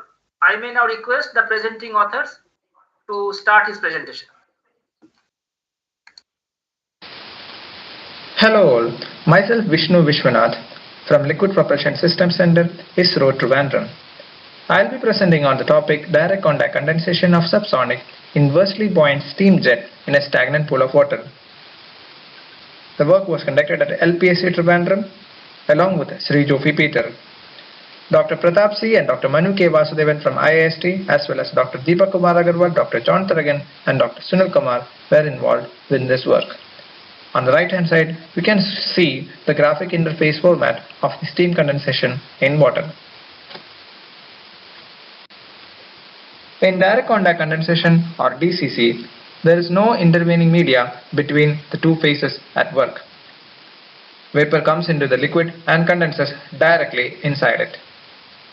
In high pressure semi-cryogenic rocket engine, oxidizer-rich combustion products from the turbine exit is salvaged and injected into the liquid oxygen stream. The injected gas stream must condense before it enters a main oxidizer pump located downstream to the injection point. Hence, we need to ensure stable operation along with the rapid condensation of injected gas. Towards this aim, a study was conducted to understand the basic aspects of condensation. Here, steam and water condensation was studied and the main parameters like penetration length, interfacial area, and interfacial heat transfer coefficients were investigated. The study was conducted with the main objective to study the parameters like penetration length, heat transfer rates, and the main regimes which are observed when low mass flux of steam at subsonic condition was injected into a pool of water. The main aim was to understand the interplay between inertial, viscous, and buoyant forces and their relative dominance in determining each of these parameters. The experimental apparatus used for the study is shown below. The image of the real setup is shown on the right and the line diagram on the left. As shown on the line diagram, the serial number 4 represents the cuboidal chamber in which water was stored. Into this pool of water, steam was injected in the vertically downward direction. The steam generation circuit comprises of serial number 1, a steam generator, and a serial number 2 superheater. Both were heated with the help of a DC power supply to ensure that volumetric heating of the entire steam generation was in place. This was fed with water at the required rate from a gear pump and flow meter assembly as shown.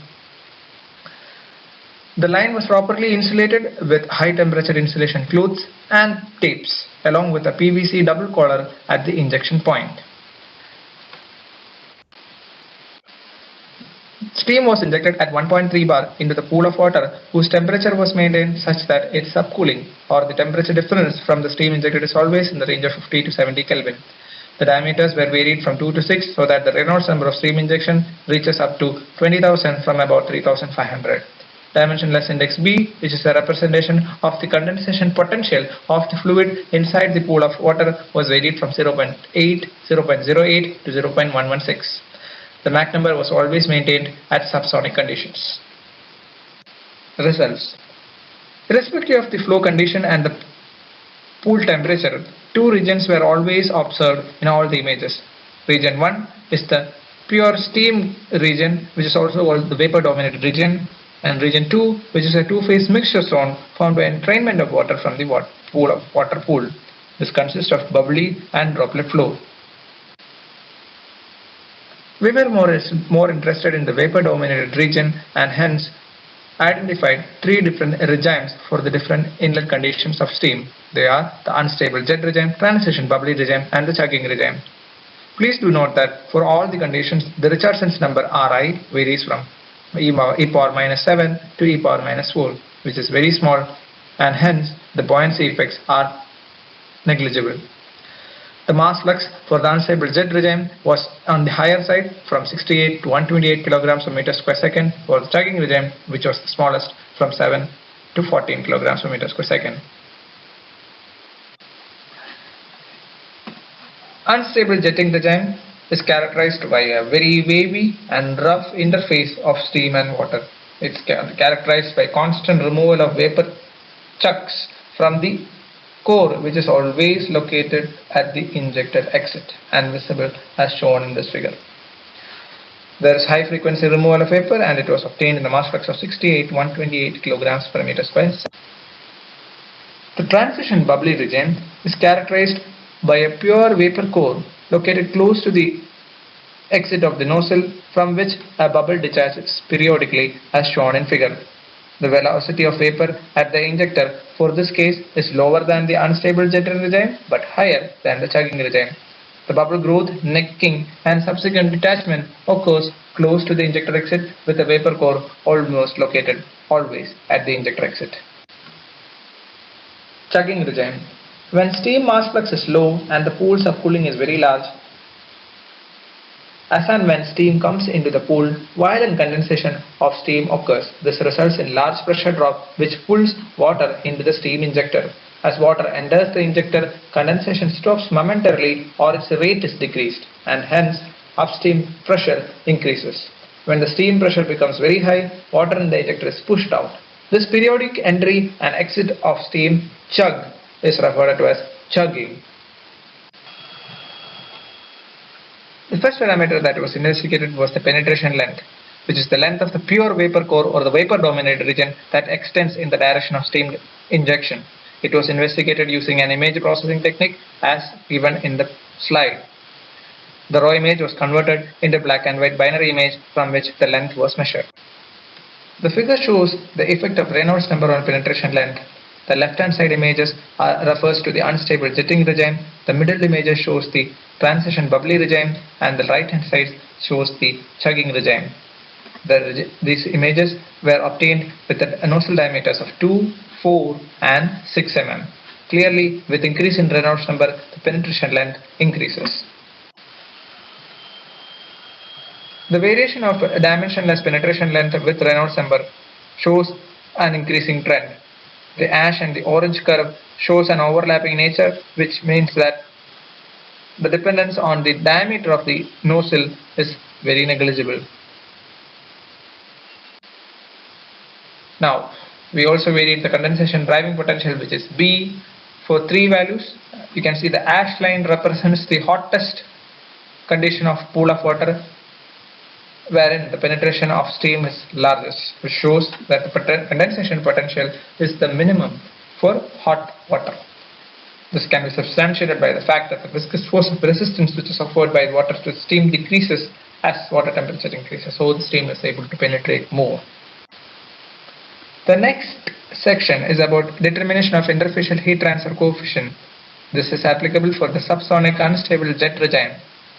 Here we define integral condensation distribution function, which takes into account the dissipation of small as well as large eddies from the steam into water. It is based on the Kolmogorov's universal equilibrium hypothesis, based upon which the heat transfer coefficient was estimated and is given in the subsequent slides. It can be seen that the interfacial heat transfer coefficient increases with increase in Reynolds number of steam injection, and as the condensation driving potential decreases, the heat transfer coefficient also decreases. As steam is injected into stagnant pool at high velocities, the turbulent intensities are quite high and hence the heat transfer coefficient increases. And as the water side temperature increases, the delta T decreases and the interfacial area increases. This leads to a decrease in interfacial heat transfer coefficient. Three regimes were identified based on shadowgraphy experiments conducted.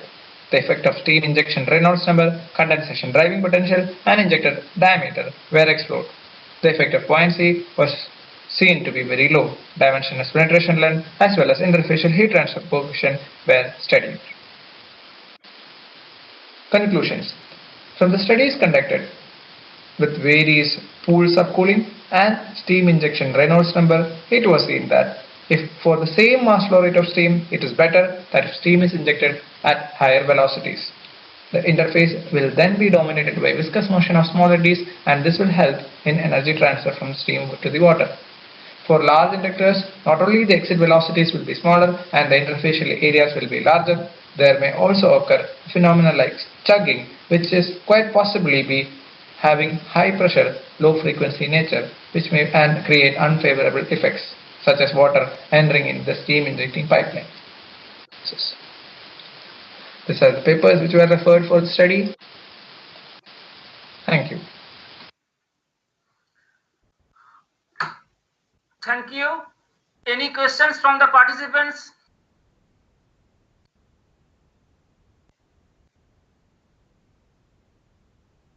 Is there any question?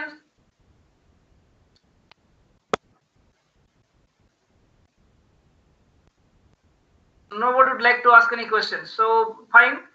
Let us thank our speaker once again. And with this, I'd like to now move to the next paper of the session. And this is the last paper of the session. The paper is on numerical investigation on the role of a mixture on spray impingement and mixing in a channel airflow. Authors of this paper are P. Venkatachalam, Sri Krishna Sahu, and K. Orupindi. I may now request the presenting authors to start his presentation. Hello everyone, I welcome you all for this presentation. I am Palniappan Venkatachalam, MS Scholar from Thermodynamics and Combustion Engineering Laboratory, Department of Mechanical Engineering, IIT Madras. Today the topic is numerical investigation on the role of a mixture on spray impingement and mixing in a circular channel. So this is the agenda of the presentation. So this slide explains the working principle of SCR system, which is the relevant application to the present investigation.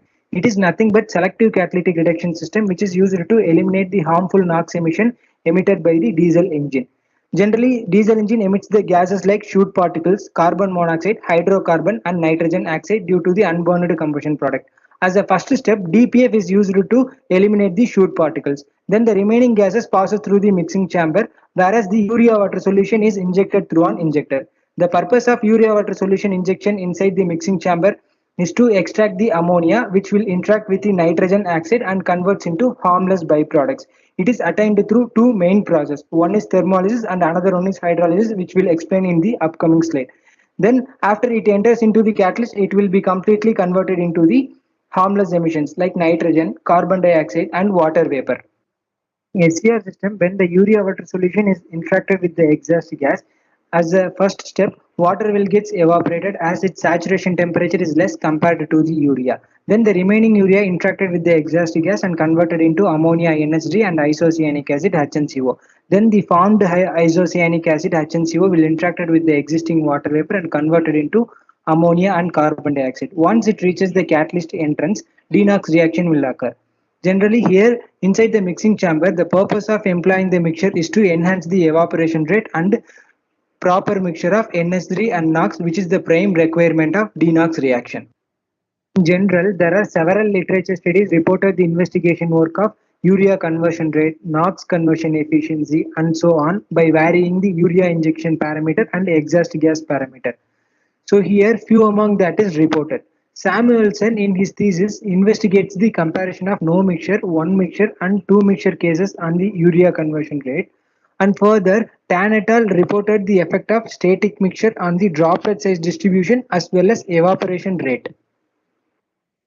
So what are the major challenges present in the SCR system? Yes. First one is it is very difficult to attain the complete thermal decomposition of urea, especially at lower exhaust gas temperature. Then liquid film deposition when the spray is interacted with the wall. Then proper mixture of ammonia and nitrogen oxide due to ammonia slip. Then the sufficient length of the mixing chamber is required to attain the complete conversion of urea. Generally, lot of studies are reported to overcome the above challenges in SCR, but it is available with the rectangular channel for the ease of optical access. But in practical case, circular channel is employed. Very few studies only existing with circular channel, and also studies on the hydrodynamic effects of spray characteristics inside the mixing chamber has not gained much attention. Actually, why studies on the hydrodynamic effect of spray characteristics is very important. Yes, first thing is to understand the spray behavior once the injected droplet comes in contact with the gas flow. Then ensure that the droplets are to be distributed uniformly over the cross-sectional plane at different locations downstream of the injector tip. Then predicting the range of droplet size distribution after impingement. So eventually it will give the physical insight and idea about the droplet size distribution and mixing. Therefore, the objective of the work is to investigate the effect of a mixture on the spray characteristics and spray wall interaction under atmospheric condition, followed by swirl flow validation, spray characteristics validation, spray dispersion behavior, spatial droplet distribution measurement at different locations, and finally evaluation of wall liquid film with respect to different time instant. So this is the setup which is used in the numerical simulation modeling. Here the injector is located with an inclination angle of 30 degree with respect to the x-axis.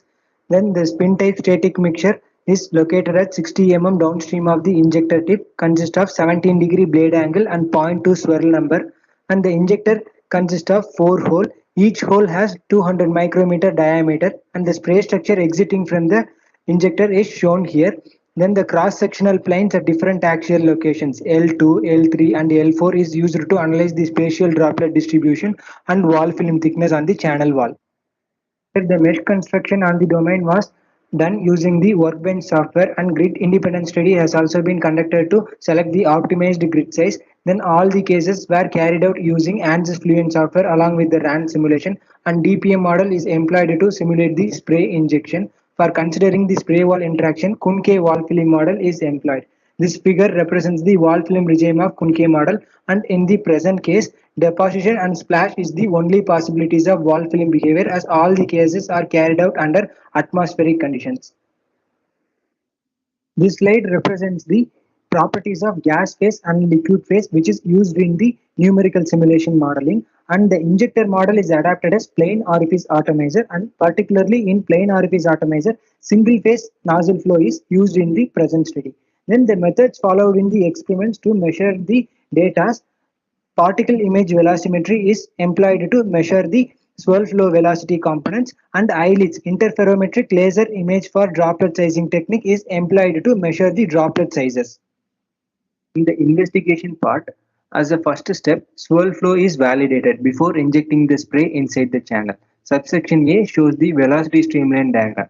Here the twisted streamline shows that the static mixture generates the air swirl flow in clockwise direction, and the subsection B shows the quantitative comparisons of axial velocity and tangential velocity component comparison between experiment and simulation.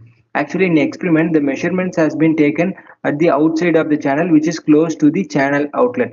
But in simulation, the measurement has been taken exactly at the outlet of the channel wall. Therefore, the simulation results are subjected to the boundary layer effect, which causes the deviation in results with respect to the experiment. But considering the tangential velocity comparison, even though there is a slight variation is observed between experiment and simulation, the overall agreement existing between them is good. Considering the spray characteristics validation at open atmosphere, this slide shows the spray structure comparison between simulation and experiment. Here subsection A shows the simulation image and subsection B shows the experimental image for the time instant of 1 millisecond to 5 millisecond. It is also noted that the good agreement is existing between simulation and experimental results.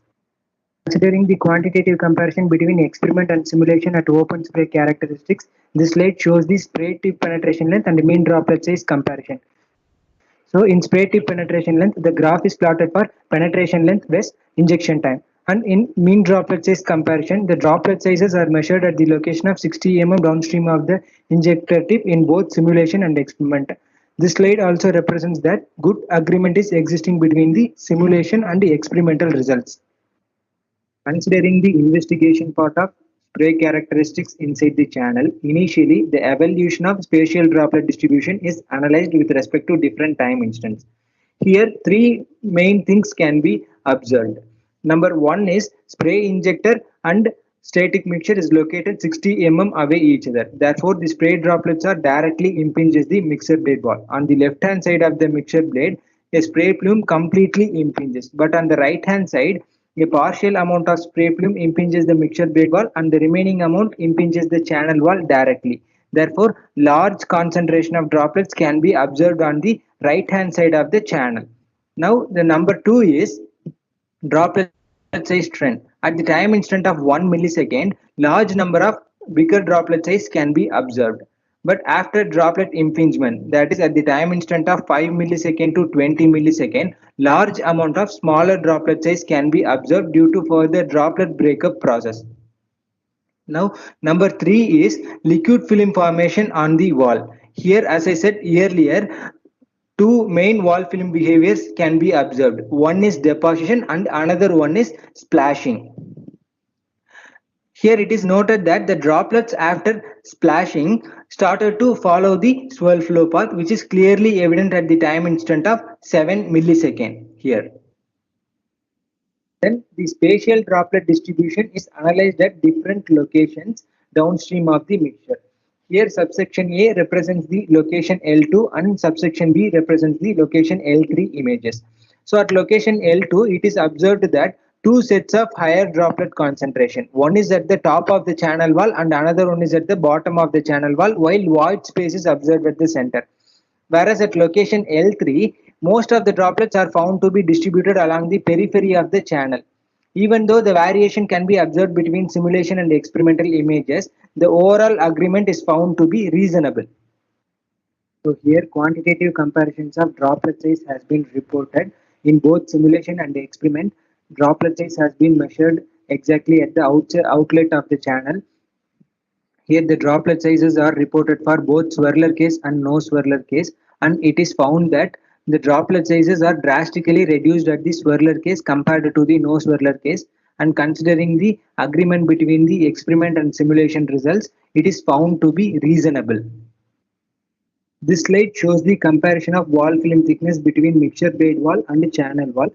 As the spray droplets are directly impinging the mixture blade wall, the increasing trend is observed for the initial time instant, and once the impingement is over, the wall film thickness becomes constant. Similarly, in the channel wall, increasing trend is observed for the initial time instant and then it becomes constant for the later time instants.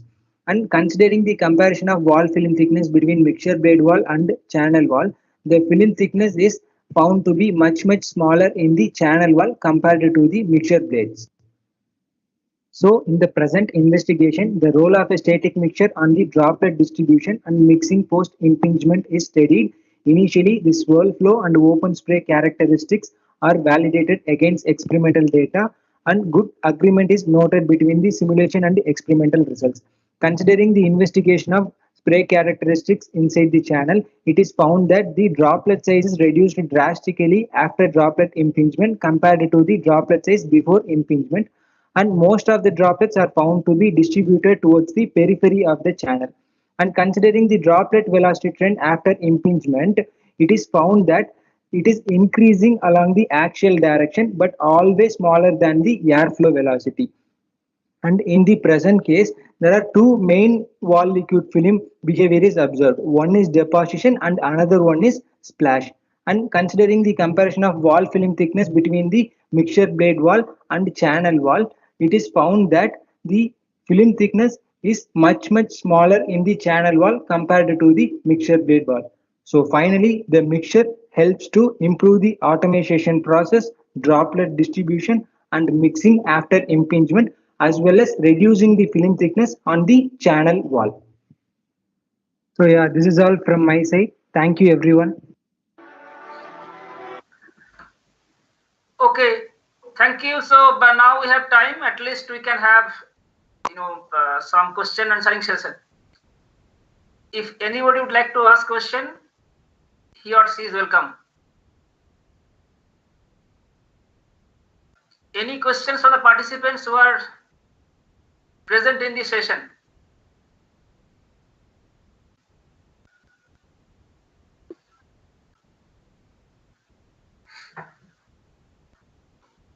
Any questions?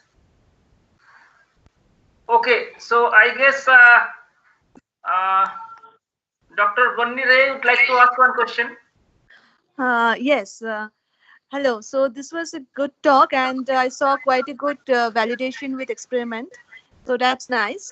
I just had one question regarding this mixing. So when you said that mixing is better with swirl, so are you accounting it by the number of drops? That the more the number of drops, better is the mixing? Actually, here what is happening is regarding the mixing, we didn't consider any number of drops or something. By visualize it, we are judging the mixing is proper or not. How the distribution is based on the distribution we are judging here. Okay, so are you planning to do some kind of quantitative thing for mixing, or Yes, ma'am. just a Yes, yeah, visualization? yes, ma'am. It is also going on. Actually, this is we have done with water. So our main objective is to proceed with urea water solution. This is just for analyzing hydrodynamic effect. So when we go to urea water solution, we will compare quantitative as well as qualitative results there, and we are going to compare with water also. So when we employ the water, what is the difference between this urea water solution and water, and how much deviation is existing there? So based on that, we can judge, ma'am. Yeah. Yeah, and the mixing will be like, how will you calculate that mixing? Have you thought? It's not regarding this presentation, but any thought, how will you calculate the mixing efficiency? Actually, it is available, ma'am. Like NH3 NOx distribution. Based on that, we have some quantitative calculations are available in literatures because basically they are doing based on the degree of uniformity index. So through that they are calculating. So we are currently doing those investigations. So soon we will report that also, ma'am. Okay. Okay. Thank you. Thank you. Yeah. Thanks. Any more questions? Someone raised his hand, but I can't see him anyway. So any questions? Okay, so if we do not have any more questions, so I would like to conclude the session. And what I'd like to do, because I'd like to thank all the authors, in fact, the presenting authors on behalf of the organizing committee. And with this, I'd like to conclude the session, and probably we'll have another session after lunch. Thank you all. We thank Professor Pranav K. Mandal for chairing the session. And thank you to all the participants for joining the session. The next session will start from 1:30 p.m.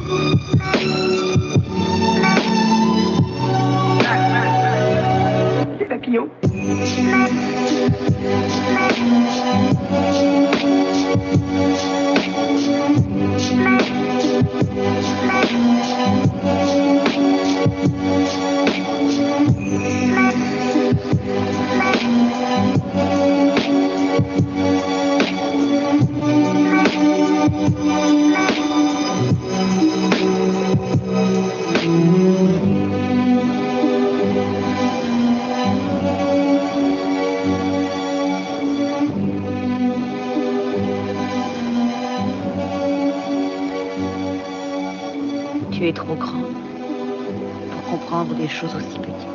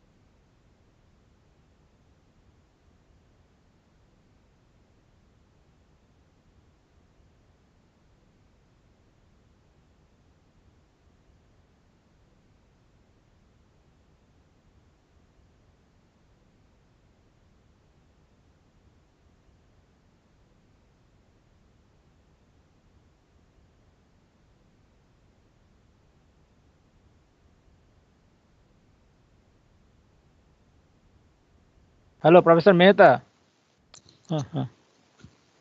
Professor Mehta, unmute yourself. Professor Mehta, you are not audible. You please unmute. Hello. Yes, now audible. How are you? So am I audible? Yes, you are audible. Oh. Can you hear me clearly? Yes, I hear you. Yes. But your voice is intermittent. It is coming intermittently. You continuously, please Hello? speak. Yes. Is it fine now? Yes, it is fine. So you are asking something that time. But your voice is very low. Hello, can you hear me?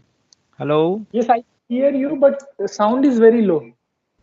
Okay. So I think it is audible.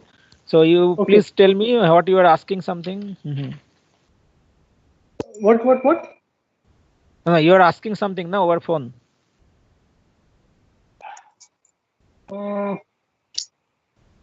Say regarding session, you are asking something. So it's 4:15 session. Other miscellaneous topics. Yes, Other 4:15. So here our volunteer will be there, student volunteer.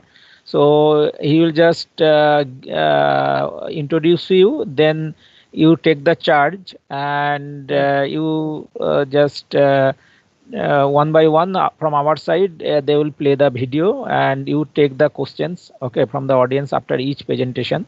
So video will be played for the means for the each paper, okay. Okay. After that, question answer session will be online. Okay, fine. So presenter would be presenting on, I mean, by their own, no? Yes, yes. Okay. No, we'll run the video from here. Okay, so already recorded video is there. Yes, recorded video we have already collected, and as per the sequence, we'll just play here. Okay. So only the question answer session will be the live. Yes, that will be live.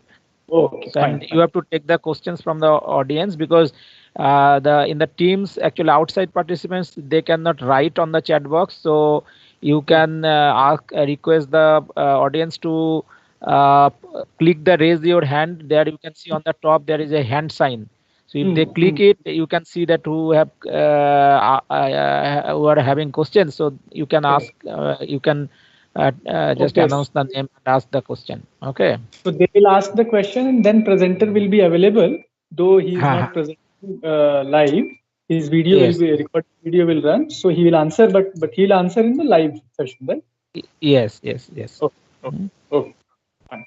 Okay. So I log in around 4 o'clock or so. Yes. So I think before that we have only the tea break. So that time some promotional videos will be running. Okay. Okay. Then it would be fine. I'll log in around 4. Okay. Thank you then. Okay. Bye.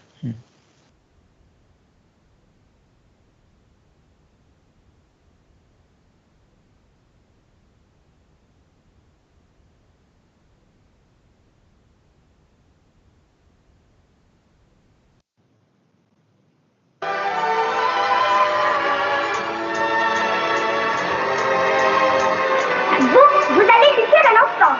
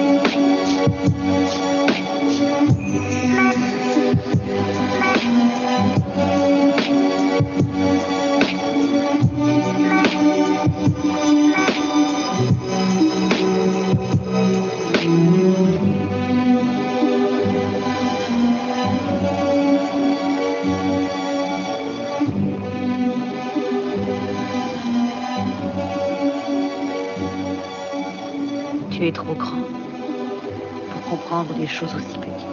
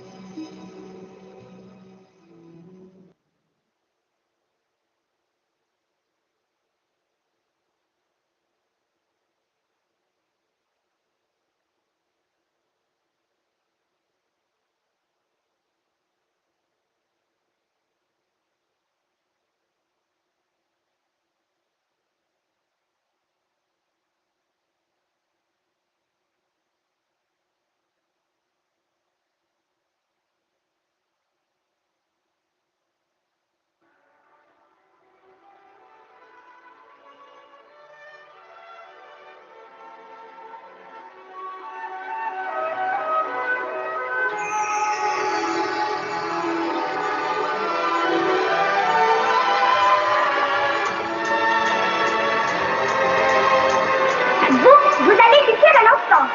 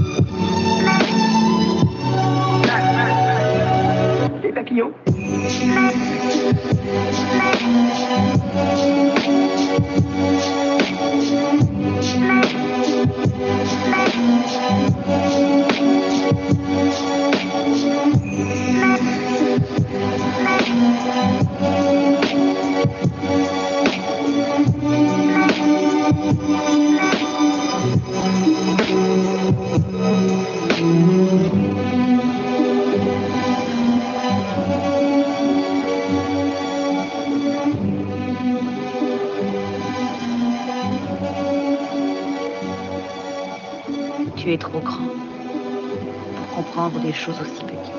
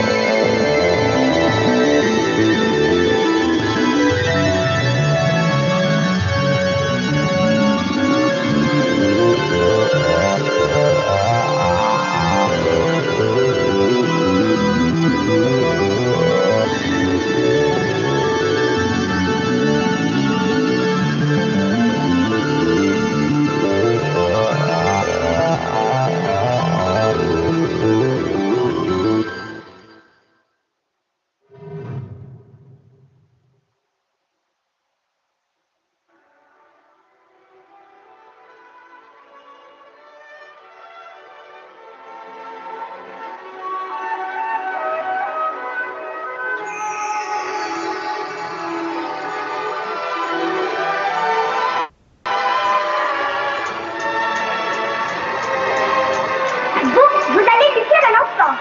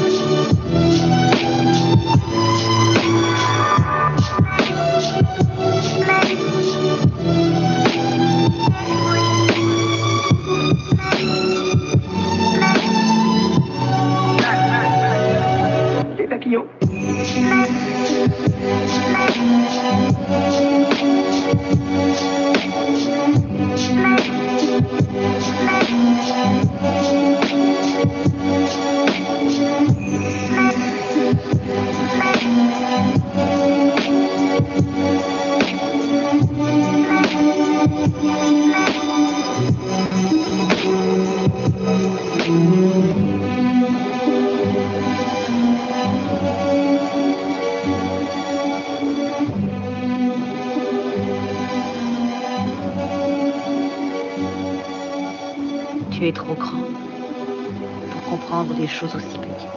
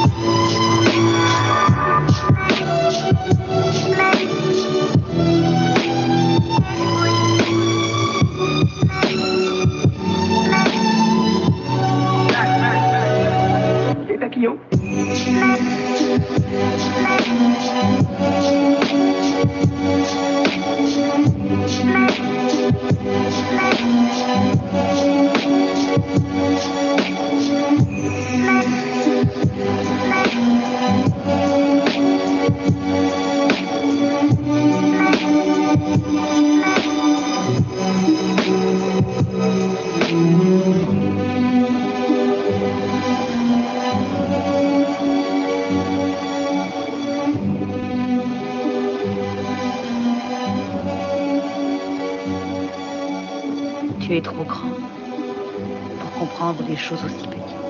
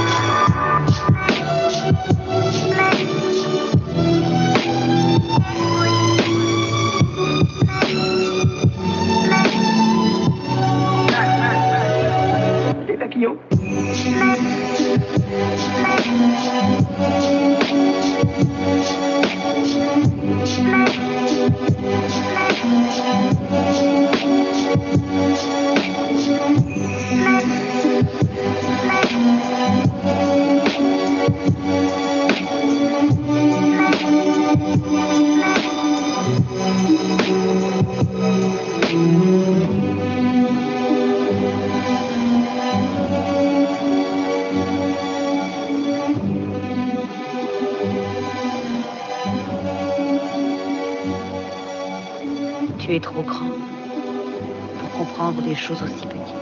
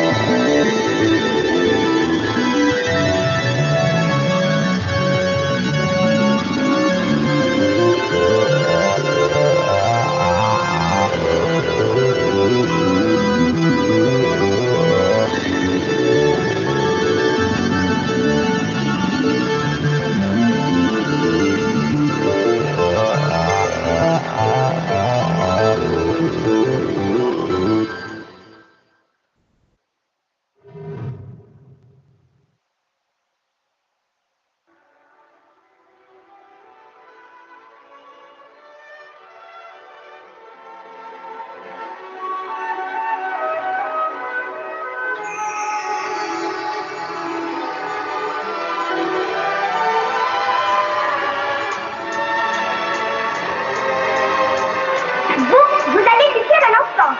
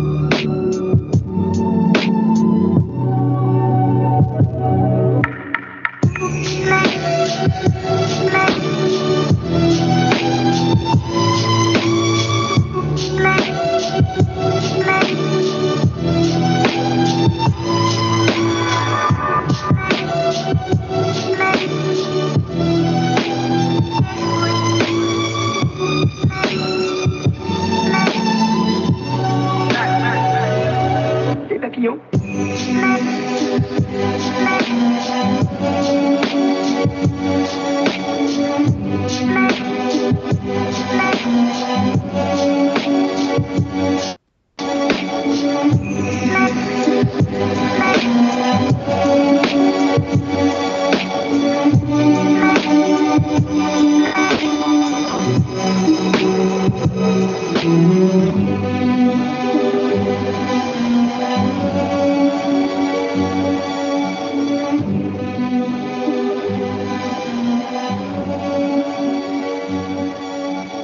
Tu es trop grand pour comprendre des choses aussi petites.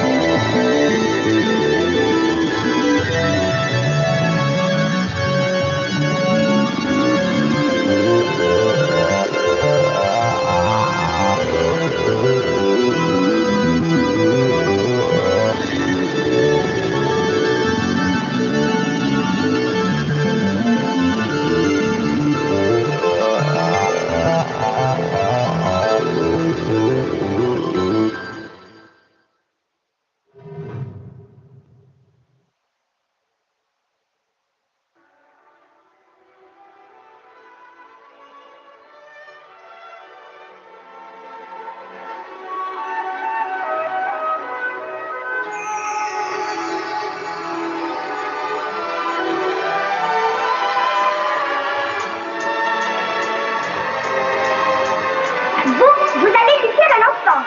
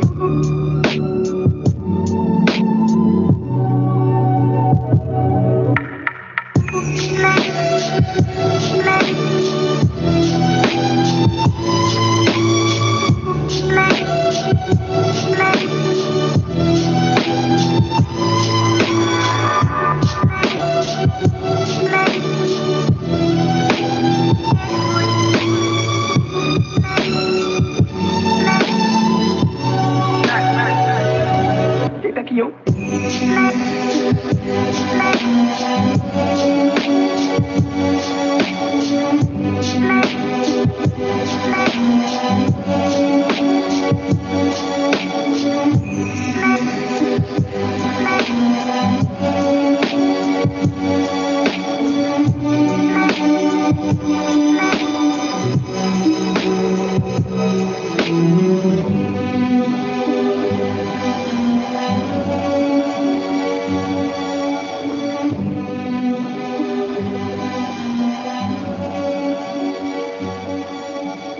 Tu es trop grand pour comprendre des choses aussi petites.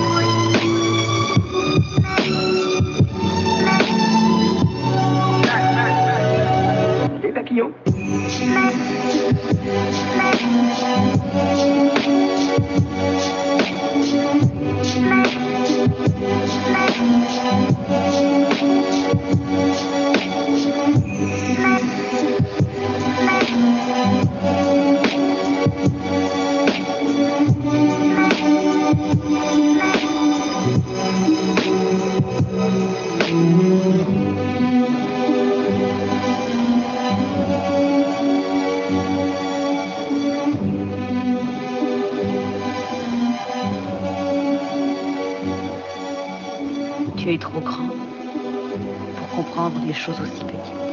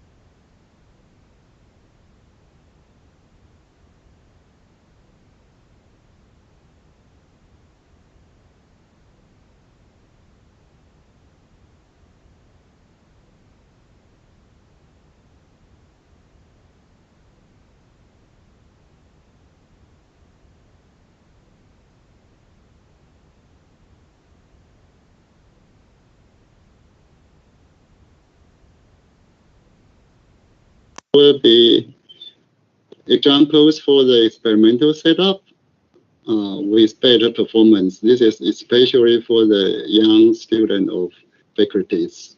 And the part 2 will say some interesting the contradictory examples. And in order we could have some progress later on for the deeper understanding of the fluid mechanics research. And then I mentioned some microfluidic platform for the biomedical applications and concluding remarks. So this is the first part. And always for setting up the experimental setup, you need some idea. And it comes from always, if you're setting up, you need to have the idea. And so this is often the best or the key for determining your final outcomes.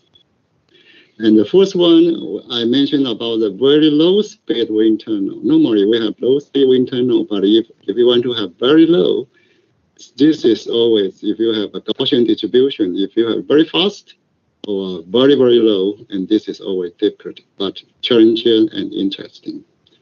And as you see here, this is my first assignment when I come back to NTU. And this is test sections size, and the velocity is about 70 meters per second. But this is a low turbulence wind tunnel. Okay, and so for building this is up, we could make different kinds of application for military or for MAV and so on. But if we come back to see, because this is a low turbulence intensity, so we think about probably this is it's already big, and we build up a model wind tunnel. This is a scale 1/4, and so we build up a big test section, but the velocity, maximum velocity is only 2 meters per second, and the resolution is 0.003 meters per second. And turbulence intensity is quite acceptable, and uniformity is also good. In this case, we could testing the very low speed, and also for us, we're using testing for instance, very traditional flow around a cylinder case. Normally, we testing for the flow around a cylinder. We thinking this is a two-dimensional configuration, and it could not always generate two-dimensional flow. As you see here, this is cylinder and this is flow. Flow around cylinder generate the 3D wave flow, and so people trying to control the edge effect to generate two-dimensional flow. So different kinds of methodology have developed, and this is all made in the water, because for low speed air wind tunnel, we could not have so low speed to generate laminar flow, and therefore we produce our methods here and making this in the air wind tunnel. As you can see here, we're making this wind tunnel and testing it, and this is the traditional method. They're making this. This is wet. Cylinder is here, and you see excellent. The laminar wake could be photographed as shown in this picture. And the next one, I introducing another test facility is reliable test for viscoelastic fluid. And for viscoelastic fluid, this is a fluid material that exhibits both viscous and elastic properties. And if you want to tackle this is very commonly used in the pressure sensitive adhesive. We call it PSA, and this is very, very commonly used in our for instance, our mobile phone or the TV and many displays. And mechanical test is the first step for the property of material. And many testing must be done. And for instance, shear test, pier test, and probe test. There are many advantages, but also have disadvantages. And here I'm talking about the probe test here. This is simple, quick, but the main problem is repeatability and reliability. And for this case, I just show you what is the probe test. Probe test, we have a probe here and probe contact and compress. This is the force and this is the time. Compressed and then probe drilled. And then we draw it up and we have the tension and then the debonding and the force will decreasing. And in this case, normally there is a big problem is the poor repeatability. And for this, and we are trying to see what is the problem. For instance, we noticed the surface roughness of the probe will generate the different curves. And the higher the surface roughness decreasing, and you got the higher stress curve. And so the surface roughness must be well controlled for such kind of experiment. And the second one is the incomplete contact. Although we always very carefully, but the misalignment is unavoidable. Even very small contact angle, for instance, here is 0.14 degree, because the thickness of film is very, very thin.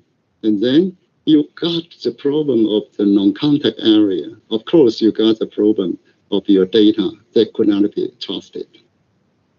And also, because you have contact, then you have the trapped air between the contact surface. You see, you have different trapped air, and that will influence our result for the experiment.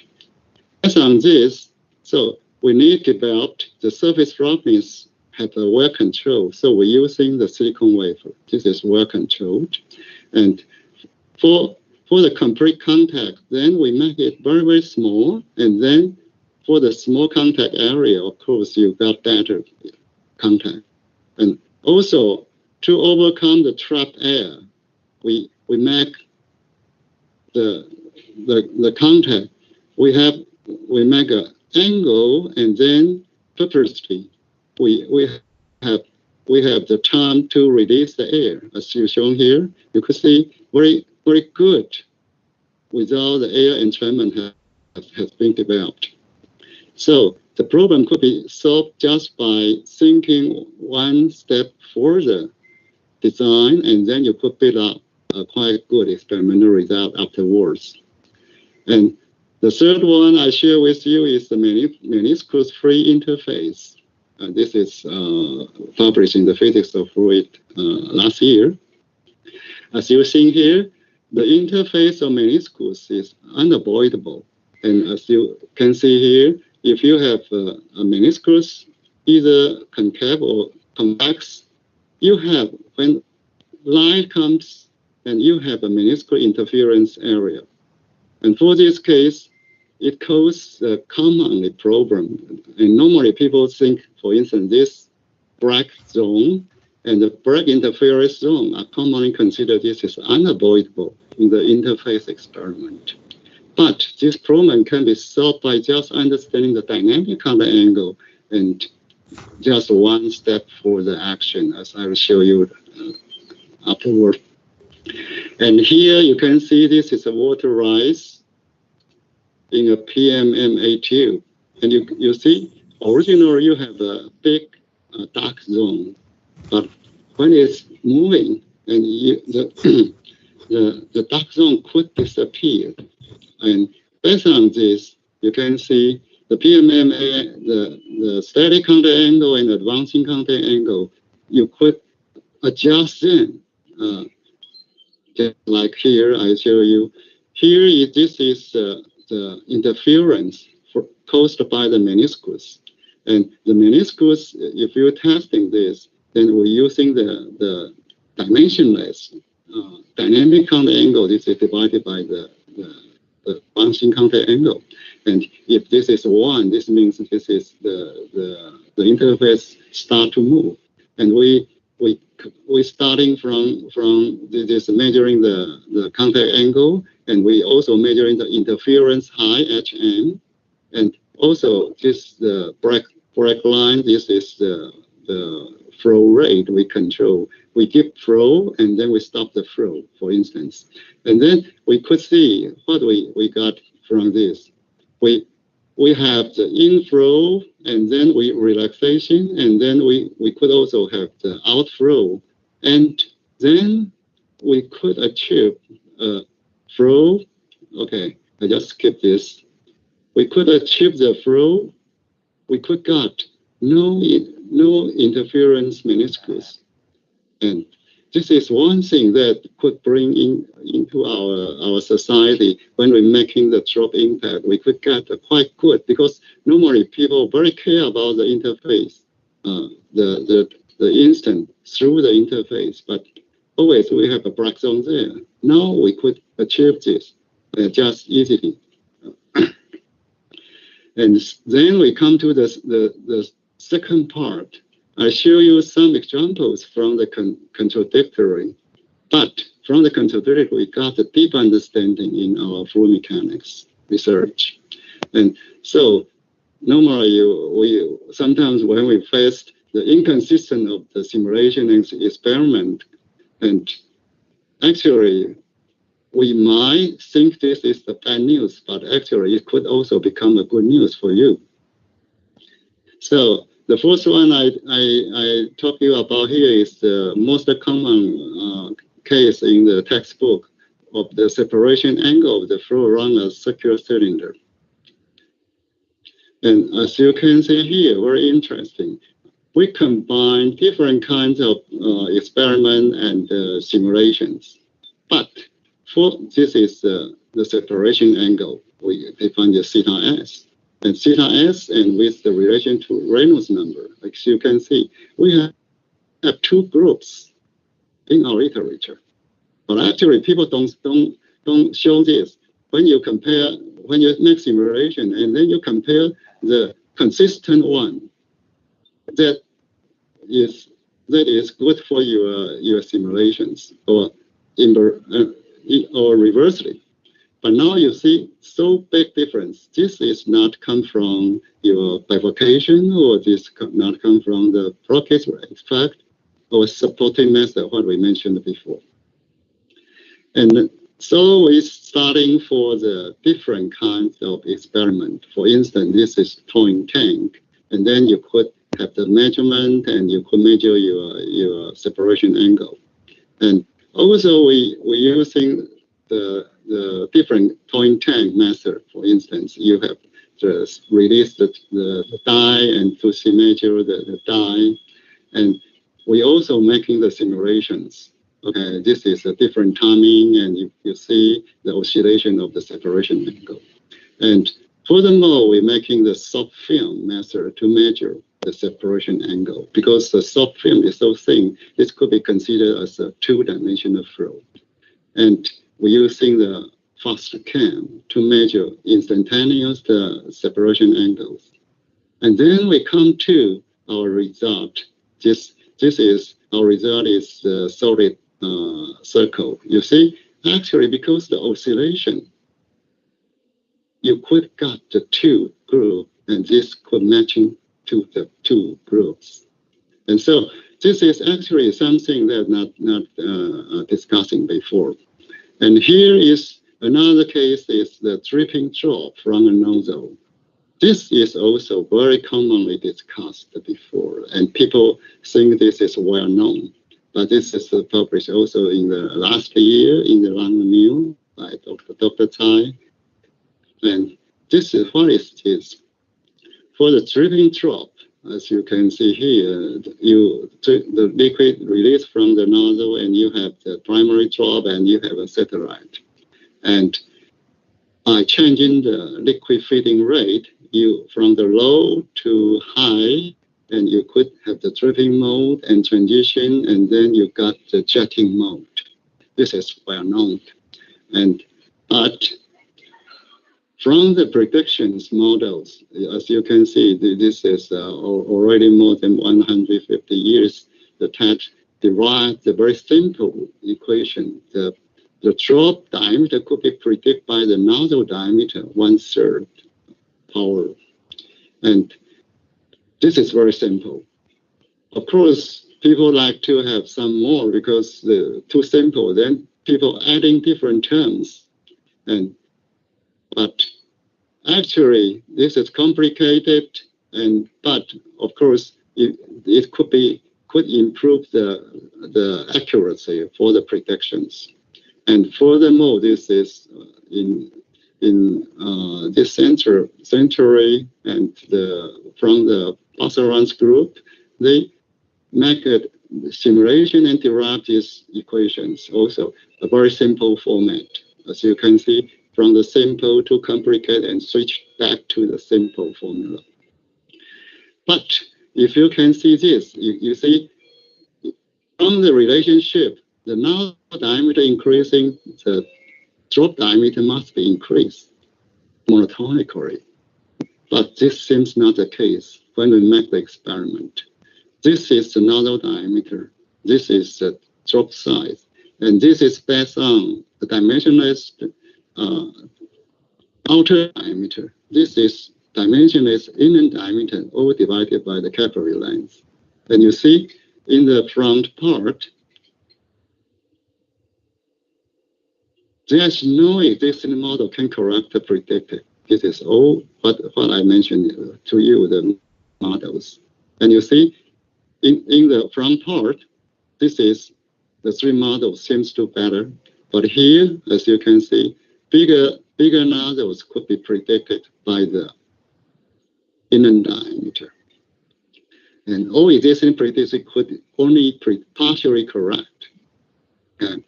And so one part is outer diameter is better, and one part is inner diameter is better. Okay.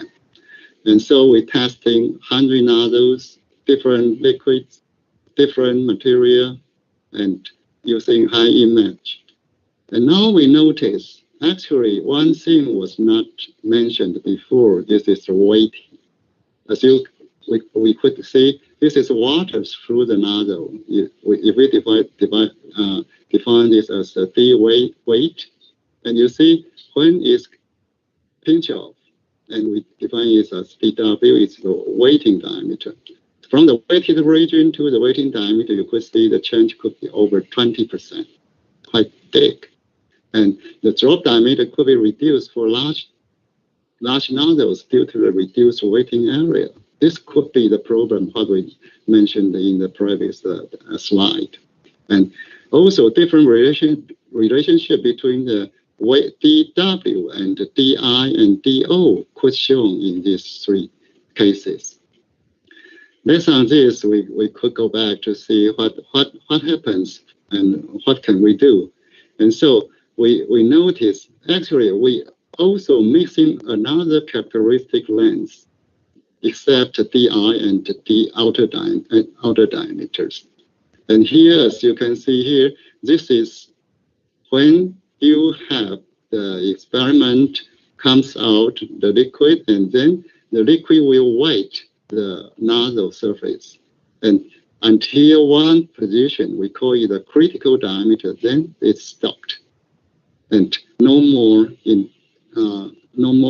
advancing for the contact line.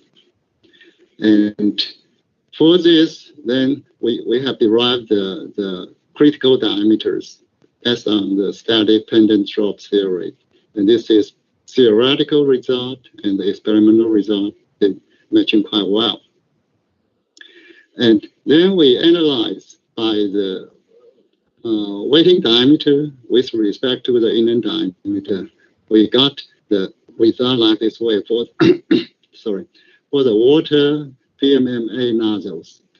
And we testing different nano materials and also different fluid. We got the similar trends. And we notice there are critical weighting diameter as the red point. And this is, I skipped this. And the maximal diameter of the DW stop here. And then we could classify the dripping drop as the following. This is the inner diameter, and this is the outer diameter. And so you could see we could classify them, and this part less than the critical diameter, this is inner diameter independent region.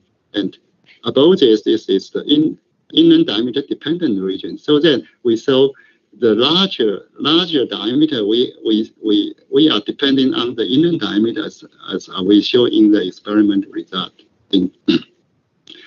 And also we classify different formula in different regions. And so now when we define our weighting diameter as shown here, weighting diameter, and then we could finally classify the all result in the one curve. And this is the increasing the weighting diameter, then you got the increasing of drop diameter, the drop size. So in the last part, I will introducing the microfluidic platform for the biomedical applications. And in our lab, we have developed different kinds of microfluidic. From the beginning, we developed the microfluidic components from the valve, pump, mixer, and flow meter. And then we integrate the component for different applications. And here I introduce the micro sequential control case here, as I show you here. This is the gravity actuated microfluidic chip for the point of care urine creatinine detection. And for the testing, always this is for the testing creatinine. And this is what is measured. You need, the first step is for the metering from the 3.6 microliter, 6.60 microliter for different samples. And then you need to mixing them and waiting and mixing again and waiting and then detection. This is a process. And for us, we're developing for the chip and design the valve, and then by using different angles of the chip, we're using the gravity to control the chip opening of the valve. And then when we're testing and compare the clinical methods, as you can see here, this is what we're using. This could be done without any electricity, just the battery inside, and then you could use. And this is a clinical methods. And as you can see here, the result shows quite consistency and within the acceptable errors. This is for the microchip we have designed. And for the second example I show you here is we're using the thin film direct coating method. And in order we could detecting for instance, we're using for the Western blotting. Okay. And what we are discussing about for the biomedical detection, because biomedical fluid has the characters of generally they are very expensive or even very limited. And also they are strictly needed for the precisions. And based on this, we are developing for the Western blotting. Probably not many people knows about the Western blotting, but the process looks like that way. This is a sample preparation and through the electrophoresis, and then we need the transfer and then labeling and making the detection analysis. And because this is based on the antibody antigen interactions, so it could show quite consistent results through the interactions. But there are three key points. The first one is the high consumption of expensive antibodies. As we show, antibodies are very expensive and long operation time and many possible errors due to the human errors. So what we developed this part, and I show you here. Actually, this part consists also a lot of process as shown here. But through our process, we introduce our methods here, and we could produce this. The first performance is time saving. As you can see here, this is conventional method result. This is the result from our experiment. And as showing here, the time consumption. This is traditional one, and here is what our method have. And for the cost saving, you can see here, this is a traditional method, and this is our methods. But the consumption for the antigens, this is 0.4 microgram. This is 0.04 microgram. This is 1/10 less. But signal, it shows quite stronger than that. And also, you could see the cost. If you compare the antibody consumption, this is only quite small part, about 1% is consumed. And for the accuracy, that's more the medical operator most concerned. You see, there is some unexpected from the control, but here you got a quite good result. And so you could see here the comparison from the traditional one and the existing product. Our result shows quite good. The consumption rate is most less, and operation time is also the most less. And so I come back to my talk is the education is not the learning of the fact, but the training of the mind to think. This is from Einstein. And so I say education is not only the reading and the writing papers, but the training of the mind to think and do to benefit our society one step further. Hopefully this talk can be a bit helpful or useful for you, especially for the young student or scholar. And I acknowledge many my students, and also like Dr. Decker is now by me, and for Professor Bispas, and also financial support from the government and the industry. And you're welcome to visit Taiwan and also make research in Taiwan. Thank you for your attention. Thank you, Professor Wang, for your timely conclusions and then the talk illustrating research profile. Thank you so much for enlightening our audience about your research activities and your research profile. So thank you so much. And we can take a couple of questions before concluding the session. So I request all the participants, if you have any question, you can put the question straight.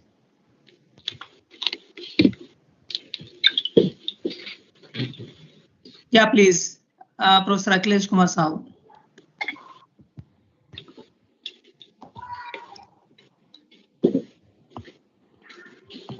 So I request the organizers to allow him to speak.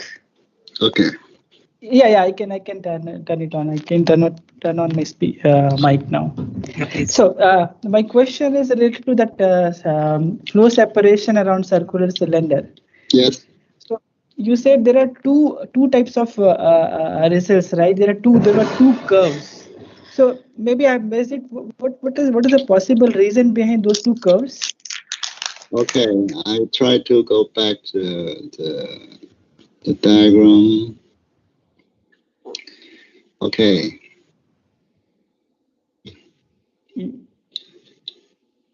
So. Yeah, 32. Okay. Slide number 32.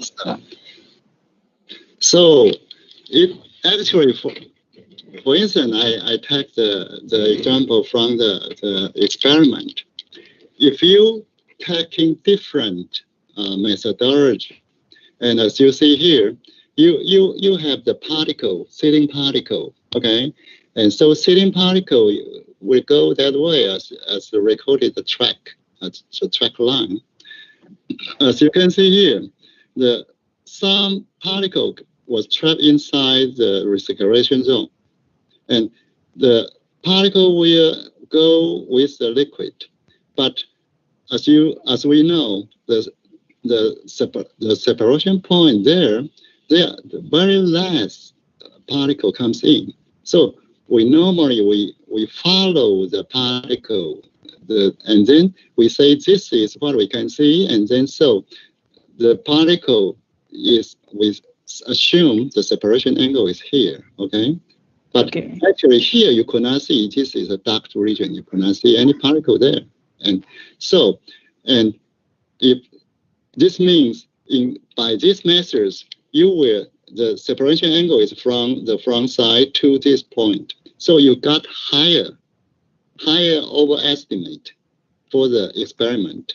And for instance, for the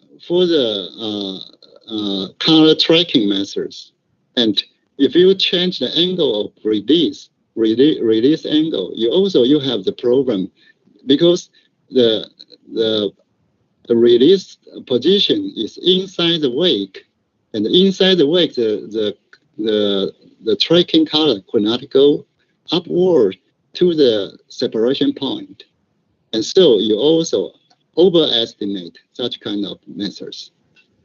But if you reversely release the color from the upstream, and then the dye could not go to the downstream, and then you will underestimate the separation angle. So this is from the method of the experiment, and this is simulation. Of course, this is quite accurate simulations. And as you can see here, this is more accurate because we do not have the edge effect from the both supporting side, and because the film is so thin, and then you got a real two-dimensional flow, as we assume for the cylinder flow. And so, but normally people do not have the possibility to making the soft film to testing the cylinder flow and obtain the separation angle. So we combine different methodology, and then we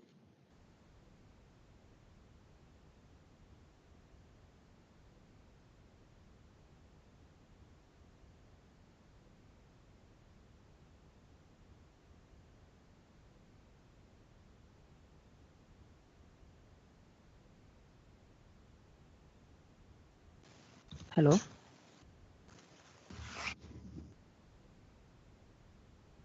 Hello. Good afternoon, all. Welcome you to the study session, and this session will be chaired by Professor Vinita Pathak from IIT Varanasi. Thank you.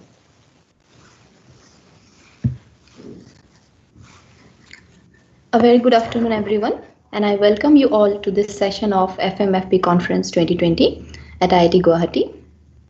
And this session is based on multi-phase flows.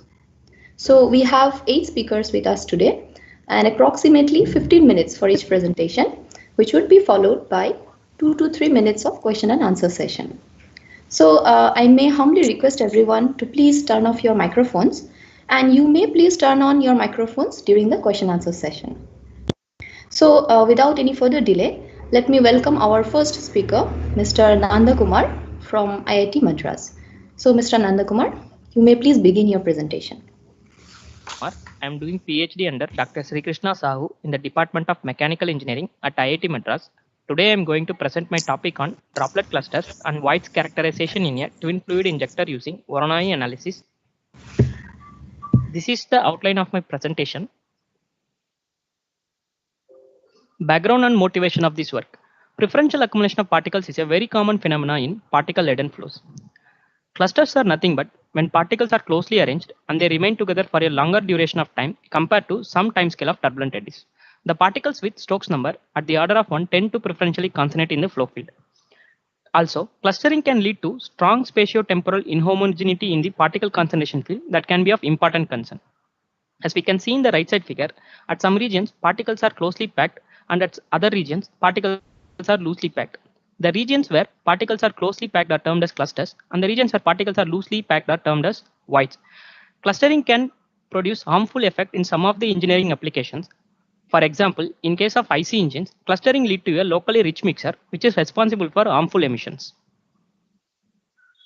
Sprays refer to a category of particle-laden turbulent flows. Sprays are characterized by a wide range of droplets with different dynamic behavior. Sprays are inherently anisotropic.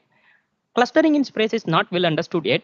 It is because of the complexity present such as polydispersity, evaporative nature, coupling between the dispersed droplets and entrained air turbulence. The dynamics of droplet clustering in sprays have not gained attention earlier. Therefore, it is essential to characterize the droplet clusters in sprays to gain understanding as well as to develop models for spray computations. Aim of the present work is to experimentally characterize the axial evolution of clusters and voids in a water spray produced from an air assist atomizer. For that purpose, Voronoi analysis is used to characterize clusters on particle image velocimetry images. Also to utilize interferometric laser imaging for droplet sizing, that is eyelets to measure the size and velocity of the droplets. To do statistical measurement of droplet clusters and voids such as cluster area, cluster length scale and degree of droplet clustering. Voronoi tessellations are used in the field of astronomy, biology, medical diagnosis and multiphase flows. In a Voronoi diagram, each particle or a droplet is enclosed in a Voronoi cell. A Voronoi cell is an ensemble of points that are closer to a particle than any other. Steps involved in drawing Voronoi diagram. If you wish to draw a Voronoi diagram for a particle in a distribution, then that particle needs to be connected to all the other particles through straight lines. Then perpendicular bisector needs to be drawn for each of the lines present. Wherever two perpendicular bisector meets form one vertex of the Voronoi cell. In this manner, all the vertices need to be found and they are connected to form one Voronoi cell. It is interesting to see that if the particles are closely arranged, the Voronoi cell will be small. If the particles are loosely arranged, the Voronoi cell will be large. Thus, Voronoi cell area is a direct representation of particle concentration in a flow field. Experimental setup used in this work.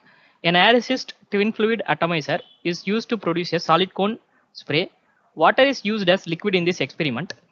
The water is pressurized in a pressure vessel using compressed air and fed to one end of the atomizer. The compressed air is fed to the atomizer through the other end. Measurements are done at 3 axial downstream locations from the injector exit.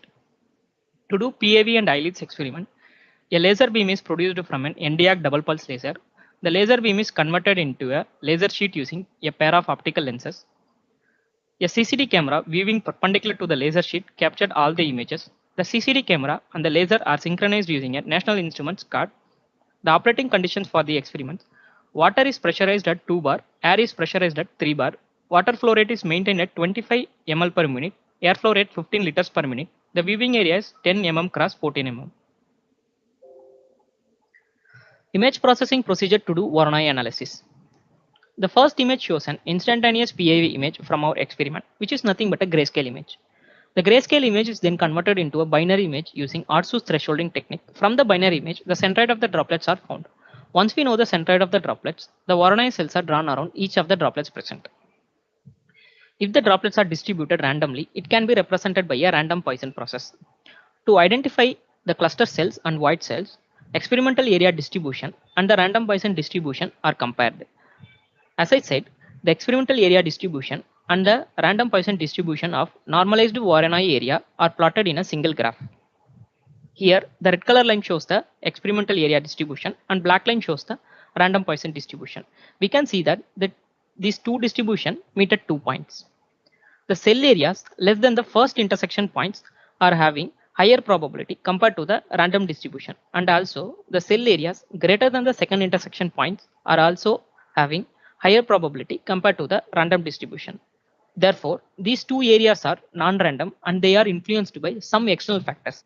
So, the cell areas less than the first intersection points are termed as cluster cells, and the cell areas greater than the second intersection points are termed as void cells. Once we know the cluster cells and void cells, they are marked with different colors. Here we have marked the cluster cells with red color and the void cells with gray color. To find the individual clusters, we have used the fact that in a cluster, at least 2 cells share a common vertex. Based on this fact, individual clusters are identified and they are marked with different color. The same way, individual voids are also identified. Moving on to results and discussion. Basic spray characteristics measured using eyelets technique. This plot shows the variation of droplet size distribution along the downstream direction. The minimum measurable diameter from the eyelets technique is 6 micrometer. Accuracy in the drop size is plus or minus 3%. From the figure, we can see the droplet sizes are populated between 6 to 65 micrometer. We have also calculated the average diameter such as arithmetic mean diameter and sorter mean diameter and found that both the AMD and SMD remains almost the same. It is because of the fact that water is used as liquid in this experiment and the measurement locations are far downstream of the injector exit. This slide shows the distribution of clusters and voids. The first image shows the variation of cluster area PDFs along the downstream direction. From the figure, we can see that cluster areas are widely distributed. This indicates clustering is a multi-scale phenomenon. Peak in the PDF shifts to the right side of the x-axis as we move along the downstream direction. It means the characteristic cluster dimensions is increasing along the downstream direction. The second image shows the void area PDF. From the figure, we can see voiding is also a multi-scale phenomena, but the void area PDFs are usually wider than the corresponding cluster area PDFs. Then the cluster area and void areas are normalized with their corresponding average values. The first image shows the variation of normalized cluster area PDFs along the downstream direction. We can see that the cluster area PDFs are exponentially decaying with almost constant slope. This indicates clustering is a self-similar process. But the same cannot be said for the voiding. It is because the 45 centimeter location and 60 centimeter location PDFs are deviating from the constant slope. Length scale distribution of clusters and voids. The first image shows the variation of cluster length scale PDF along downstream direction. Generally, cluster length scales are calculated as square root of the cluster areas. But this method underpredicts the length scale for some of the clusters. It is because some large size clusters are usually oriented along some direction. To calculate the length scale, we have compared the cluster area to an equivalent area of ellipse, and the major axis of ellipse is considered as the length scale of the cluster. The same method is adopted to find the void length scale as well. From the figure, we can see peak in the PDF shifts to the right side of the x-axis as we move along the downstream direction. This indicates characteristic length scale is increasing along the downstream direction. And also, the void length scale PDF is usually wider than the cluster length scale PDF for the corresponding location. Variation of average length scale for clusters and voids. The average length scales are normalized with spray of it and their variations are shown. From the figures, we can see that the average cluster length scale calculated from the major axis equivalent of an ellipse is greater than the conventional method. The same is true for the average void length scale as well. Both the cluster length scale and the void length scale are increasing along the downstream direction, though their normalized values remain almost the same.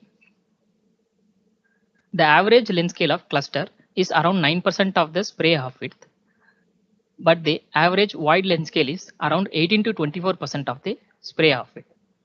It means the voids are more influenced by the eddies.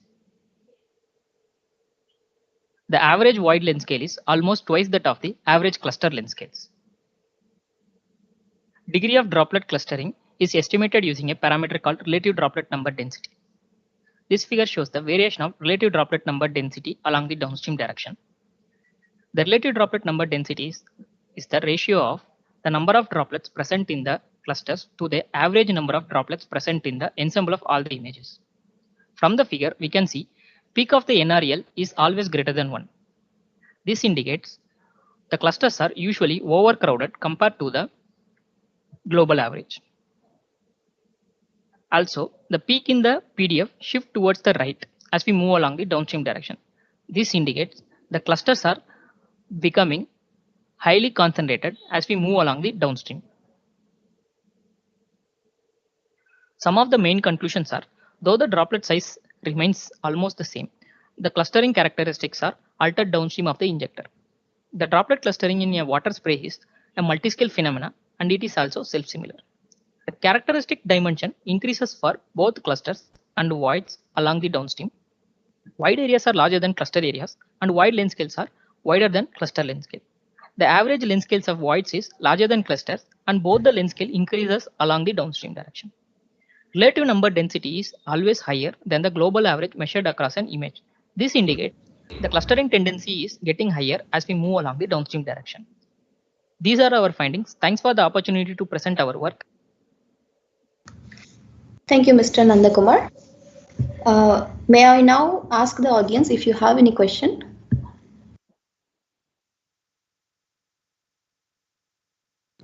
Okay, so I have a quick question, Mr. Nandakumar. I have one question. Okay, yeah. Anyone has a question, please? Yeah. Go ahead. I'm just wondering about what is the interparticle distance compared to your laser sheet thickness. Whether that is there could be. I mean, you're assuming it's like a two-dimensional distribution, but the laser thickness, sheet thickness, could be quite large compared to your interparticle distance.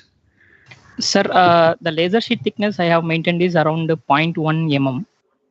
But we haven't. I haven't calculated the interparticle distance. Maybe I can calculate from the distribution. Once we know the centroids, I can calculate the interparticle distribution. So how did you maintain that 0.1 mm laser thickness, sheet thickness? So by using the pair of converging and diverging lenses. Sir, we are having a converging lens of 250. But you were able to have that constant thickness throughout the visualization? No, sir. Okay.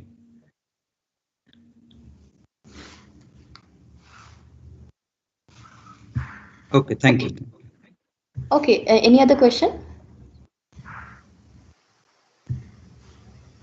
So I have a quick question. Did you consider dynamics of the droplets like atomization and breakup in your analysis? No, ma'am. We are making the measurements far downstream from the injector exit. We don't have even a secondary breakup also. So we are just considering only the effect of clustering. Okay. Effect of clustering. Yes. And does this droplet shape also matters in your analysis? Yes, madam. For eyelids experiments, the droplet size needs to be spherical.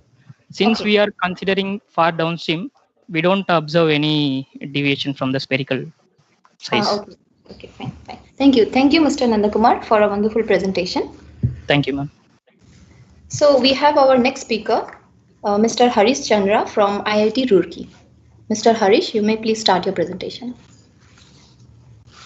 Hello everyone, myself Harish Chandra from Department of Mathematics, IIT Roorkee. I am present about free convection in an anisotropic porous cavity due to non-uniform heat flux at the bottom. These are the outlines: motivation, flowchart, physical problem, numerical technique, real-time discussion, conclusion, differences. This is the motivation. Convection in porous media is occurred frequently in nature, science and technology, which is an important from theoretical and practical point of view and has an area of intensive investigation from the last several decades. This is the flowchart. This is the schematic diagram of the physical problem, and these are the assumptions. The cause of the flow due to non-uniform heat flux at the bottom wall and other walls are adiabatic. The porous media is hydrodynamically and thermally anisotropic in nature.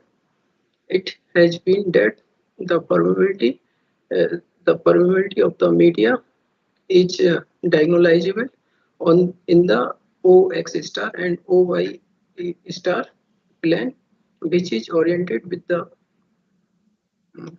the usual coordinate system and make an angle phi with that coordinates. These are the governing equations with appropriate boundary condition. The flow is controlled by 8 controlling parameters. This is the definition of local Nusselt number.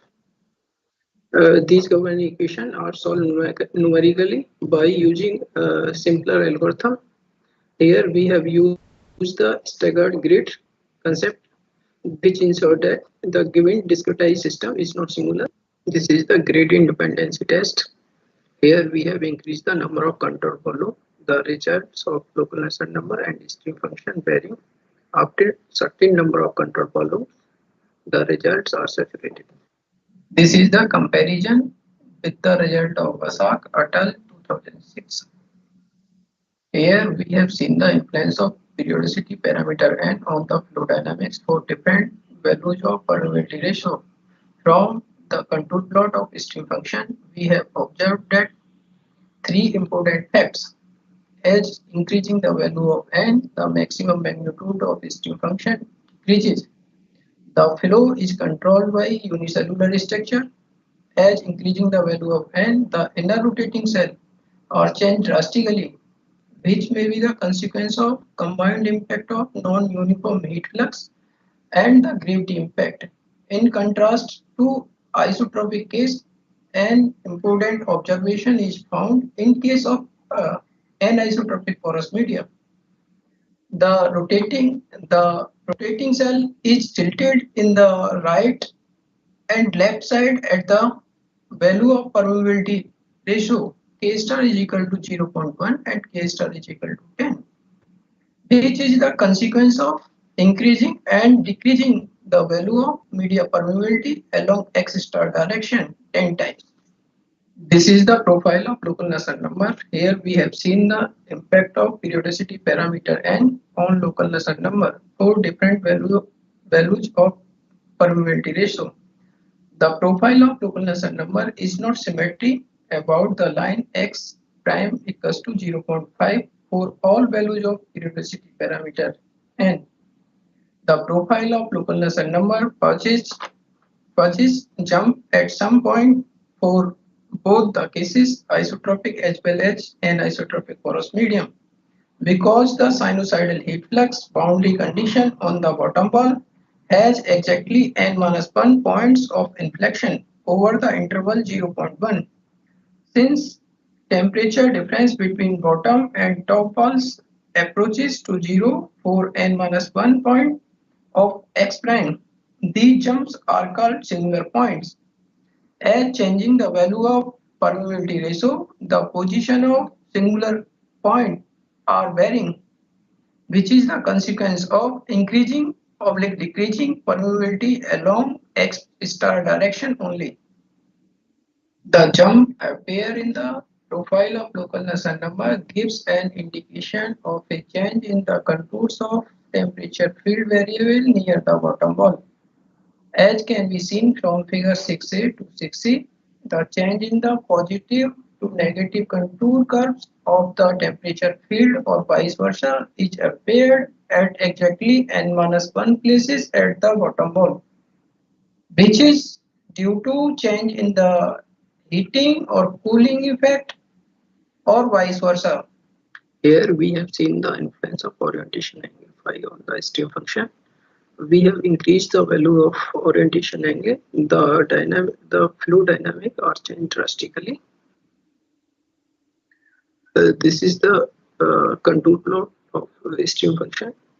The influence of thermal conductivity ratio on the stream function, on the flow dynamic, as increasing the value of thermal conductivity ratio, the inner rotating cells are shifted in the upper direction.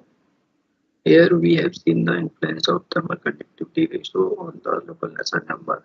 As increasing the value of thermal conductivity ratio, the first singularity point, the distance of first singularity point increases from the left side, which can be seen clearly from contour plot of temperature. As increasing the value of thermal conductivity ratio, the heat transfer rate in the system increases. This is the conclusion. The flow is governed by unicellular structure in both the cases, isotropic as well as anisotropic porous medium. The rotating cell is tilted in the case of anisotropic porous media, and the sinusoidal impact is observed near the bottom wall of the cavity. The strength of the flow is decreases as increasing the value of n. The profile of local Nusselt number purchase point of singularity, which is a function of n, but it is independent of anisotropic parameters. These are the references.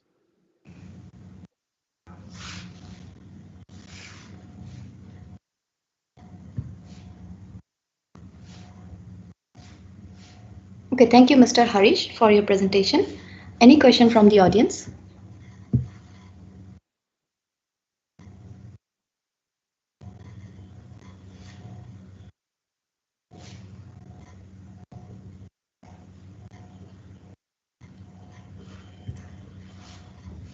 Okay, then if there are no questions from the audience, we can move to our next speaker. Okay. So the next speaker, yeah. Do we have any question from the audience?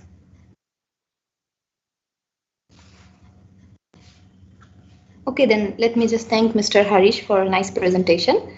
And we have our next speaker, Mr. Mahasidha Birajdar from College of Engineering, Pune. Mr. Mahasidha Birajdar, may you please proceed. Good afternoon, all. 8th International and 47th National Conference on Fluid Mechanics and Fluid Power, FMFP 2020. Presentation on experimental analysis of pump-driven closed-loop thermocycling system for the cooling of electronics devices, presented by Mahasidhar Birajdar under the guidance of Dr. C.M. Sevatkar from the College of Engineering, Pune, Maharashtra, India.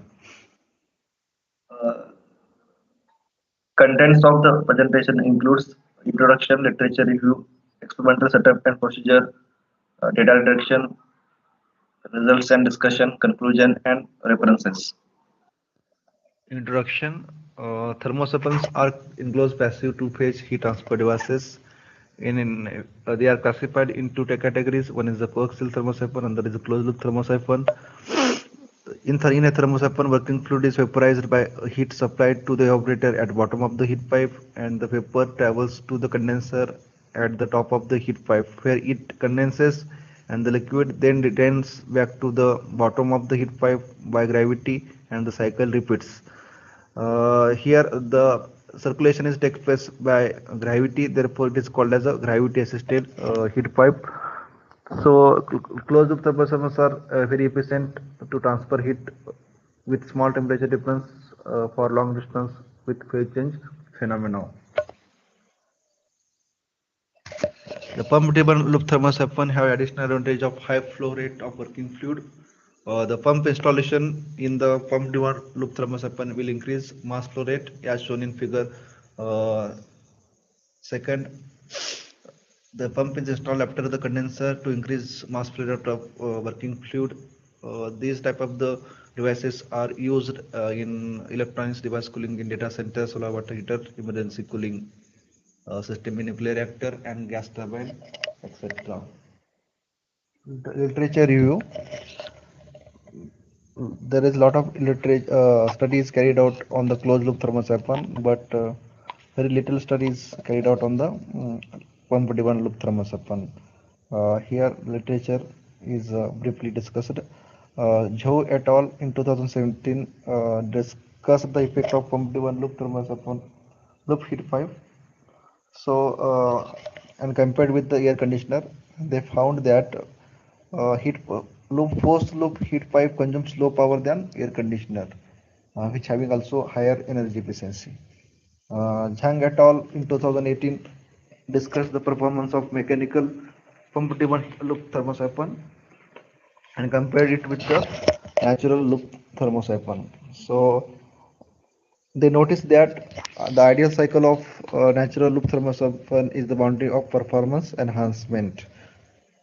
Then Cataldo and Thom in 2017 experimentally evaluated thermal performance of closed loop thermocycle with rejected heat by natural and forced convection, and they found that thermocycle with air cooled condenser can dissipate high heat fluxes of power electronics with very low power consumption. Solomon et al. In 2017 discussed the thermal performance of pump driven loop thermocycle for electric cooling, and they concluded that overall thermal resistance of evaporator is increased. Then Zhang in 2018 studied the loop thermocycle for solar heating application, and they noticed that force circulation replace loop thermocycle has noteworthy importance in the long distance heat transfer, and that allows more freedom to the condenser location. The next, Ma et al. In 2016 experimentally investigated the performance of pump driven two-phase closed thermocycle, and they noticed that increasing mass flow rate, the cooling capacity first increases rapidly, then decreases slowly. What are the outcomes from this literature review. So from literature review, it is noticed that the experimental study of pump-driven closed-loop thermostat is very rarely reported. The closed-loop thermostat has limited application under the certain conditions, like such as limited high difference between condenser and evaporator, considerably high flow resistance also. So these limitations are overcome by using pump-driven flow. The effect of increased flow rate of working fluid on the performance of loop thermostat is not sufficiently highlighted. These are the gaps of. Then the objective of present work is to study the effect of different parameters such as filling ratio, heat input, adiabatic length, and working fluid on the performance of pump-driven closed-loop thermostat system. Also, to implement the pump-driven closed-loop thermostat for special applications, which includes cooling of electronic devices, pre-cooling of data center, energy conversion in the energy storage system, etc. So this is an experimental setup we have used here. E1 and E2 are the evaporator. There are two inline evaporators are there, and the plate type condenser is there at right side. Plate type condensers having 10 plates, and the two fans are there. The air cooled condensers are there. Therefore, two fans are used, and ultrasonic flowmeter is used to measure the mass flow rate of the working substance. So magnetic pump is used to circulate to increase flow of the working substance. Vacuum pump is used first for evacuation of steam. So this is the simple schematic diagram of experimental setup. So governing parameters here are filling ratio, heat input, vapor length, or also called as adiabatic length, and working fluid. So performance parameters are system thermal resistance, evaporative transfer coefficient, and effectiveness. This slide shows experimental portion of the pump-driven closed-loop thermostat system. Then these are the experimental variables we have used here. Filling ratio varies from 30% to 70%, and heat inputs from 0.5 kilowatt to 2 kilowatt. Adiabatic length is considered here 500 millimeter, and distilled water used as the filling fluid. Data reduction. Data reduction is carried out by calculating thermal resistance, heat transfer coefficient, condenser heat transfer rate, and effectiveness. Thermal resistance is calculated by TEA minus TCA upon QE. Then heat transfer coefficient evaporative is calculated by QE upon AE into TES minus TEV, and condenser heat transfer rate is calculated by MCPA TAO minus TAI, and effectiveness is calculated by QC by QE, and each term having their usual meaning that is shown in this slide. Then results and discussion. Thermal resistance versus heat input plot is shown in this figure. Here a variation of thermal resistance with different heat input and with the different filling ratio. So from this plot, it is concluded that by increasing filling ratio, heat thermal resistance will decreases rapidly. At higher filling ratio, like 0.7, the thermal resistance is very lower. That is the comparative. And list is 0.025 Kelvin per watt at 0.7 filling ratio, and at higher heat input of 2 kilowatt. Also, with increasing heat input, the thermal resistance will decrease. Thermal resistance decreases. The second, this plot shows comparative study of pump-driven PDLT means pump-driven loop thermostat and closed loop thermostat. By comparative study of pump-driven closed loop thermostat and closed loop thermostat at for same filling ratio and same length, it's shown that it has shown that thermal resistance of pump-driven loop thermostat is somewhat higher than the closed loop thermostat. Means pump flow or driven flow or installation of pump will increase the thermal resistance. Evaporative heat transfer coefficient versus heat input is shown in this plot. So evaporative heat transfer coefficient increases with increasing heat input. Also, for 0.6 filling ratio, the evaporative heat transfer coefficient is higher than other filling ratio.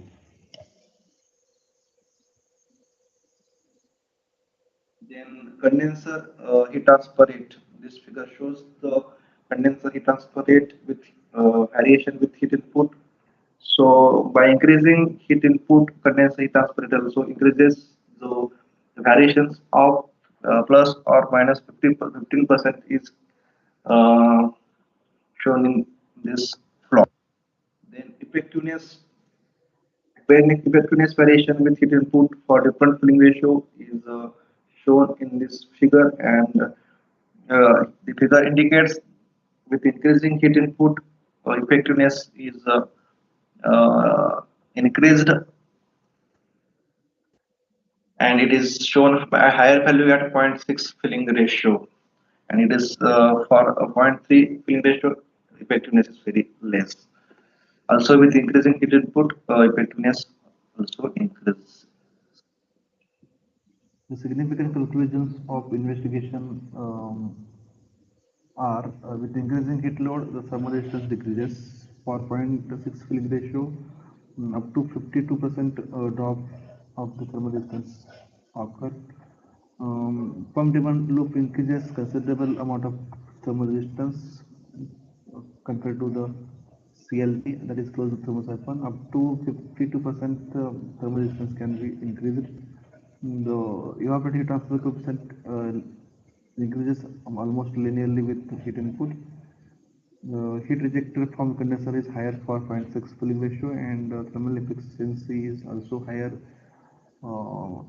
at 2 kilowatt, and its value is 193. Then these are the references. Fagri, Franco. Then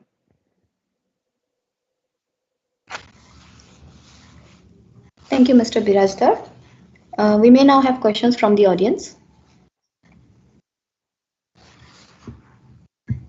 Any questions?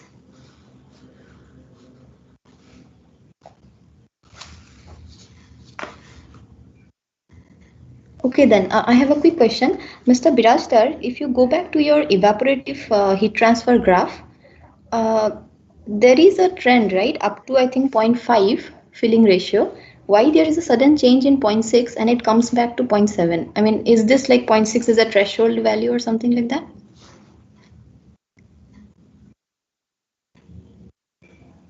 yes, madam, 0.6 is a threshold value. That is the optimum value of the filling ratio in which we get the maximum heat transfer coefficient. Okay, and if you go to higher values like 0.7? So then we have to what happens for a higher filling ratio, there is a maximum fluid present at the evaporator that become obstacle to heat transfer for the coefficient. Therefore, evaporative heat transfer coefficient will decrease. Okay, fine. Thank you. Thank you, Mr. Birajdar. We may now invite our next speaker, Mr. Arvind Kumar from IIT Jodhpur. Mr. Arvind Kumar, you may please start your presentation.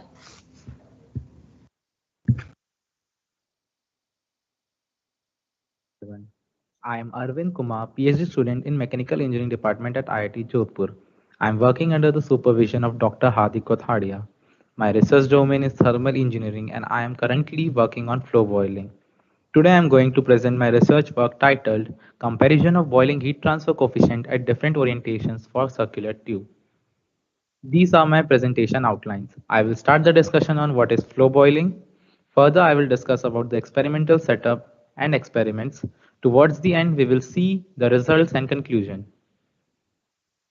Boiling is an efficient heat transfer phenomena compared with others, and it occurs with a change in phase from liquid state to vapor one. There are two types of boiling. Pool boiling occurs in the absence of bulk fluid flow, and flow boiling occurs in the presence of bulk fluid flow. Flow boiling is a widespread phenomena in industry for vigorous heat dissipation. Chemical industries, high temperature cricoperators, thermal heat plants, and process industries uses flow boiling.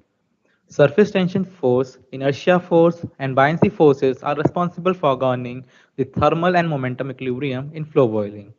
The experiment shows the comparison for different orientations during flow boiling. That is, the orientation of channel is affected by buoyancy force.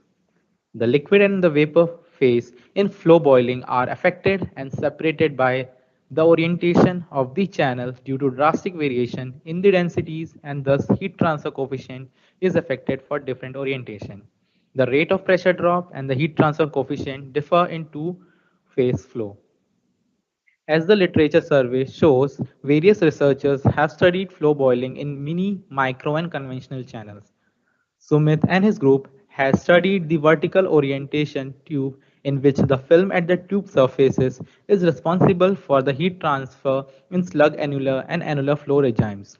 Fang developed the correlation for boiling heat transfer coefficient. Yan discovered that pressure and heat fluxes affect the heat transfer coefficient while mass flux has no effect on heat transfer coefficient. Babu Ranjan also proposed the correlation of heat transfer coefficient depending on Jacob Prandtl and boiling number, while the pressure drop depends on Jacob boiling number in subcooled region. Thus, by studying the above literature, we got to know that the separated liquid and vapor phase in the flow boiling are affected by the orientation of channel, and thus the heat transfer coefficient is affected. That's why experiments are performed on a single tube for three orientation and compared. The heat transfer coefficient in flow boiling needs to be investigated more with water in a circular tube for different orientation and different mass fluxes and in heat input. That has been performed in this research. It has been found that the boiling heat transfer coefficient as a function of Froude number, boiling number, and Jacob number. The boiling number is the ratio of vapor velocity away from the heating surface to flow velocity parallel to the surface. The Jacob number is the ratio of sensible heat carried by a liquid to the latent heat of bubble with the same volume. And the Froude number, that is the ratio of gravitational force and inertia force used to get the orientation effect on flow boiling. Here is the schematic of experimental setup. It consists of a water storage tank to store the water. The water is supplied to the test section with the help of a micro pump, which is connected to the magnetic mass flow meter that regulates the amount of water to be discharged for a particular flow rate.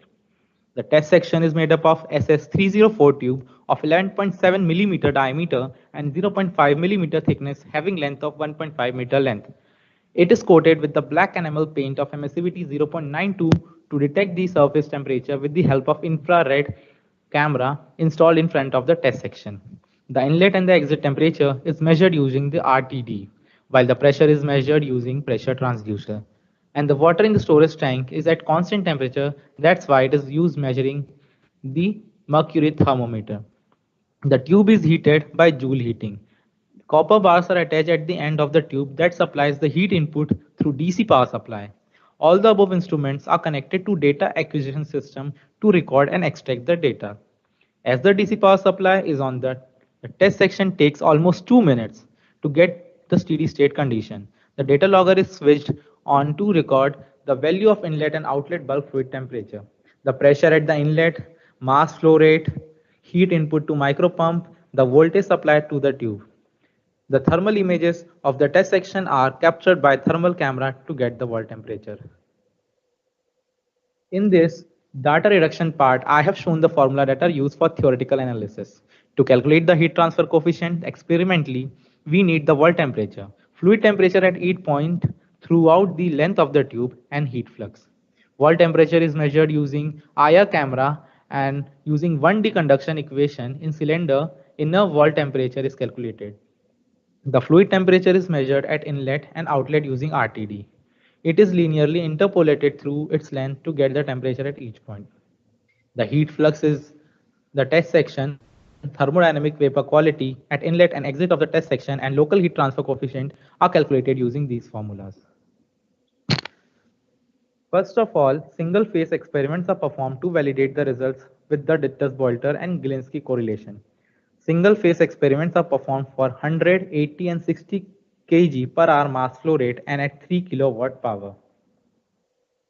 Here in the graph showing the validation of heat transfer coefficient, the experiments performed for liquid phase flow at constant power of 3 kilowatt and 80 kg per hour are shown in here in this graph.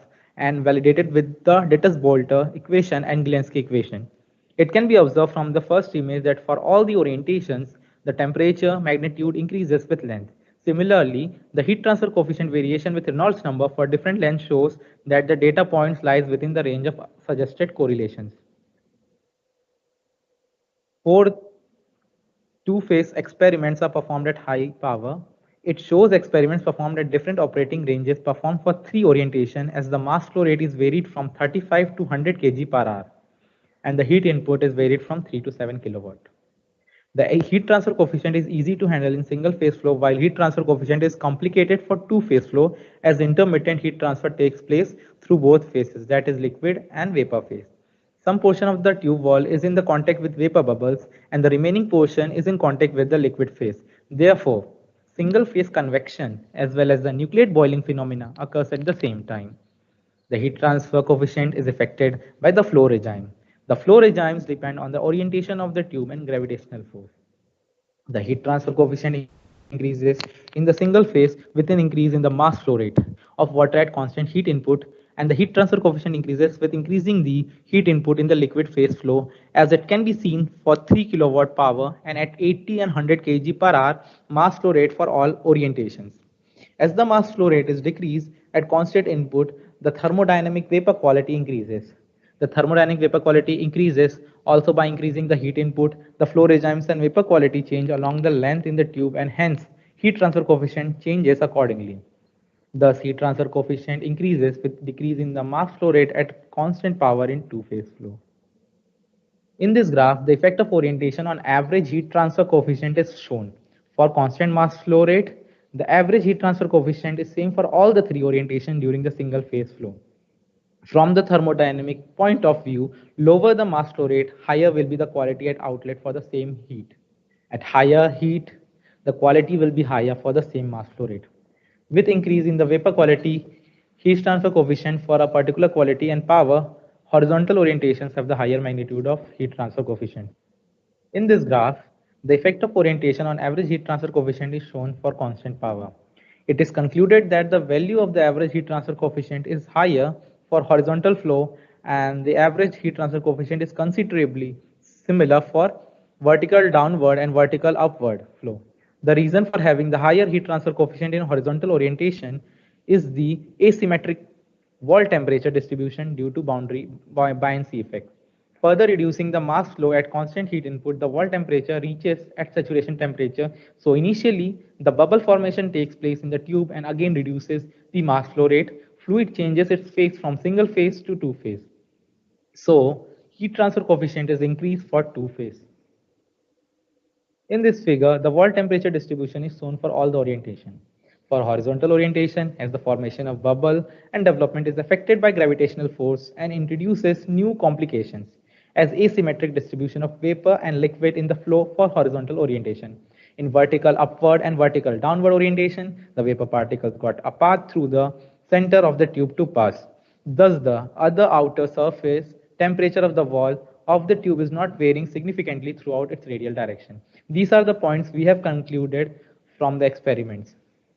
The average heat transfer coefficient does not vary significantly for liquid phase flow for all orientation. The average heat transfer coefficient values in two-phase flow remain almost the same for vertical up and vertical down flow. The average heat transfer coefficient is comparatively higher for horizontal flow than of vertical downward flow and vertical upward flow at the same mass flow rate and at the same heat input in flow boiling. The heat transfer coefficient depends on the flow regime, mass flux, vapor quality, and heat flux, and the flow regime depends on the orientation of tube and gravitational force. The heat transfer coefficient in boiling is affected by gravitational force for Froude number greater than 0.4 also. These are the references. Thank you for your cooperation. Thank you, Mr. Arvind Kumar. Do you have any question from the audience? Any questions?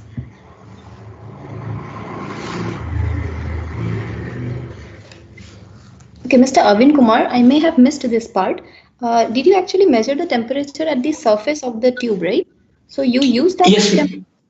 So did you use that temperature for your calculation? Good afternoon, ma'am. Yes, I have measured the surface temperature by the usage of thermal imaging camera, and I have used that temperature, and by the one-dimensional heat conduction equation, I have calculated the inner surface temperature by taking that outer one that has been measured by the thermal imaging camera. Okay, fine. Thank you. Thank you so much. So thank you, Mr. Arvind. We may now call our next speaker, Mr. Deepak Kumar Singh from IIT Mandi. Mr. Deepak Kumar, you may start your presentation.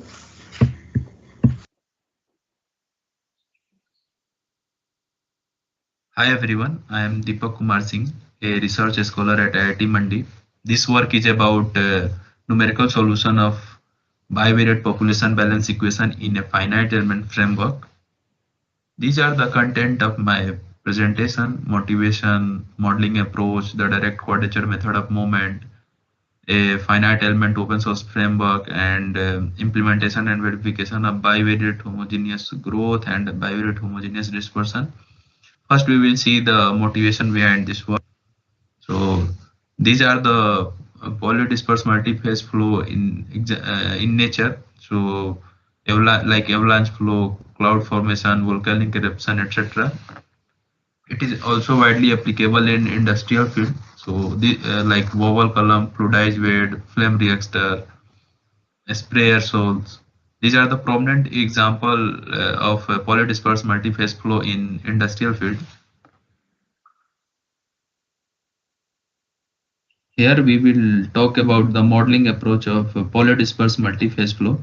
So as we know that dispersed phases are composed of solid particles, bubbles or droplets.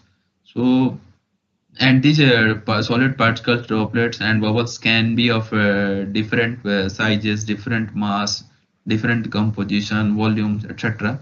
So considering the properties of this dispersed phase entities, first we construct a number density function, which is a function of physical space, phase space and time. Physical space is simply x, y and z coordinates here. And phase spaces can be of n dimension. It depends on how many properties of particle you are going to consider. Suppose we consider one property of the particle, then it will have one component and we call it monovariate population balance equation. Similarly, if you consider two properties of the particle, then we will call it bivariate population balance equation, and it will have two components. So this is the general form of the bivariate population balance equation. Here, first term denotes the transient term, and second term denotes the convection in the physical space. Third term denotes the diffusion in the physical space, and on the right hand side, source term is for the phenomena like aggregation of particle, breakage of particle, nucleation of particle, and growth of the particle in the dispersed phase. And this is the way to calculate the moment of number density function, bivariate number density function. Here k plus L is the order of the moment, and when you apply this moment transform on the general bivariate population balance equation, then we will have a moment transport equation. With the help of this moment transport equation, we can derive the analytical solution for some cases of bivariate population balance equation. And now we will discuss about the direct quadrature method of moments here. So in this method, first we approximate our number density function in terms of summation of direct delta function with weights and abscissas. Here alpha denotes the direct quadrature method of moments nodes, and n denotes the total DQMOM nodes here. And this is the way to calculate the moments of approximated number density function, which can be it is as a summation of product of weights and abscissas.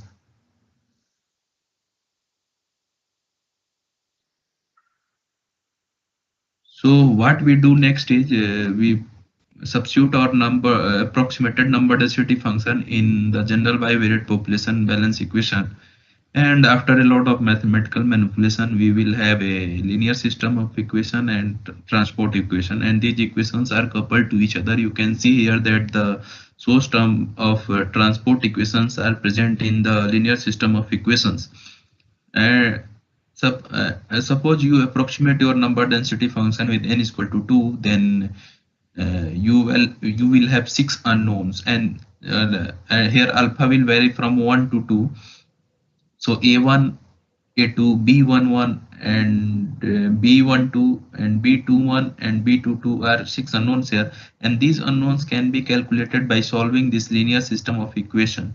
Here K and L are also present in the in our linear system of equations. So you will have to choose 6 different order of moments for solving this 6 unknown source term of this transport equation. Similarly, if you approximate your number density function with n is equal to 3, then you will have 9 unknown source term for this transport equations, and you will have to choose 9 different order of moments to calculate these unknown source terms in case of 3 DQMOM nodes.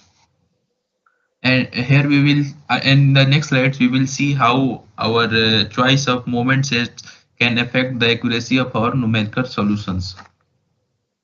So why fluidity?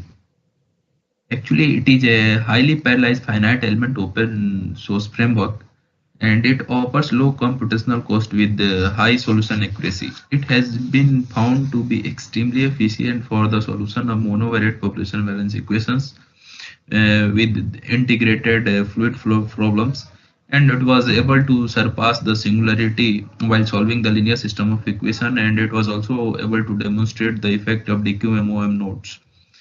So that's why I choose fluidity here. So now we will see the implementation and verification of bivariate homogeneous growth. So this is the homogeneous bivariate population balance equation, which is independent of physical space. A source term of bivariate homogeneous growth term has been written in terms of growth rates. Here J1 dot and J2 dot are growth rates, which depends on which are dependent on internal coordinates. Here J1 dot depends on J1, and where J2 dot depends on the inverse of J2. And here excellent agreement between analytical results and fluidity. Analytical solution and fluidity results can be seen here for M11 in this case. So basically, in this case, we have approximated our number density function with n is equal to 2. Hence, we need a moment set with 6 elements. And in this case, we can derive the analytical solution for FCSAs as well. So here you can see that the excellent agreement between the analytical solution and fluidity results for the FCSAs.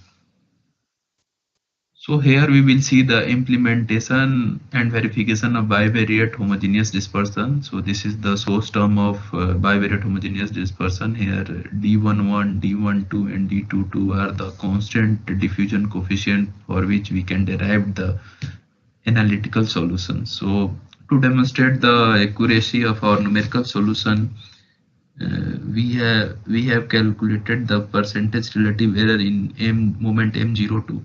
It is around 0.03%. So based on these results, it can be concluded that accuracy of our numerical implementation is quite good. So to demonstrate the variation in accuracy of our numerical solution with moment sets, 3 numerical solution of moment M22 were compared with its analytical solution. As accuracy is a function of chosen moment sets, hence in this case we chose 3 different moment sets. It can be seen in the plot that the prediction of M22 is much better for second and third moment set, while the first moment set underestimates the same moment. So finally, we would conclude the presentation by stating that fluidity is an efficient finite element framework for solving the population balance equation, as it maintains the accuracy of bivariate applications. Fluidity results are also able to demonstrate the effect of the choice of moment sets, and fluidity provides a efficient finite element alternatives to other available commercial and non-commercial CFD codes for solving the population balance equation as well. So these are the references for our work, and thank you so much.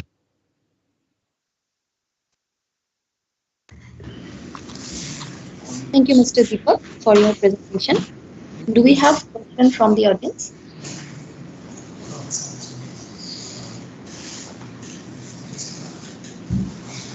Any question from the audience? Okay, there is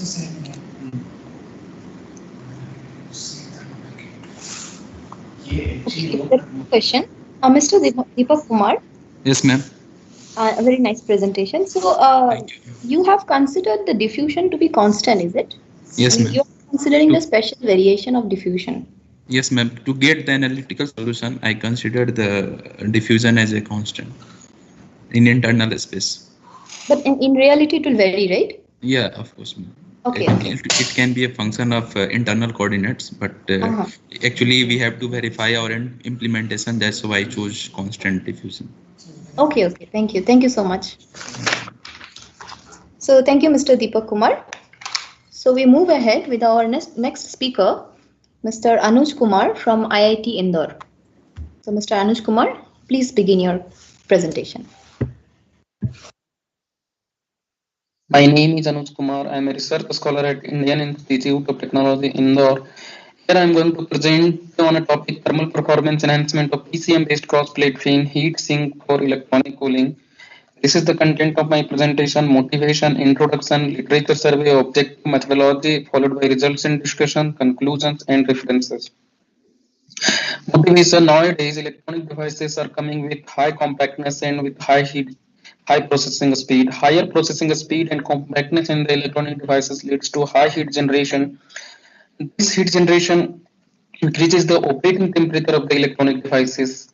Literature reveals that about 55% of the electronic devices fails due to overheating and because of the temperature rise. Also, the failure rate of the electronic devices increases exponentially with the rise in temperature. Therefore, to increase the reliability and life of the electronic devices, an efficient cooling technique is required. PCM-based heat sink can be used as an alternative cooling technique for various applications such as cooling of the PCB printed circuit board, cooling of satellite system. Also, we can use faith-in material for the cooling of electric vehicle battery pack.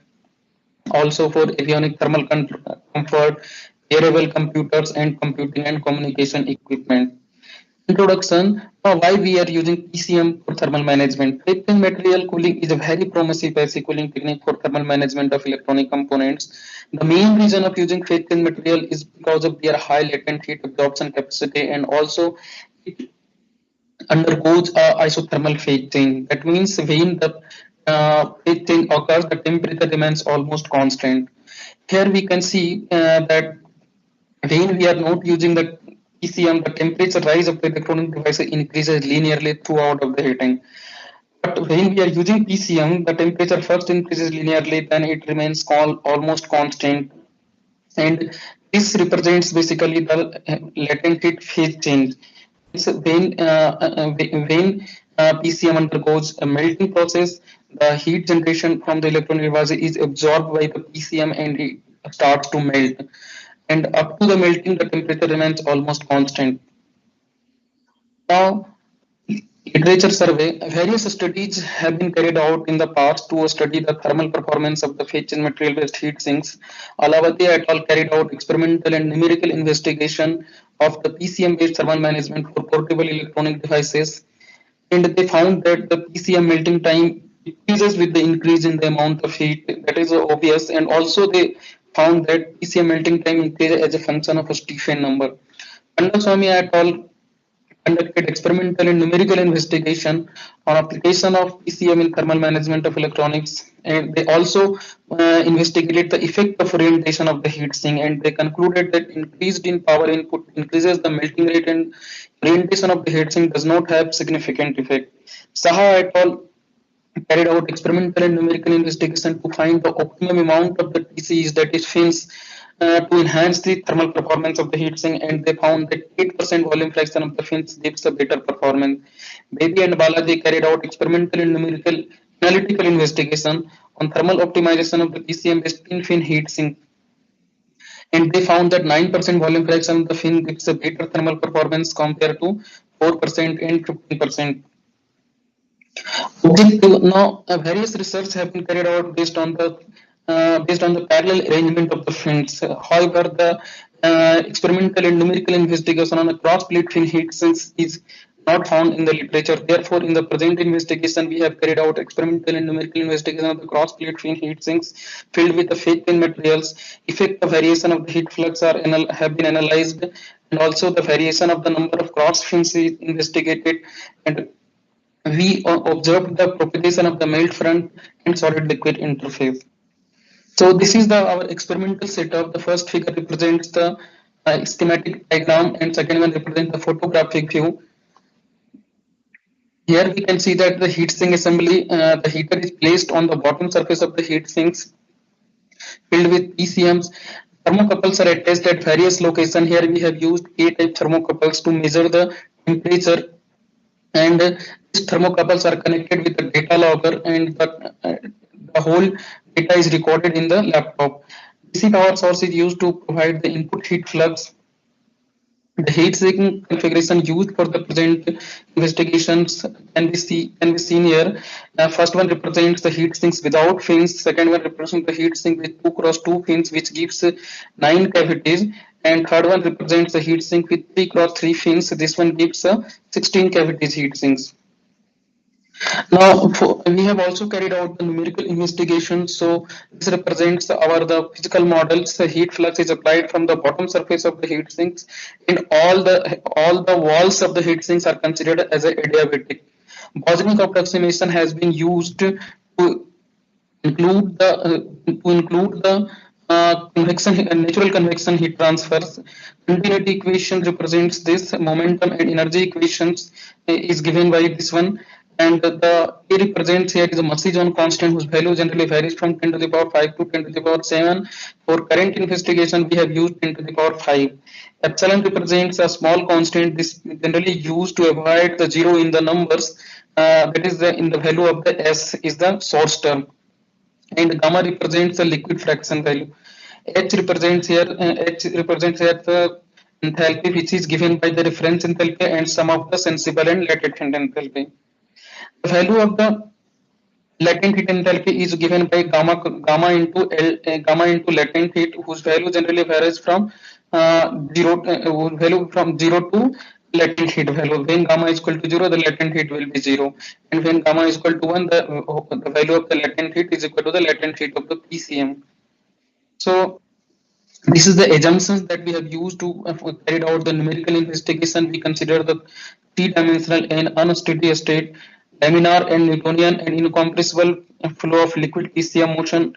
Constant thermophysical properties of PCM have been considered, and PCM volume expansions after melting is not accounted. Also, the radiation heat transfer has been neglected. The plating material we have used here is a paraffin wax having melting temperature from 58 to 62 degrees Celsius. Latent is 193.2 and specific is 2800 joule per kg Kelvin. And this is the thermal conductivity in liquid and solid phase. Aluminum is used as the heat sink material because of the lower in weight and higher thermal conductivity. So, and this is the first we have compare our experimental results with the numerical one. A heat sink considered is a 16 cavity heat sink. Heat flux varied from 1 to 2 kilowatt per meter squares. From these figures, we can clearly see that the experimental and numerical results matches quite well with the maximum variation of plus minus 14%. Here we can see that when heat flux is provided, the temperature first increases linearly, and then it remains almost constant during the entire heating process. Again, when PCM melt completes, the temperature increases linearly. This represents the effect of heat flux of 3x3 fin heat sinks. You can see that the variation of the base temperature at higher heat flux is higher, and also the latent heat phase duration for higher heat flux value is lower, which is obvious. Since propagation of the solid liquid interface is very difficult to obtain in the experimental investigation, so we have carried out numerical investigation to find the melting pattern and solid liquid interface of the PCM. Here we can see that up to 1200 seconds of heating, the entire PCM is in solid state. Here blue one represents the solid PCM and white one represents the liquid PCM. Up to 1200 seconds, the heat transfer occurs mainly due to the conduction. Now as time progresses, after 1800 seconds, the PCM at the bottoms and side walls, also at the fin surface, starts to melt, and consequently the natural convections started to dominate the heat transfer process, and we can see that PCM melts completely up after 3100 seconds of heating. So this figure represents the effect of variation of the fin numbers at 2 kilowatt per meter square heat flux value. Here we can see that increasing the number of cross fin reduces the base temperature of the PCM based heat sink assembly. Maximum reduction in 7 degrees Celsius temperature is observed for the case of 3x3 fin heat sink in comparison to unfinned heat sinks. Introduction of the cross fins inside the heat sinks leads to a higher heat transfer from the base, and also transfer this heat rapidly to the PCM because of the higher effective thermal conductivity of the system. So one can observe that increasing the number of fins increases the heat transfer rate because of the higher thermal conductivity, and also it provides a higher heat transfer area. So conclusion, latent heating phase duration decreases with the increase in input heat flux. Also the introduction of the cross-fin heat sinks leads to reduction in base temperature. Heat sink configuration with 3x3 fin heat sink lowers the base temperature compared to unfinned and 2x2 fin heat sinks. Maximum 7 degrees Celsius of temperature reduction is achieved in case of 3x3 fin heat sinks compared to the unfinned heat sinks. So these are the differences. Thank you.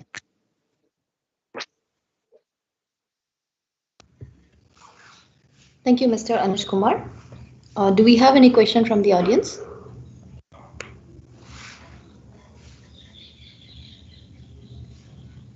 Any question from the audience?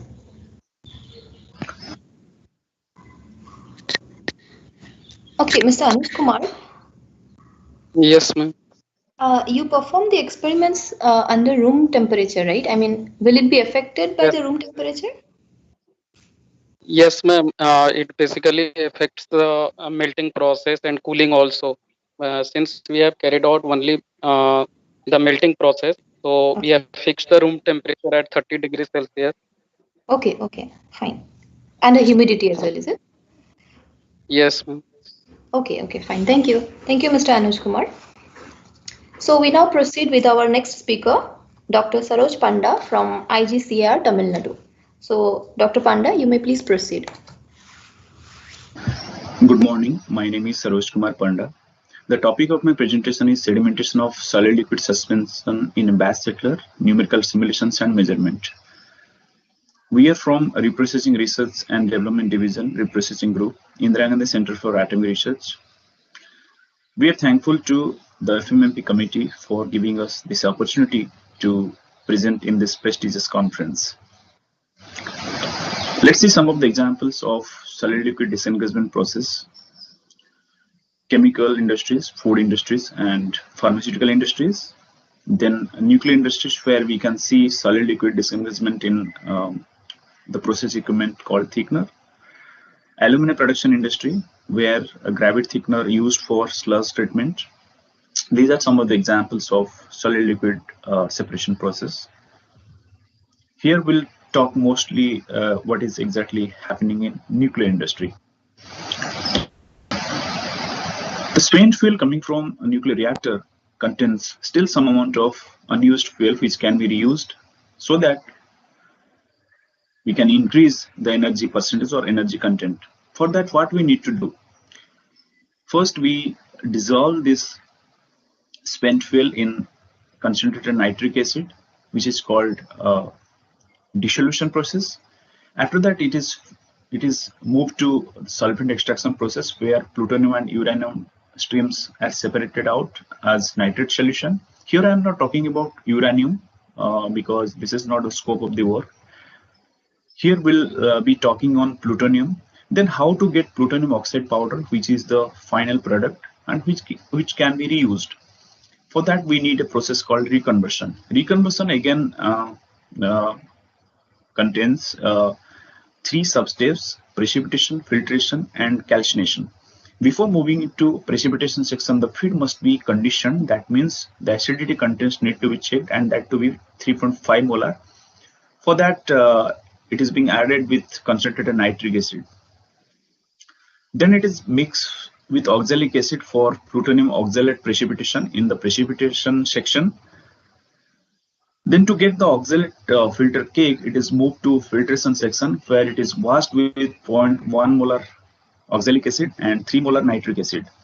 Prior to moving into calcination section, the final product from filtration section that sufficiently dried, and then it is calcined in a pre-programmed furnace to get the plutonium oxide powder. Then what is the problem here? The problem here, all these processes are under batch mode now. Because of that, the throughput being limited. Again, the thickened product coming from the precipitation section, it should be more thickened. For that, we need a thickener. Thickener works on the principle of sedimentation. So here, the scope of this work is the designing of a continuous thickener. So in present scenario, as I have discussed, it is under batch mode now. So for that, the throughput of the reconversion plant becomes limited. Again, it is not advisable for the frequent exposure of human life to the radioactive material because of this batch process. Then what is the future demand? What we need exactly? We need a continuous reconversion process in order to increase the throughput and minimizing the human exposure to radioactive material. With this motivation, the objectives are design and development of thickener, which is the main focus of the work. As we know, inadequate design of any process equipment or here the thickener that may lead to improper phase separation, which can have significant impact on process economy. For that, a priori understanding of particle-particle interaction, that means particle size distribution, position of active interface, and solid phase volume fraction distribution along the height is very much important. Then it is utmost important to analyze those above parameters in a batch settler first rather than using a continuous one to employ expensive chemicals in a huge amount during repeated measurement. Then why we need batch settling? Just have discussed, we want to study all these things in batch settler first, then we'll move to design and understand everything in a continuous one. Thickener is one of the important equipment used to disengage the plutonium oxide from the slurry in a plutonium reconversion process. Parameters such as particle size distribution, just now I have discussed in my previous slide, particle-particle interactions, geometry of the equipment, that means height and diameter, properties of the fluid, all those affect the phase separation. For that, understanding of particle size distribution, that means particle-particle interactions, is very much important, and this is difficult in a continuous thickener due to the presence of strong convecting forces. I'm not talking about it is impossible, it is difficult in a continuous one. Then the idea is to develop everything and understand everything in a batch settler first, then move to the continuous settler. Thickener area diameter is based on the data from batch settling test. That is generally calculated from settling curve that I'll discuss in my coming slides. Thickener must produce a clarified liquid, and therefore the upward velocity of the liquid must be less than the settling velocity of the particle. That means we don't want any solid particles to be carried away by the upward movement of liquid, and that shouldn't come out from the overflow. That should come out underflow or the section which is near the bottom. Here we have used two different liquids for our study. Cerium nitrate, which is a surrogate to plutonium nitrate, because we can't use plutonium directly as it is a radioactive material. Then oxalic acid.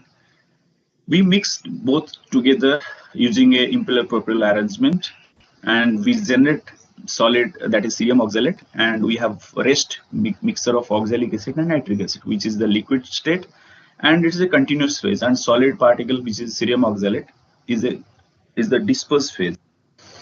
Here we have used two equipment or apparatus. One is the batch cylinder, simple batch cylinder, where we have rigorously studied the settling curve, or we can say position of active interface. And the right one is a batch settler, where we can see different ports are there lying along the length, from where we get the suspension sample, from where we generally measure the solid phase volume fraction. This is the right side figure is the typical settling curve, which was first demonstrated by Kinch, and which is famously known as Kinch theory. From this settling curve, one can calculate the slope, intercept, and a lot of calculations are there, and one can finally get the diameter and area of the thickener, also overflow and underflow section, and also the feed section. We also got these settling curves using three different overall solid fraction, 30, 50, and 70% in a simple cylinder. This left side 1, 2, 3, 4 marking positions are the interface between solid, between the clear liquid and suspension. This is called zone settling. I mean, that means we can see the clear zones, and that 1, 2, 3, 4 indicates the separation is happening over the time. Coming to the CFD simulations, the right side color code indicates the below one, red one is the solid, clear, pure solid particles. The middle one is liquid plus solid, that is suspension, and the top one is clear liquid. And this red dot indicates from where we have predicted the solid phase volume. The methodology we have adapted that two fluid Eulerian approach. We solved continuity equation and momentum equations. For interface momentum exchange term, we have used only drag force. We have not used lift force and virtual mass force. The famous Gedaspo drag we have used here. I am not describing all these things in detail. Coming to the results and discussion section, moving into any kind of simulations, first we have checked our grid and we found out a grid, independent grid actually, where we have used the medium grid for all further simulations. The right side is the typical solid phase volume fraction distributions or solid phase volume fraction with time along the height, and here we have used two different organic solid overall solid fraction of 4.4 and 13.2. Here we can see the predicted and the measured solid phase volume fraction is not matching properly. The agreement is not that good. It's because here we have used a two fluid model where we have taken a constant average particle size that can be improved using a multi-fluid and multi-fluid plus population. This is a typical snapshots of the distributions of organic phase volume fraction. It is changing with time. The right side is the corresponding velocity vectors, and this is for overall solid fraction of 4.4 using a 100 micron average size. And this one is same snapshots of solid phase volume fraction using organics overall solid fraction of 13.2 and using average particle size of 100 micron. What we got from this work, this small presentation, experiments and simulations were performed to understand the dynamics of solid liquid displacement in batch process. Increasing the overall solid fraction in the settler led to delay in settling and separation of solid from the liquid phase. Even at maximum solid phase fraction of 13.2%, the particles in the present measurement are sufficiently far apart where no active interface was observed. Because of that, we have used more values of overall solid fraction, that is 30, 50, and 70%, to understand the settling curve and to do further modeling and further studies. The observed difference in the measured and predicted solid phase volume fraction was due to the constant average particle size considered in the two fluid simulations. Then finally, in order to improve the predictions in terms of CFD simulations, it is important to account for the particle agglomeration and breakage phenomena in the multi-fluid CFD model. Once we'll get these values, for example, solid phase volume fraction or active interface, one can compare with the two fluid model and the measured data, and one can see the improvement. Thank you for your attention. I'm ready. Thank you, Dr. Panda. Shall we have any questions from the audience?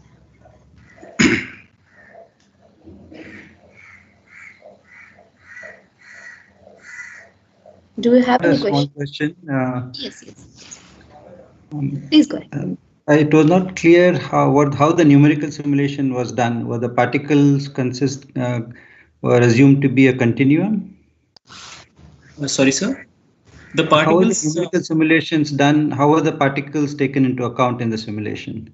Actually, this is a Eulerian two-fluid model. So where we have taken a constant average particle size, and we are yet to solve a multi-fluid model, and also yet to implement the population balance model. That is in the process. That is why what we have seen, this is not a good agreement between the experiment and the CFD model, because we are doing this live project, and we are to implement, and we want to use this data in this existing plant, the new plant here. So we are rigorously doing that. So yes, the agreement is not that good, and we have taken the solid particle as the dispersed phase, and the liquid, that means the the mixture of both the liquid, that is the continuous phase. Okay. And the measured particle size was did you measure the particle sizes? Yes, sir. We have measured here, because this is the short presentation, so I have not shown the particle size distributions. The particle size, the average particle size is the 24.2 microns, sir. Okay. Thank you. Thank you, sir. So do we have any other question? Okay, then. Thank you, Dr. Saroj Panda, for your wonderful presentation. Thank you, ma'am. Let us move ahead with our final presentation by Dr. Ashok Dey from IIT Kanpur. So, Dr. Dey, you may please proceed. To this particular talk, this is regarding the analysis of computational efficient heat transfer model for single component droplet evaporations, and you can see this is the author list, and I would be presenting on behalf of the other author. So this is the brief outline of the talk. So we'll start with some motivation, quick motivation, what is there, and then after that, that would lead to the objective of the particular work, and then little bit we'll go through the mathematical formulations, and finally show some results and conclude the talk. So one of the important thing for droplet evaporations or spherical droplet evaporation is that the heating and evaporation is very interesting. I mean, because this has wide spread of applications like spray combustion, cloud physics, evaporator cooling. And although it's very important to understand that this process is quite unsteady in nature, including both the heat and mass transfer effect, and they are as very much dependent on this evaporation characteristics are very much dependent on the pressure and temperature and the particular model which have been used for. Now, what happens also, since this is a droplet evaporation, when the droplet actually evaporates, there could be smaller size droplet present in a particular system. And if there is a small size droplet present in a system, then it so happen that the non-equilibrium effects also come into play, and that play an important role.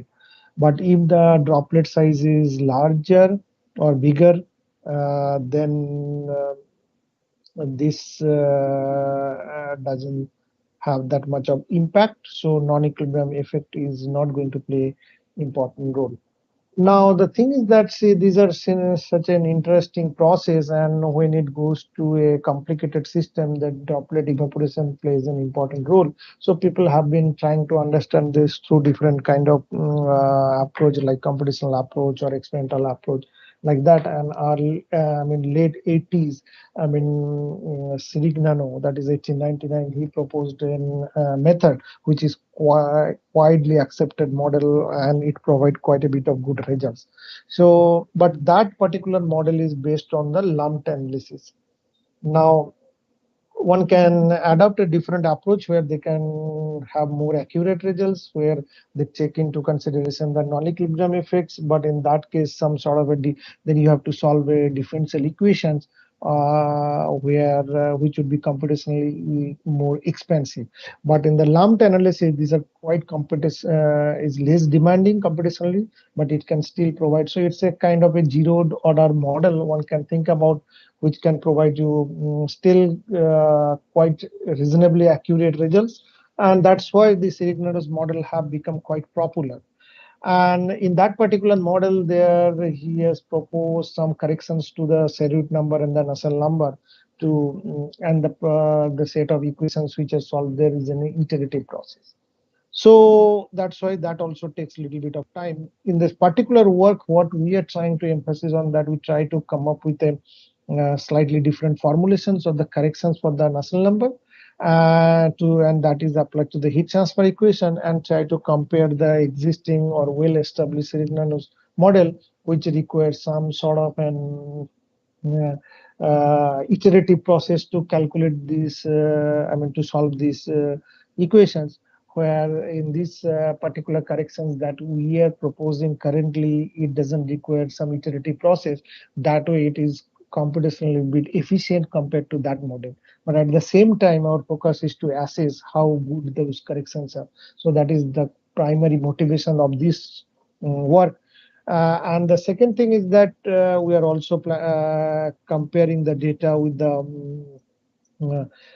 existing experimental results. So and those are the large droplets, so non-equilibrium effects are not also considered. So that is not going to play an important role. So that has been neglected. Now so if we come to the formulation part, so evaporation process, which is typically modeled with this particular equations, which you can see shown here, where all these terms like MD is the mass, TD is the temperature, is surface area, rate of liquid evaporation, latent heat of evaporation, specific heat of the liquid, ambient gas temperature, then the corrections factor, and then the Q dot, which is essentially the this is where this particular term would be responsible for the temperature rise in the droplet, which is proposed by the Sirignano, and then the temperature equation takes this form. Now, Sirignano's, as per the Sirignano's correction, so these are the Serute number corrections, which is shown here, and this is the Nusselt number corrections, and these are the other terms which are required to be calculated, and this is the initial Nusselt number and Serute numbers, and that requires some sort of an iterative process to evaluate this all these terminologies. And then the alternative corrections that which has been proposed here to the Nusselt number corrections. So these factors beta, which are gas Prandtl number, and dependent on the Reynolds number. Essentially the blowing Reynolds number, and also we are using equilibrium vapor concentration. So to calculate the mass fraction. So what essentially we're doing, there are then with the existing model of the Sirignano that has been adopted, or rather programmed, and at the same time we have taken a different correction and to see what would be the effect in terms of the computational impact. And so these are the all these gas and vapor properties also whatever have been used in this particular work, they do not vary spatially, so they are also sort of an independent of temperature. And also we have temperature dependent properties calculated on the basis of 1/3 rule, which are used, which are all proper. and the thermal properties of water, water vapor, and all these are taken from the literature. And the diffusivity as a function of temperature, which is kind of evaluated using the Fuller's equations for both the droplet that has been considered here. Now, for the results, the initial droplet diameter that has been considered are the two cases that we have shown. One is the left-hand side figure. One shows the water case, and this side the ethanol case. Before going that, so the initial droplet diameter for all this is 1.2 mm, and initial droplet temperature is 293.15 Kelvin, and the concentration of the liquid in the ambient air is 0. And the gas temperature and velocities, which are already provided in this particular, the plot, where we have used 400 K temperature, and then we have varied the velocity to 4 meter per second, and also we have kept the velocity constant at 2 meter per second and varied the temperature to 475. So these are the different cases. Like the red one correspond to 400 gas temperature 2 meter per second, blue one is 400 4 meter per second, and the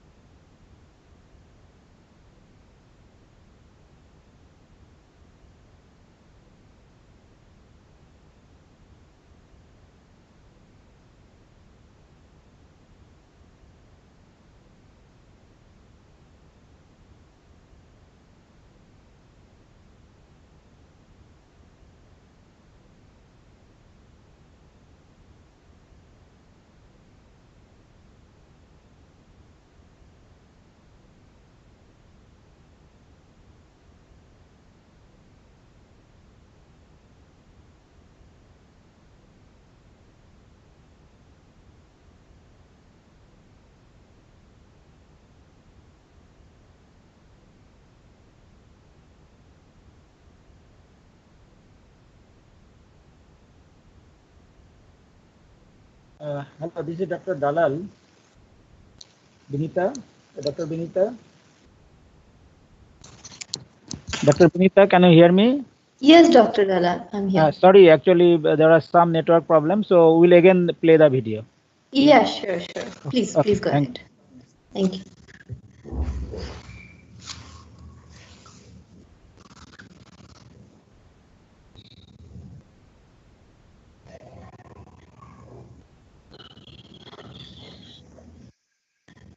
you can also see that here for the now after the initial surf transient, the droplet average temperature remains here in the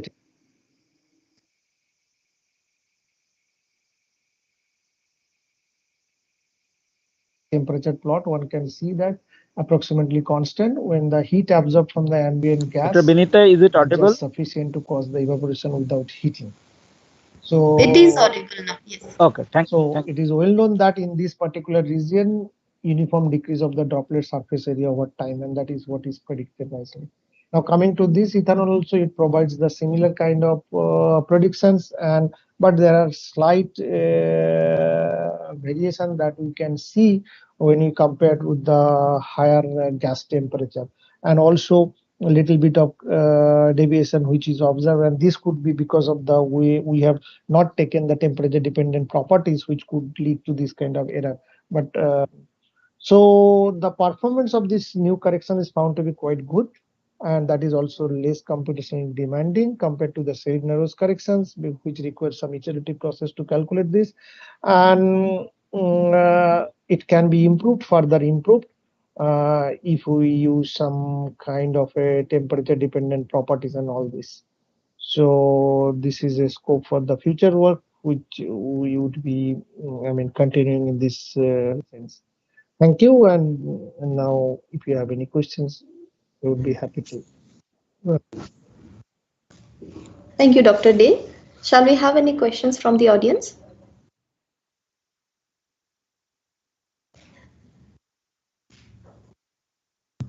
Any questions from the audience? I have a quick question, Dr. Day. So you said that the droplet size, the initial size, you chose to be around 1 mm. So if the size is less than 1 mm, so will this model be valid for those droplets as well?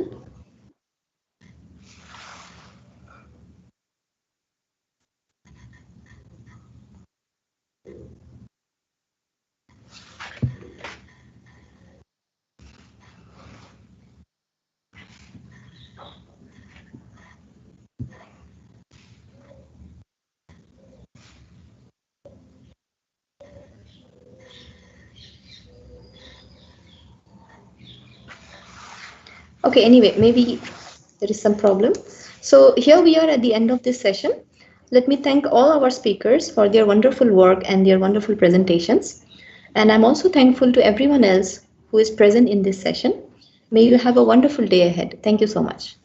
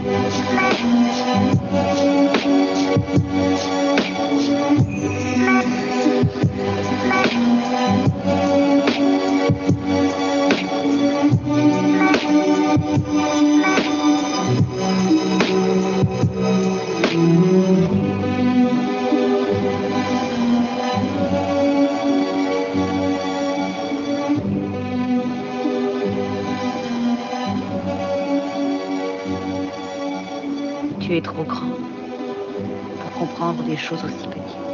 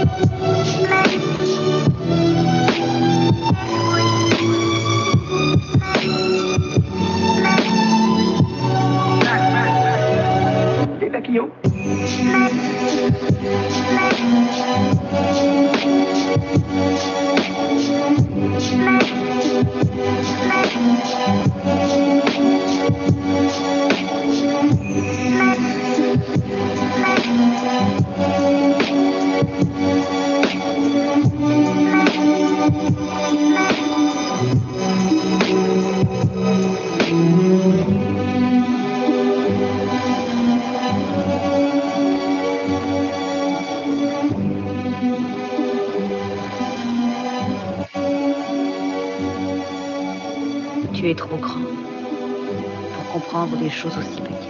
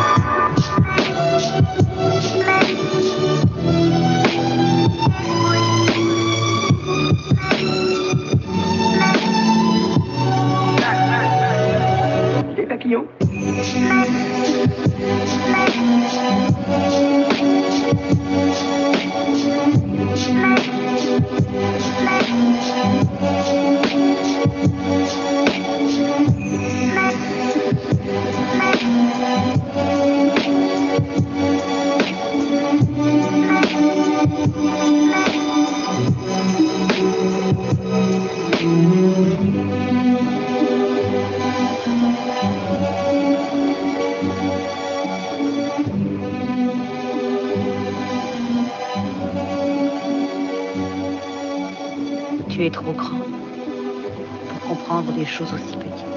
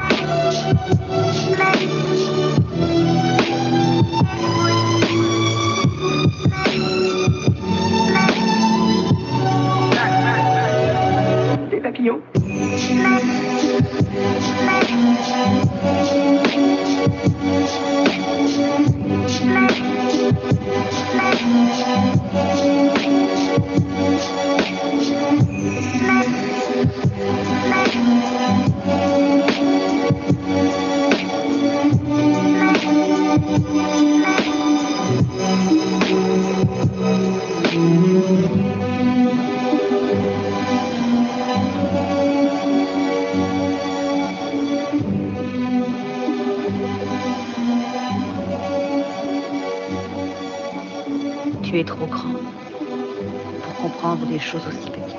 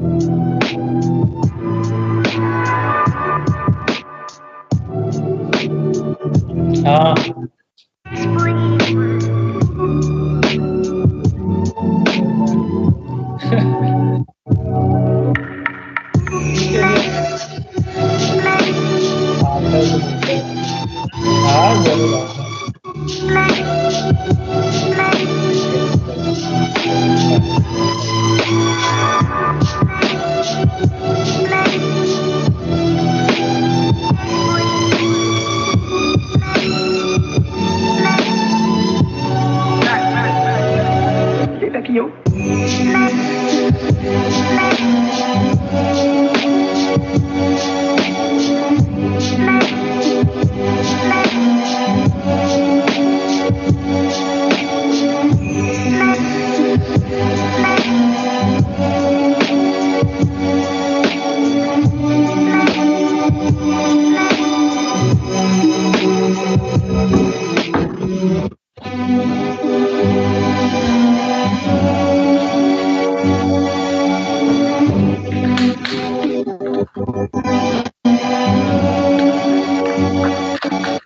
Tu es trop grand pour comprendre des choses aussi belles.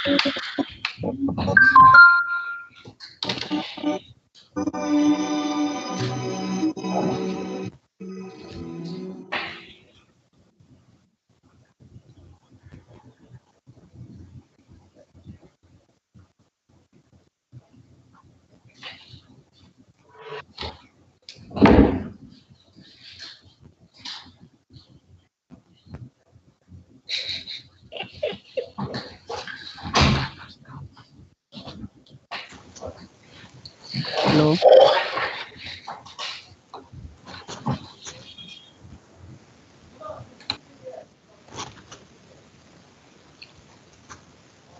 Hello. Hello.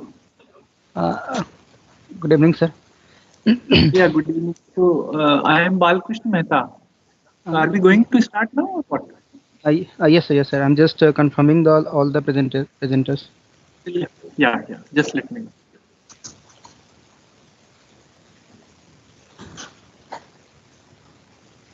Okay. So, good evening, everyone. So, welcome to this session. And this session,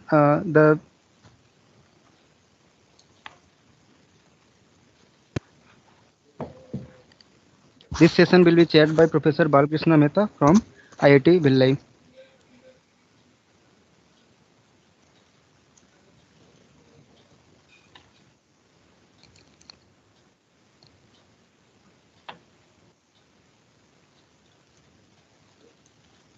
Good morning, everyone. Hello. Yes, sir. Yeah. You can now So, announce. Should we start? So, Yes, sir. okay. So all are present. I mean, all the speakers are present. Yes, sir. They're present. Okay. So good evening to all of you. I am Balkrishna Mehta. So I'll be chairing this session. So just few quick comments. Probably you might be knowing that. We have roughly 15 minutes for the presentation and question answer, including everything. So I think the video will be played for maybe 10 minutes and then 2-3 minutes for question answer. So I'll request audience to, for the questions, I'll request audience either raise their hand or type the question in the chat box. So the presenter will be available with us and he will respond to your question. Okay. So with this, I request we'll start the session. So first paper of this session would be on production, engine performance, and emission characteristics of nanoparticle added biodiesel obtained by orange peel oil methyl ester blended with conventional diesel fuel. So this will be presented by LXY. So yeah. So I request to start the video. Energy. Energy is considered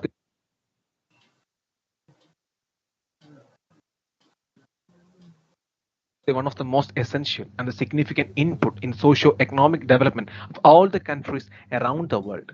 Fossil fuels. Fossil fuels are considered as the primary source of energy. The development and modernization have brought a huge increase in the use of fossil fuels. Thus, it creates depletion. The rapid depletion, rising prices, and ever increasing environmental issues of conventional fossil fuels led the humankind to find some alternative ways. In this current scenario, we need an alternative fuel. So, I would like to introduce my topic named Production, Engine Performance, and Emission Characteristics of Nanoparticles added biodiesel fuel obtained by orange peel oil methyl ester blended with the conventional diesel fuel. Before I getting into my presentation, I would like to introduce myself. I am Alex Y, representing St. Gates College of Engineering, along with my project partner, Ms. Joby Ernest, representing Marbesalius College of Engineering, Trivandrum. By covering all topics from top to bottom, I had covered all important sections of my project. Before I'm getting into my project,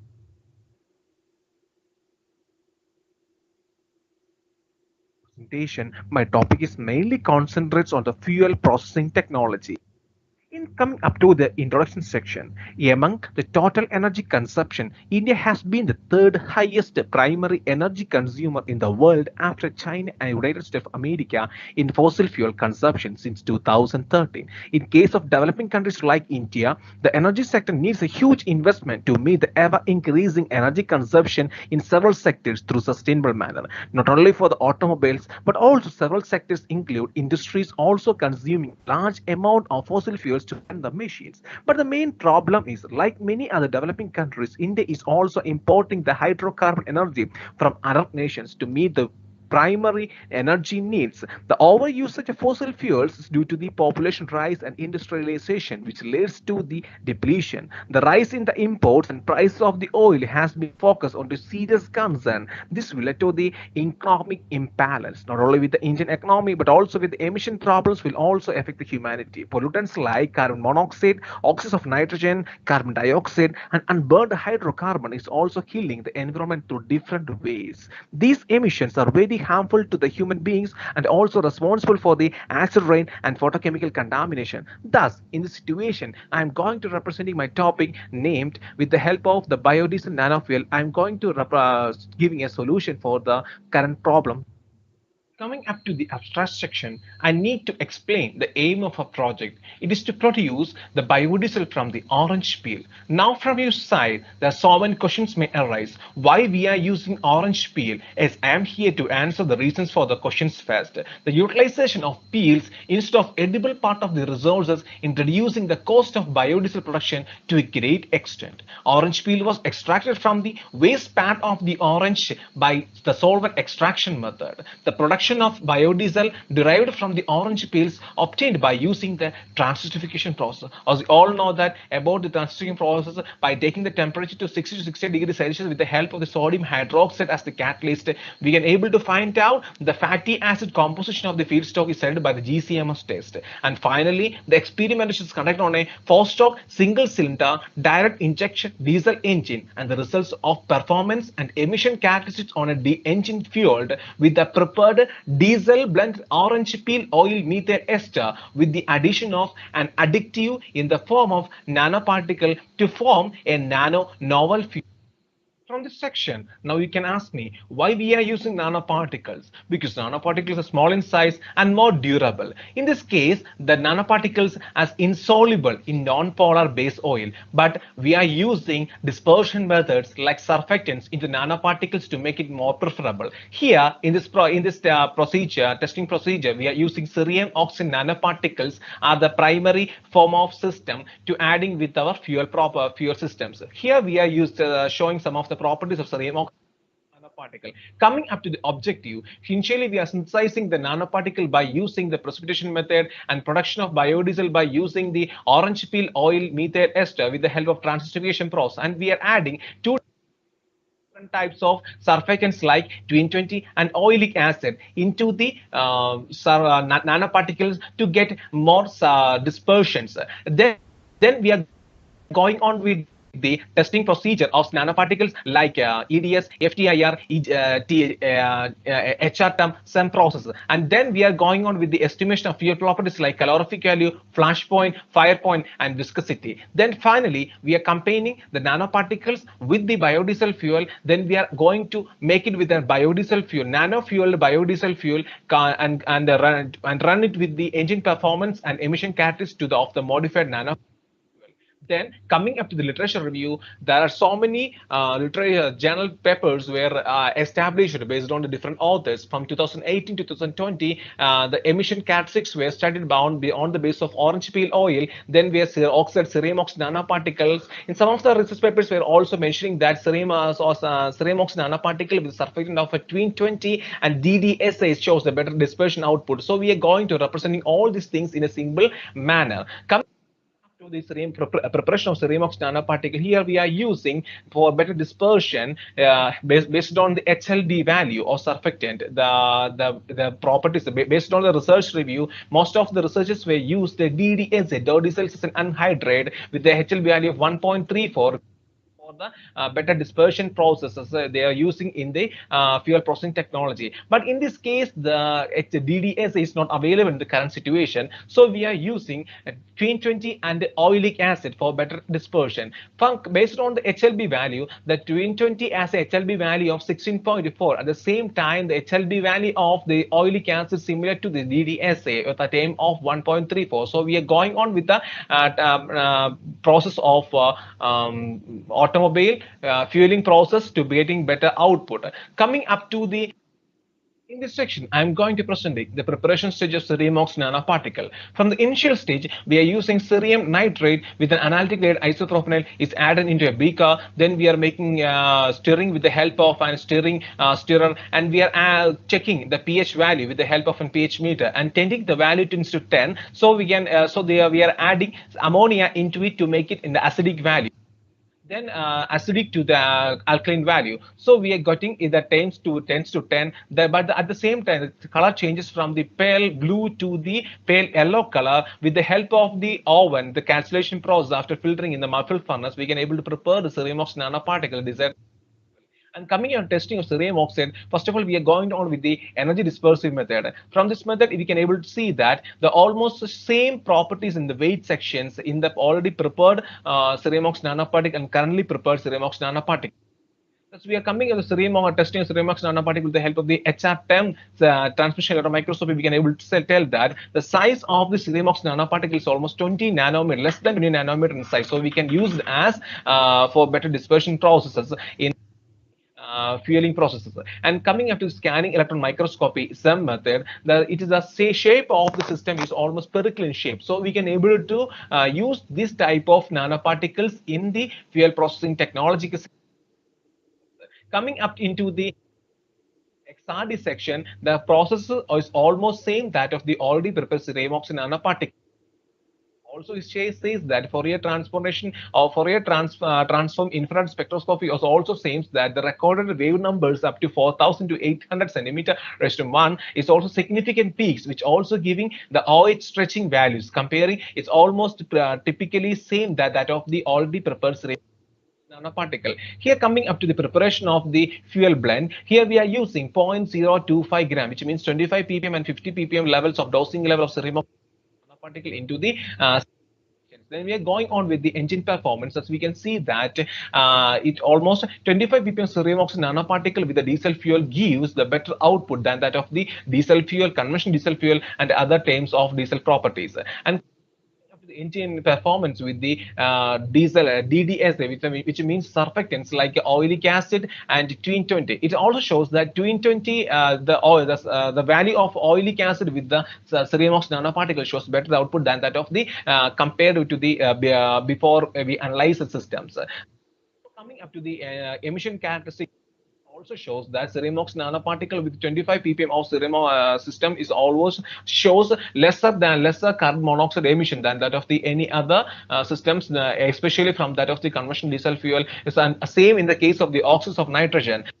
From the cases of the we are adding the surfactant like a twin 20 and oleic acid. In this case also they are showing that oleic acid added cerium oxide nanoparticle blended with the diesel fuel shows the better output than that of the any other systems, especially in terms of the conventional diesel. So for coming up to the mini conclusion, we can able to tell that the oleic acid added cerium oxide nanoparticle shows better output than that of the any other systems. So coming up to the next, Here we are going on with the methodology of the orange peel oil methyl ester. Initially, we are taking say 8 kg of orange from the different markets of Kerala. Then we are going to drying with it with this drying in the sun-dried systems and cutting into pieces with the help of social extractor. We are going to extract in the oil. Then we are getting the orange peel oil. With the help of the N-hexane, we are taking into the furnace, separating funnel with the help of the transcription process. After we are getting the biodiesel fuel, then we are getting into the chemical testing like GCMS and mechanical test like flashes and 5-point test to get the result. And so coming up with the chemical results of biodiesel fuel, we can able to say in non-purified section, we can able to see that the presence of methyl ester, which shows that it is also claimable in this section. Coming up with the purified biodiesel fuel, this orange peel oil methyl ester, this also shows that the presence of methyl ester is also improved at a particular level of 7.95%. Thus, we can say that it's all much more flammable than of the systems. So coming up to the comparison section, we can able to tell that almost 45% of sections get the improved that of the previous section. Coming of the engine performance, we can able to tell that brake thermal efficiency with the orange peel oil methyl ester shows at the percentage of 20% shows better output than that of the conventional diesel fuel and any other type of systems.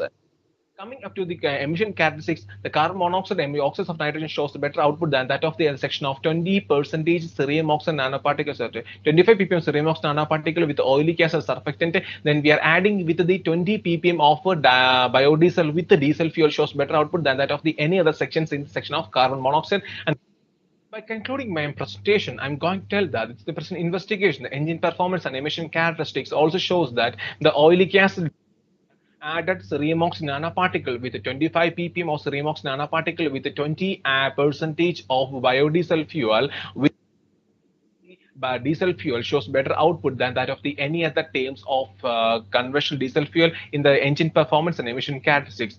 Some of the advantages like it's non-toxic and biodegradable, and we are using cerium nanoparticle, so it's almost a good and preferable for an automobile sections. Coming into the acknowledge section, I heartily thank to my project guide, Mr. Dr. Chakoprana Koshi. All things among with that and referring like a reference by from this side. Thank you.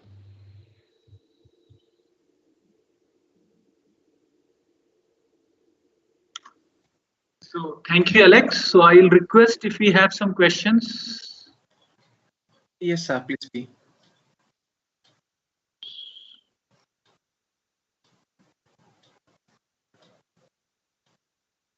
So I'll request the audience if they have some questions, they can raise their hands or they can ask.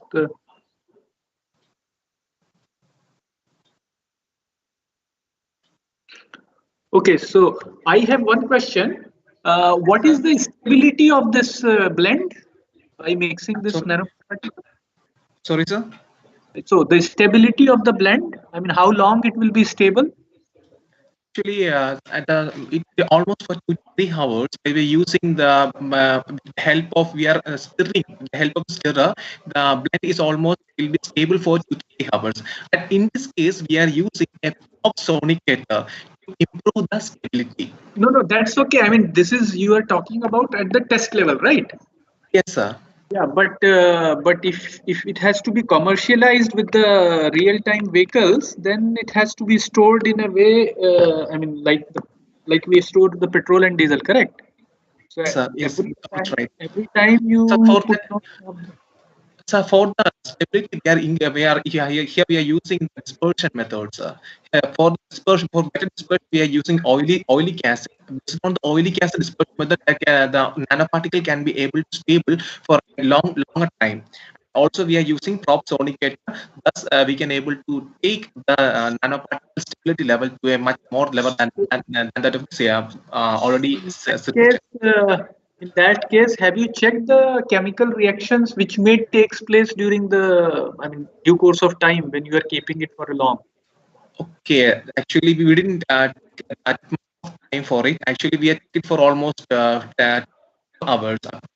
Okay. One more thing. Have you tested this? Have you tested this on the engine, right? Yes, sir. Yes, sir. Okay, so the nanoparticles do not affect this piston wall and its surface. Yes, sir. Actually, we having a studied on sessions. For only we have oilic acid dispersion session into it. No, but nanoparticles may hit this hot surface, right?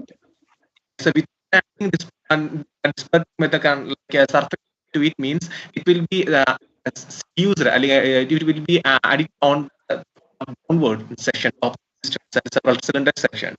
So if adding the surfactants like oily gas into it, which means we can able to use the maximum number of particles on the sections. Okay, fine. Thank you. So I think there is no more question from the audience. So I'm thanking the speaker, Mr. Alex. So thank you. So now we are moving to the next presentation. The topic of this presentation is study of cloud formation over sea surface using the large eddy simulations. And authors are Gaurav Dogra, Amitabh Bhattacharya, Anupam Diwan, and Sandeep Sahni.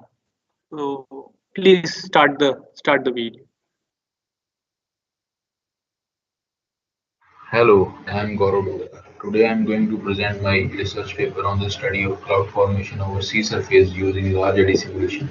This study was carried under the supervision of Dr. Amitabh Bhattacharya, Dr. Sandeep Sahni, and Dr. Anupam Diwan at IIT Delhi. The outline of the presentation is as follows, starting with introduction, followed by literature review and objective, and computational methodology, result and discussion, and ending with the conclusion. Starting with the introduction, how the clouds are formed. These clouds are formed by the convection process, and this convection process, it involves the vertical transport of heat and moisture into the unstable atmosphere. The convection, it starts with the radiation followed by the conduction, and then these heated particles, when they rises up due to the density difference, these condenses in the upper atmosphere, and this leads to the formation of clouds. So this convection phenomenon is a mechanism to the formation of clouds and atmospheric circulation, and this redistributes heat moisture from the warm equatorial region to higher latitudes. The interaction between the atmosphere and ocean is more pronounced in the tropics as compared to the other regions. The tropics, they are having higher sea surface temperature, and this more sea surface temperature, this leads to formation of higher and larger clouds. These clouds, they have stronger updrafts, and they produce higher precipitation as compared to the clouds formed over the cooler ocean surface. And the threshold to trigger the convective activity in tropics is when the SST is in the range of 27 degrees Celsius to 29 degrees Celsius. So the warmer waters, they leads to formation of deep convective activities. India, being a tropical country, is surrounded by water from all the three sides, and the watermass surrounding the Indian subcontinent is more prone to convective activities. And over the Bay of Bengal region, these convective activities are more favorable. As we can see from the figure, the SST of the Bay of Bengal is above the trigger which is required for any convective event to take place. Moreover, there are SST gradients over the Bay of Bengal region.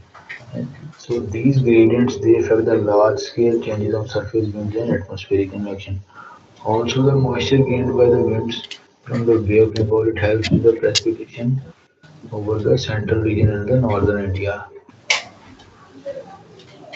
The effect of SST gradient and other variables on the convection is better if we are having observational data at that particular location. But having observation data at each and every point is kind of impossible thing. So the focus of researcher, it has been shifted toward the computational studies. But the global and the regional models, because of their poor resolution, they are not able to capture the convection process. So the focus is now how to capture these convective processes. So these convective processes, they can be captured by using high resolution studies. These studies can be performed by using LES model. So in this study, we will be focusing on using LES model to capture the convection phenomenon over Bay of Bengal region. In the present work, Bay of Bengal has been chosen as the region of interest as it represents the essential source of moisture for the Asian monsoon. However, the dynamics of the convection phenomenon over Bay of Bengal, it has been poorly represented in the global model and the regional scale model. But the LES capability of LES has been established to study the convection process and cloud formation process by the recent studies that have been carried out in the field campaigns such as BOMX, DICMOS, and RICO. So we have designed an LES study to understand the convection phenomenon over Bay of Bengal. Firstly, we tried to use the field campaign data available from the BOMX and observation study which was carried out over Bay of Bengal for the measurement of atmospheric and oceanic variables. But this data lagged in the lagged for initializing the LES as the data was not explicit to generate the large scale forcing. So we have taken an alternate approach in which we will be using initial conditions and large scale forcing generated from GCM. And these input conditions will be used to initialize the LES. And after that, we will study the subgroup phenomena which will be simulated by the LES. We have used CAN5, which is an adaptive system system. So the simulation using CAN5 time period of first GV 2 plus scale validated the results of CAN5 and the kind of presentations were similar to that of day of 13 August, which has shown events of maximum precipitation. And also we have performed a verify One mic is simulation which was carried out by using cloud model version 1. CM1 is a fully non-linear compressible and non-hydrostatic atmospheric condition. Chemistry with chemical momentum and moisture and landscape. So there are two parts, the part which is calculated by LES and the second which is described as large scale forcing which represent the large scale weather condition and are implemented as volumetric source term in the governing equations. The governing equation can be written as del phi by del t, that is equal to the part calculated by the model and the part which is prescribed.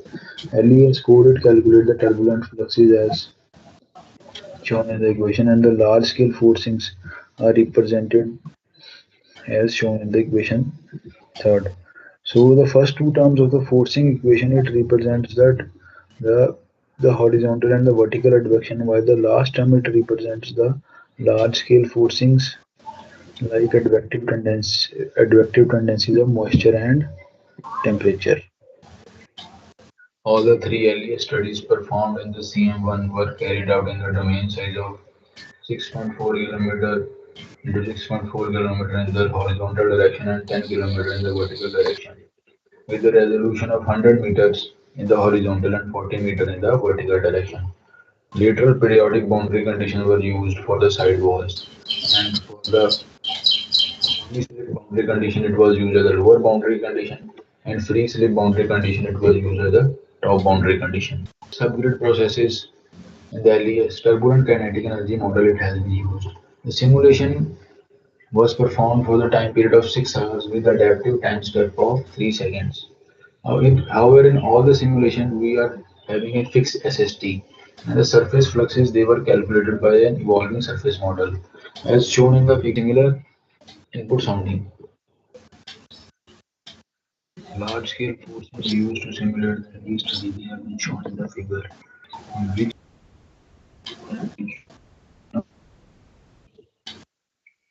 results to understand the variation in the convection phenomenon. This variable is the sum of liquid water content, rainwater, ice water, snow, and groundwater water content, which is calculated by the LES model. So from the figure, we can see that there is certain variation in the first 2 hours in all the three simulation, which is having a similar trend. However, the value of QH is higher in the case of maximum precipitation. But as the time evolves, all the three simulations they have shown variation in the QH. The QH value is increasing for the maximum precipitation case, while it is kind of stable for the uh, uh, whole day average. But for the zero precipitation case, the it decreases to a zero value. This variation is in the QH is due to the large scale forcing which we have provided for initializing the LES. The current figure shows the time series evolution of horizontally average contour plot of total hydro meteor as a function of time. It shows the transition of convection with the time. After the initial spin-up period of 2 hours, all the three simulations they have shown the variation of QH. When we have a look at the maximum precipitation event, we see the higher values of QH in the range of 3200 meter to 8000 meter, and this represents the state of deep convection activity. Similarly, if we have a look at the zero precipitation event after the spin-up period, it has shown no cloud formation.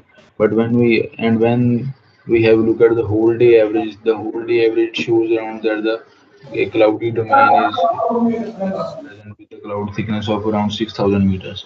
From here we can conclude that although the initial conditions are of same day are used as input in the LES, but they have yielded significant difference in the details of cloud formation. It is also encouraging to observe that the maximum precipitation case it has highest cloud thickness as compared to the other cases.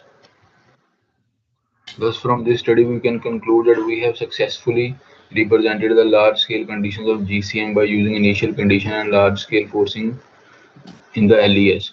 And we have successfully demonstrated the sensitivity of LES to different initial conditions and forcing. The cloud formation predicted by the LES is consistent with the precipitation predicted by the GCM. And we see that LES is more sensitive to large-scale forcing tendencies rather than the initial condition. Thus, this kind of studies they will help us in improving subgrid parameterization of GCM over the Bay of Bengal region. These are references. Thank you.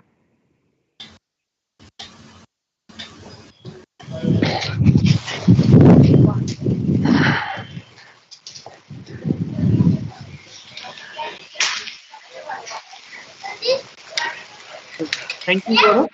So we can have some Yes, sir. questions from the audience. Yeah. You sure, sir?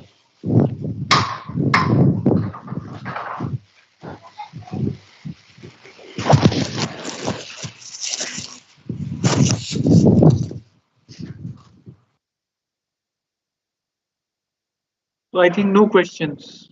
Okay, so thank you. Okay, sir. Yeah. Thank So we you, can sir. upload the next presentation. Next presentation will be on experimental investigation of the effect of insulation materials on the performance of hybrid draft biomass cook stove. The authors are Piyush Bhoyer, Suraj Khive, Vikas Kalmakar, and Milind Kshirsagar. Please.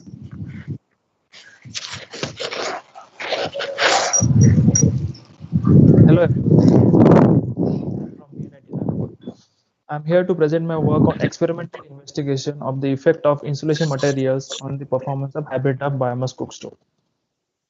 This is the content of the presentation: introduction, objective, insulation material, and so on. As we are living in the 21st century, about 2.6 billion people all around the world do not have access to the clean source of cooking energy, and about millions of people in India are still using inefficient traditional cooking practices and are getting exposed to the hazardous air pollution. So researchers around the world have made a significant effort to reduce the emissions and improve the efficiency, and they have developed the improved cook stove. So while developing the improved cook stove, they have studied various parameters such as shape and size of the stove, temperature distribution across the different plane, excess air ratio, primary air to secondary ratio, different pot size, and different types of the fuel. But still there are certain parameters which are left unexplored. Among them is effect of various insulation materials on the stove performance of the cook stove. So this work is an effort to bridge that gap. The objective of the present work is that to investigate the effect of available insulation materials on the efficiency and emission performance of the hybrid draft biomass cook stove, and to come up with the best available material for the better performance of the stove. And for the present investigation, insulation materials selected are perlite, vermiculite, and ceramic wool, which are selected on the basis of lower thermal conductivity, low cost, and good availability. So these are the insulation materials: perlite, vermiculite, and ceramic. So for the present investigation, we have used hybrid draft biomass cook stove, which has been designed for enhancing the combustion and improve the or lowering the emission from the stove. So it basically consists of two inlet. One is primary inlet, other one is secondary inlet. So primary inlet basically consists of primary air, or which is being transferred to the which is being fed into the cook stove through the natural convection, and we are having the secondary inlet where we are using forced drop, or with the help of the fan, and we are transferring the secondary into the combustion chamber. This is the computation model where we can see this is the primary inlet and this is the secondary inlet. So primary air and the fuel being poured into this to the primary inlet, and secondary air being fed into this to the secondary inlet with the help of the fan. And this secondary air will go into this cylinder elbow and enter into the combustion chamber through this annular cavity and the small jets provided on the combustion chamber. This is the experiment setup used for the present investigation, which involve a hood, a thermometer, weighing machines, anemometer, flue gas analyzer, particulate matter measurement instrument, utensil, and other accessories. Hood basically used for the collection of the exhaust gases, wherein the PM measurement instrument, a probe is installed, which measure the PM in the exhaust gases. And flue gas analyzer we are using to measure the CO emission. Thermometer we are installing inside the cook stove to measure the temperature at different locations. To investigate the performance of the cook stove, a standard testing protocol known as water boiling test has been carried out. Water boiling test is a lab-based test used for measuring efficiency and emission from the cook stove. It basically involves three phases: cold start, high power phase, hot start, high power phase, and last one is the simmer phase.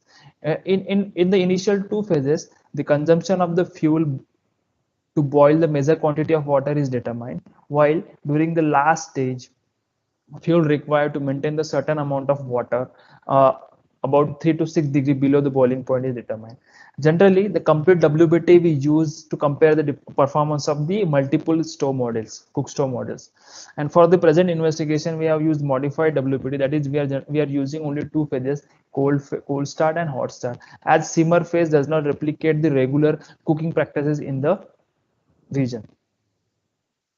This is the WBT test conducted on the stove. This is the WBT conducted on the stove without insulation. Here we can see the stove without insulation. Over each we have the pot and the thermocouple mounted on the pot to measure the temperature, initial temperature and final temperature of the water. These are the thermocouple again. Which has been placed at a particular point to measure the temperature inside the cook stove or combustion chamber to measure the temperature of the flame. Here we can see these are the insulation cover which are used to cover which are to put on the insulation like this. You can see from this figure, and here this is again the test conducted of the stove with insulation. Next is the result and discussion. Here we have conducted the experimentation to select the optimum fan speed for secondary airflow.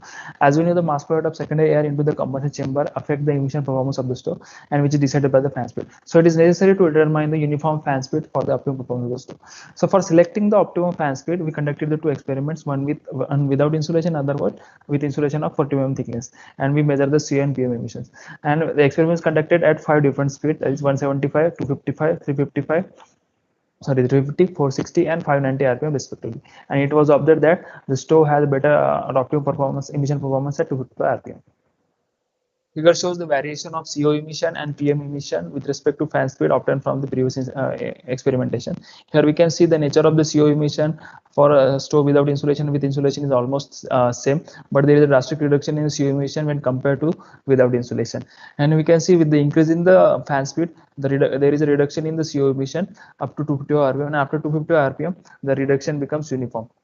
This is because with the increase in the fan speed, more amount of secondary air goes into the combustion chamber, which enhance the mixing of the combustion gases with the excess oxygen in the flue, and which and hence improve the combustions. But we cannot operate it at higher fan speed, because it will increase increase the amount of excess air in the combustion chamber, which affect the combustion performance of the stove. And here we can see there is a reduction in the PM. Percentage reduction in PM increases up to 50 RPM, and after that it is reduced with an increase in the fan speed. This is because at lower fan speed, the small jets of secondary air chop down the flame in the combustion chamber, and PM emissions settle down at the bottom. But at higher fan speed, more cold secondary air goes into the combustion chamber, which causes the quenching of the flame, and it leads to the higher PM emissions. So after selection of optimum fan speed, we have selected optimum insulation thickness. So to determine the optimum, determine the exact thickness of insulation, both experimental as well as theoretical approach were employed. The variation of radial heat loss and overall efficiency with the insulation thickness were analyzed. This figure shows the variation of heat loss and the efficiency for various insulation thickness for different insulation material, perlite, vermiculite. This is for the ceramic wool. Here we can see that with the increase in the insulation thickness, radial heat loss from the stove decreases and continuously, and overall efficiency increases. But however, after certain insulation thickness, the difference in heat loss become minimal and efficiency start to reduce. Because with the increase in insulation thickness, mass of insulation material will increase, and that higher mass will leads to the higher amount of energy or the heat stored, which will so the amount of heat available for the combustion will be less. Hence, it will affect the combustion performance and hence affect the efficiency of the stove.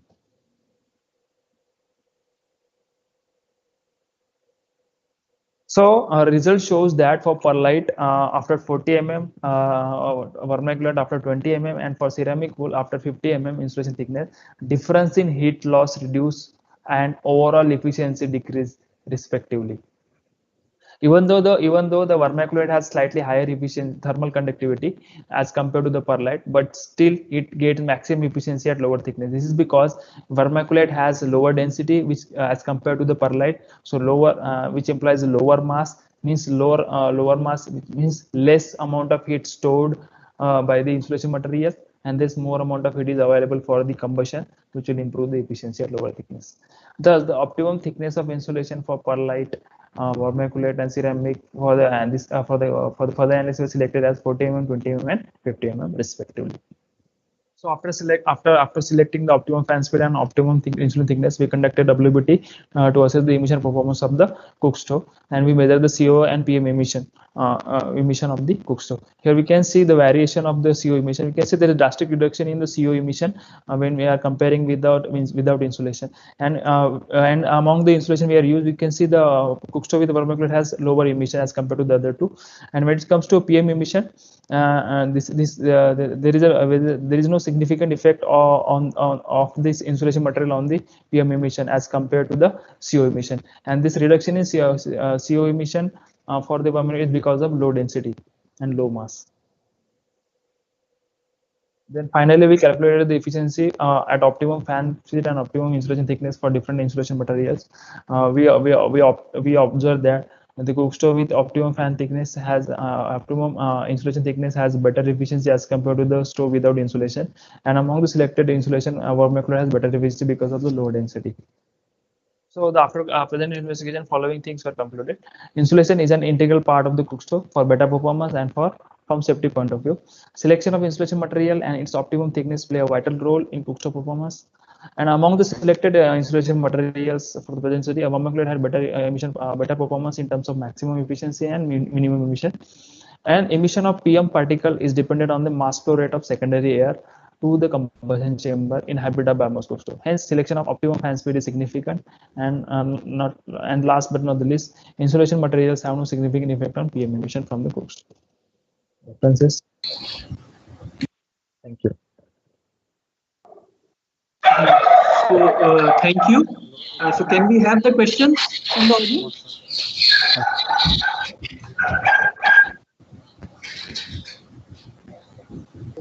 So I have one question. Yes, sir. You said that because of the mass, the heat stored is increasing, right? Yes, sir. But that is not only dependent on mass. Heat stored will depend on mass as well as specific heat. So just on the basis of mass, how can you say that? Yeah, so the specific heat also play an important role. So we are considering that too also. Specific heat and mass. So if you having the more mass, that will also definitely will absorb the more amount of heat. So that will not be available for the process of combustion. No. So when you are saying mass, You mean to say thermal mass or just a mass? Thermal mass, sir. Thermal. Yeah.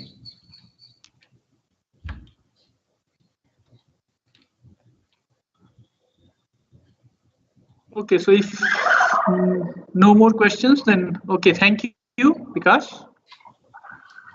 Thank you, sir. Okay. So we can go for next presentation, which is on computational assessment of cross-flow hydroturbine by changing the rotational speed. Authors are Jaswant Singh, Noor Alam, Vikash Kumar Sarkar.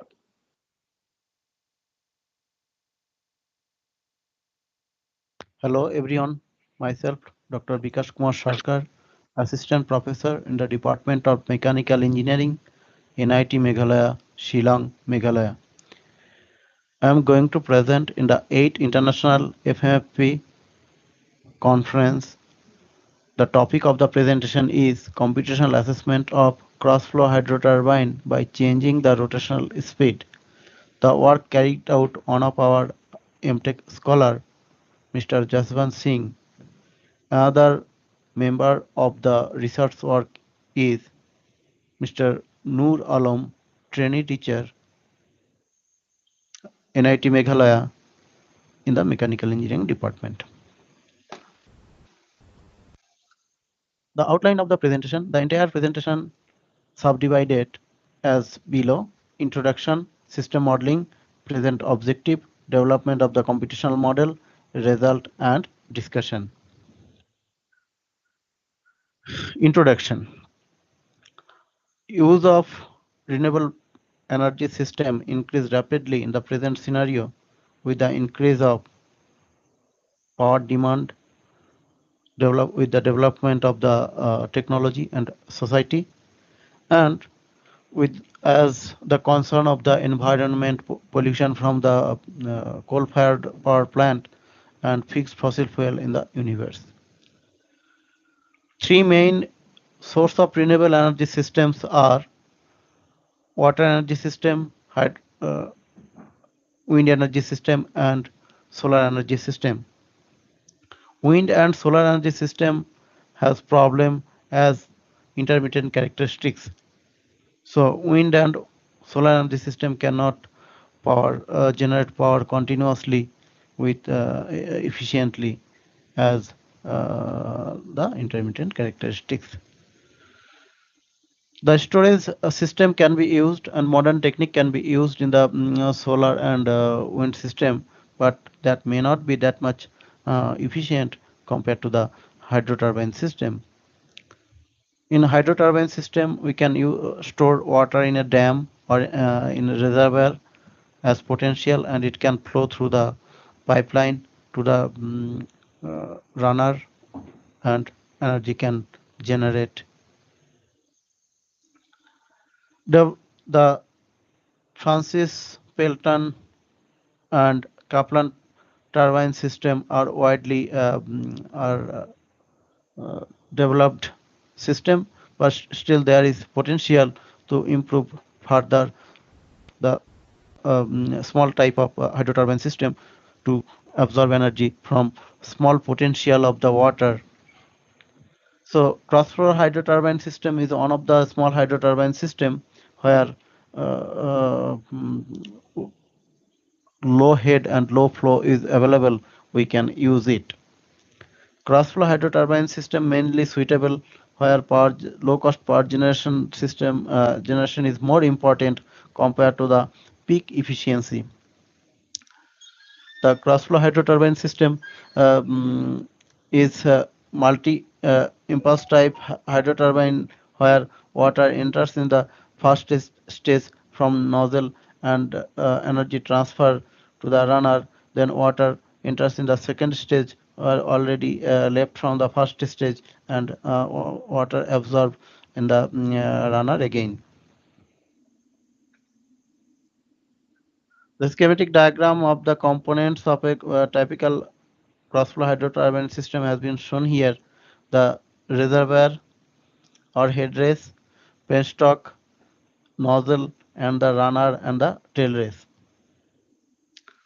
So the reservoir the water is stored and which come through the penstock to the nozzle. In the nozzle, the water uh, speed is increased further, and then it strike in the first stage of the turbine where energy is absorbed, and then water comes to the down due to the gravity and strike in the second stage of the runner further, and energy absorbed again, and it come to the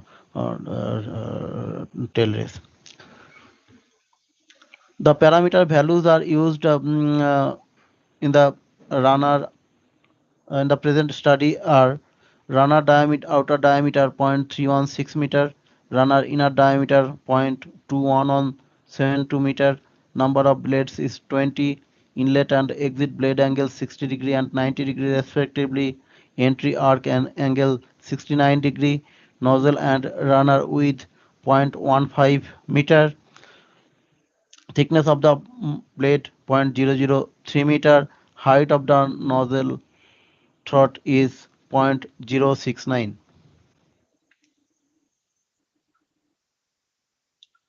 The present objective of the work are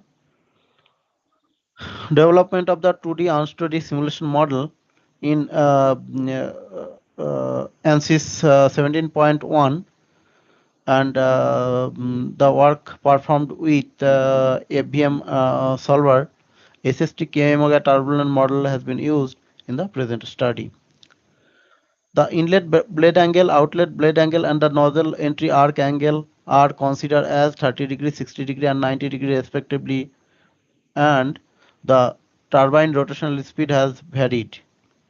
The rotational speed has varied from 400 to 800 rpm, and the maximum efficiency has obtained by variation of the turbine rotational speed. The model has been shown here. The model has been created in ANSYS workbench. The view of the model, solid model, has been shown in figure 2. There is three main component: rotating component, non-rotating component, and body and nozzle.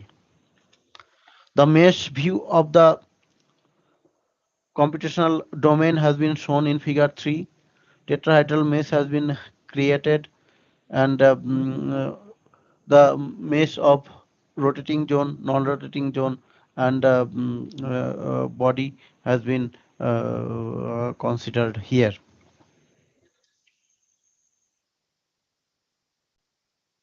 To validate the solver, grid dependency test has been carried out. The plot has been given with respect to the number of element and coefficient of thrust, which has been calculated from the data got while processing in the ANSYS from ANSYS as below, and it is observed at till 2,20,000 element, the coefficient of thrust is decreasing continuously, and from 2,20,000 to 3,80,000, the variation of the thrust coefficient is negligible. So 2,20,000 has been considered as the number of element for further simulation study.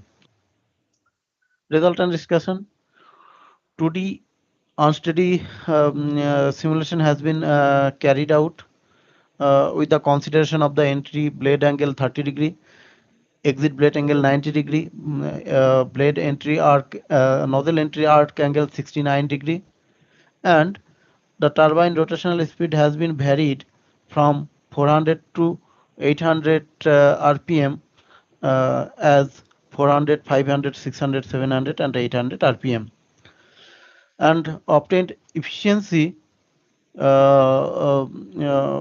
from the simulation has been tabulated and plotted in the figure. From the table and figure, it is observed at 600 rpm we got maximum efficiency as 91.3%, which is quite satisfactory.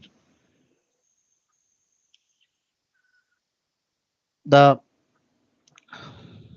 velocity contour of the simulation has been shown in the figure, and it is quite obvious.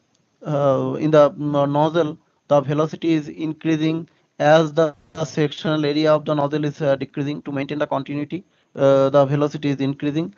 With the high velocity, the water is striking the first stage of the runner, and after that it is coming down and striking in the second stage of the runner. In the first stage, the velocity is higher, and after striking first stage, the velocity is reducing as the kinetic energy from water is absorbed by the runner, and due to the gravity, water is further coming to downwards and striking to the second stage of the runner, and it is reducing the velocity further, and it is coming down. And it is obvious at high rotational speed, the velocity water velocity in the runner is high, and at low velocity, low rotational speed, the water velocity in the runner is low. The total pressure contour are shown, which obtained from the simulation, and it is obvious at high rotational speed the nozzle has higher pressure, and low rotational speed in the nozzle has lower pressure, and when water is exposing to the blade runner from the nozzle, its pressure is decreasing. It is quite obvious as it is exposed to the atmosphere. The conclusions: 2D unsteady simulation has been carried out with the blade angle, inlet blade angle 30 degree, outlet blade angle 90 degree, and nozzle arc angle 69 degree, and 20 number of blade has been considered, and the rotational speed of the turbine has been varied from 400 to 800 rpm, and at 600 rpm it has been found highest maximum efficiency as 91.3%. At 600 rpm, the maximum total pressure has been found as 1.6 into 10 to the power 5 Pascal, and the obtained efficiency is 91.5%, is quite satisfactory. The references are used in the studies are as below. Thank you.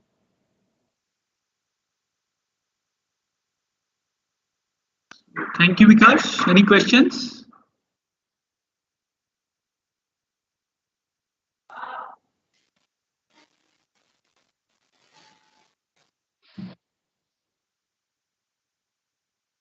Okay, so I have one question. Why this efficiency is changing with speed, rotational speed?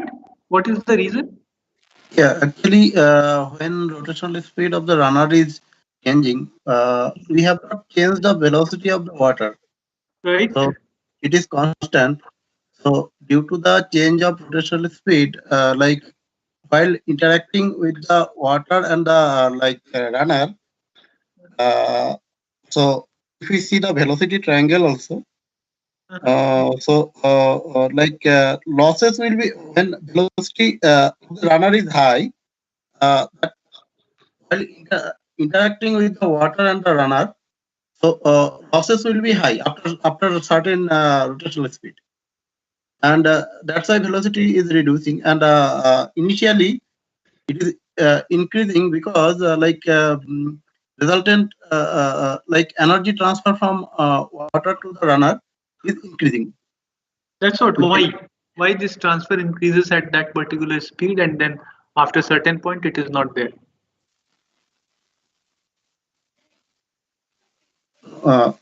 Actually, what happened? So so rotational speed means you are increasing the velocity from the nozzle, right? No. Rotational speed means rotational speed of the runner. Yeah. So runner will run only with the momentum exchange with the water, right? Yes. Momentum exchange, water coming from the nozzle, that is the fixed velocity. Okay.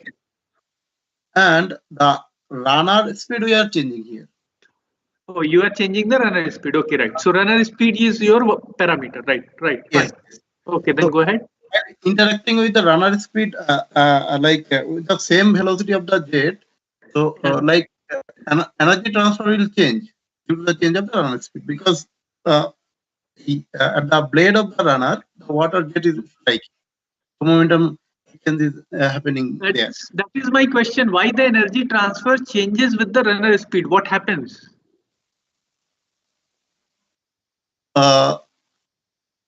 Actually, if fix the blade, if there is some plate which is fixed, and some jet is coming, striking and going back, that means the energy transfer in that blade, static blade, and when it is moving at certain speed, that's why there will be some relative velocity between the jet and the plate where it is striking.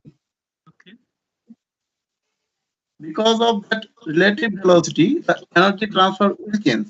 That is one. Basically, you are saying that the tangential component of the velocity will have different magnitude with the different rotational speed. Yes. That is one. And another component is that when the water leaving from the first stage, it is again going to the second stage of the runner. Okay. So that's why while water going to the second stage, actually then water velocity is less compared to the first stage, and mostly gravity, the velocity component driven by the gravity, and interaction with the water which is coming from the first stage. Then also with the change of the rotational speed, there are some losses is increasing and decreasing with respect to the change of the runner rotational speed. So with the different blade angle, this optimum speed would be different, right? Yes. For different blade angle, optimum speed will be different. For that particular blade angle and particular nozzle angle, this is the If you plot map, there would be a region in which you can have the optimum efficiency by changing blade angle and speed, right? Yes. We did that part also, nozzle angle and the blade angle also we varied, and we found at different. Actually, that is not incorporated in that work. That study also we did. Okay, so I'm done, Vikas. Thank you. Thank you.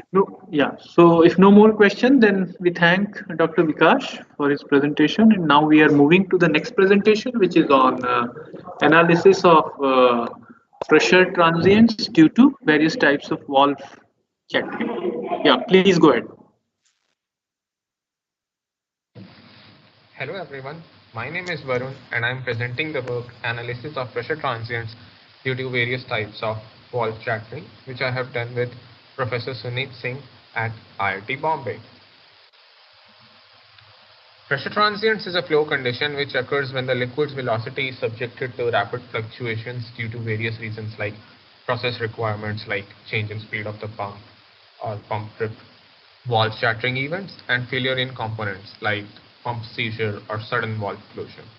The mean pressure and amplitude of the resulting pressure wave oscillations are critical inputs for deciding the thickness of the pipe and the configuration and type of the piping supports. So one common anomaly causing pressure transients in the system of process of power plants is valve shattering.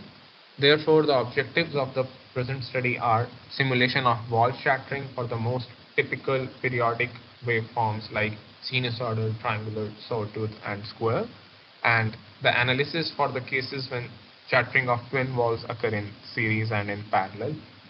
The study provides valuable insights on pressure loading on such typical systems of process and power plants against valve shattering events. A computer code named as Pressure Transient Analysis Code (PATAC) has been developed. The available methods for analysis of pressure transient problems are method of characteristics, finite difference method, finite volume method, and graphical approach. We have adopted method of characteristics for our study because of its accuracy, simplicity, numerical efficiency, and programming simplicity. So this is the biggest advantage of method of characteristics, that you can develop subroutines for various components of the process plant, and you can call upon those subroutines as per your system requirements. These are the governing general equations for the fluid flow of continuity and momentum. The method of characteristics converts these partial differential equations into ordinary differential equations along the C plus and C minus characteristics lines. Here the F is the friction factor, which we have obtained using the Colebrook equation.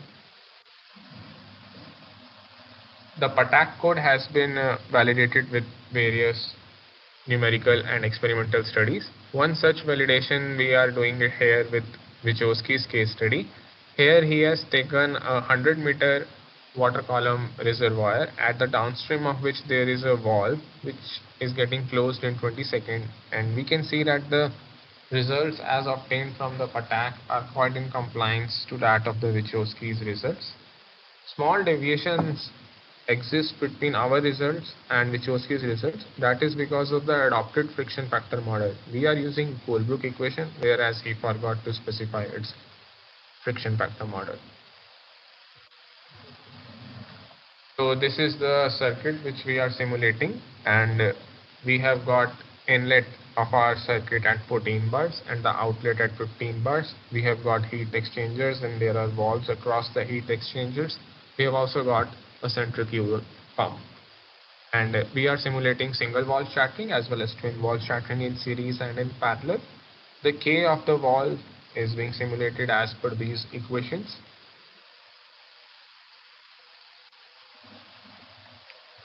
The pump in the circuit is being modeled with the help of Suter characteristics curve, and the rated head of the pump is 52 meters. The rated mass flow rate is 1500 kg per second. Its rated speed is 1500 rpm, and the specific speed of the pump taken in the present study is 35 rpm. So results and discussions. First, we will discuss the case of triangular valve shattering.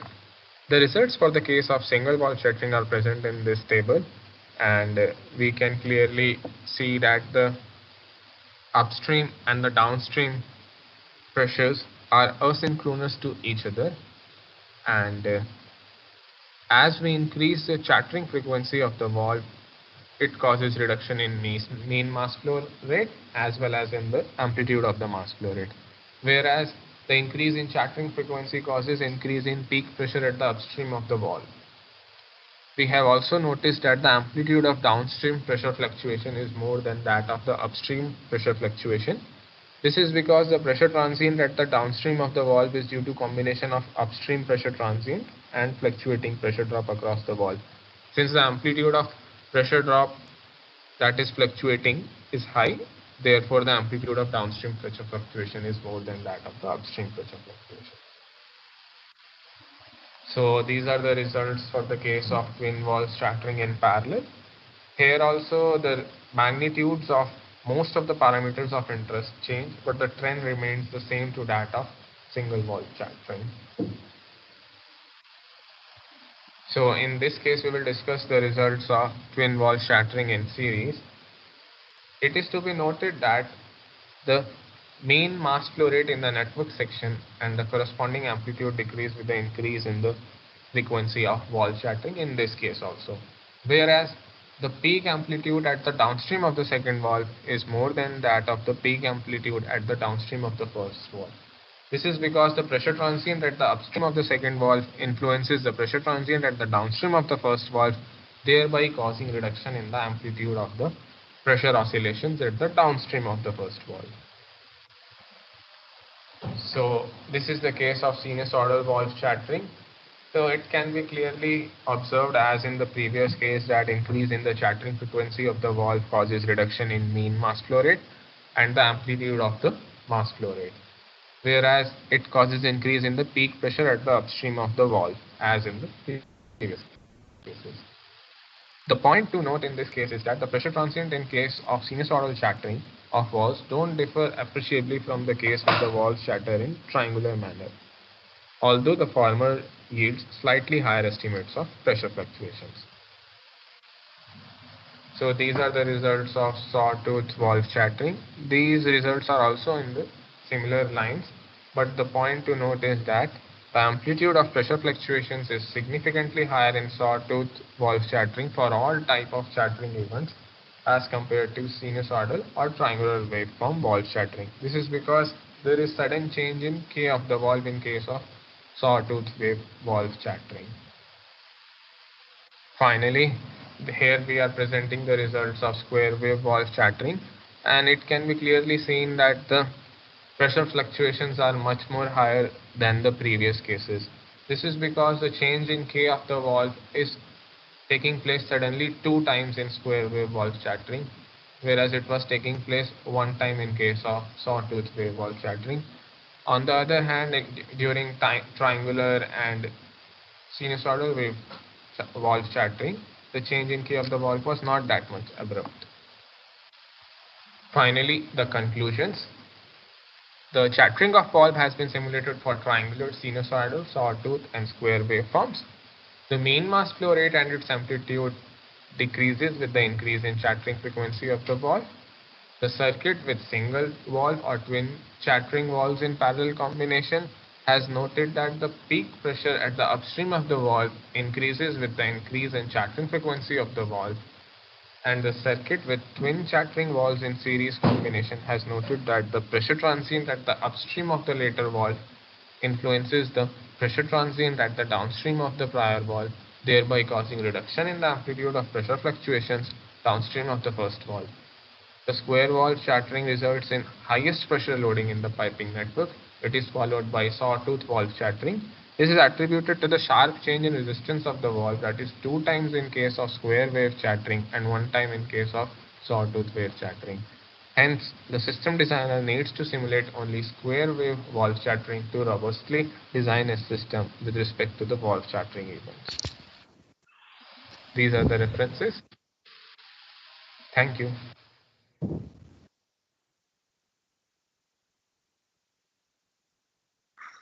We can have some questions here now.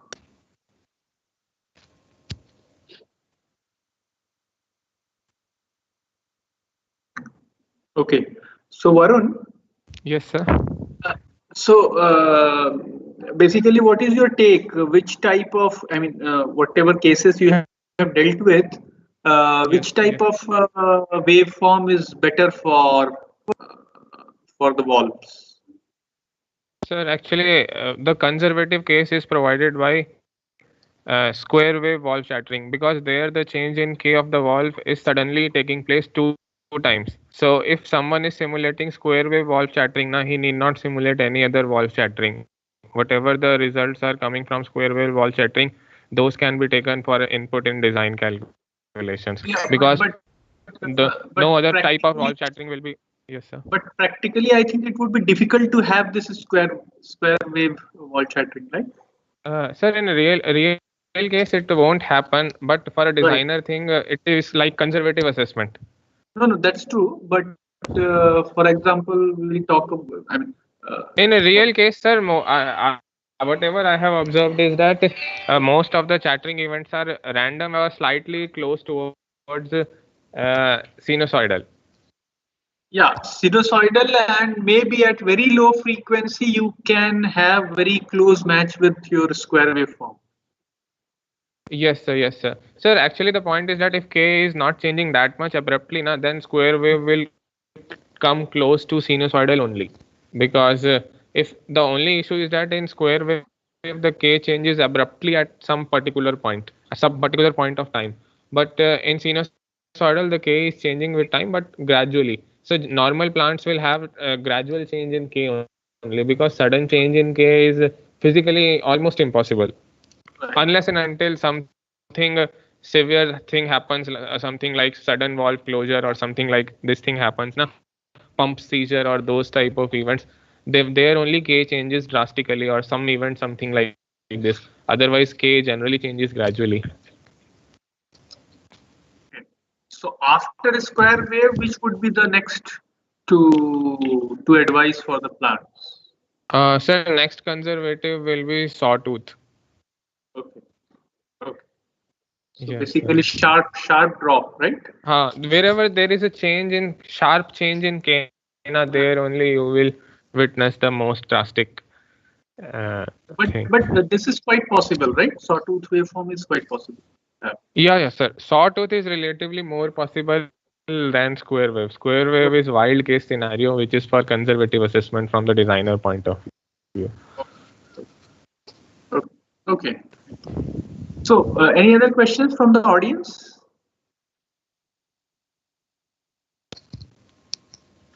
Okay, then thank you, Varun. And with this paper, we conclude this session here. Okay. So Welcome, I'll sir. thank all of you. Okay.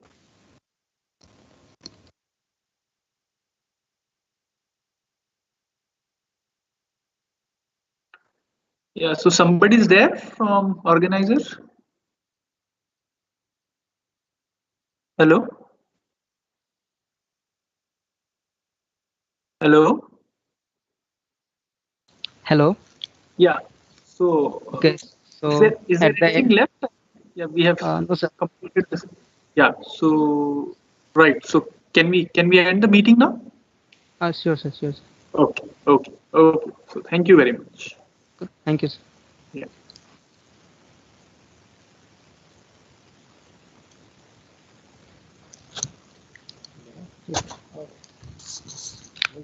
कल के लिए एक बार check कर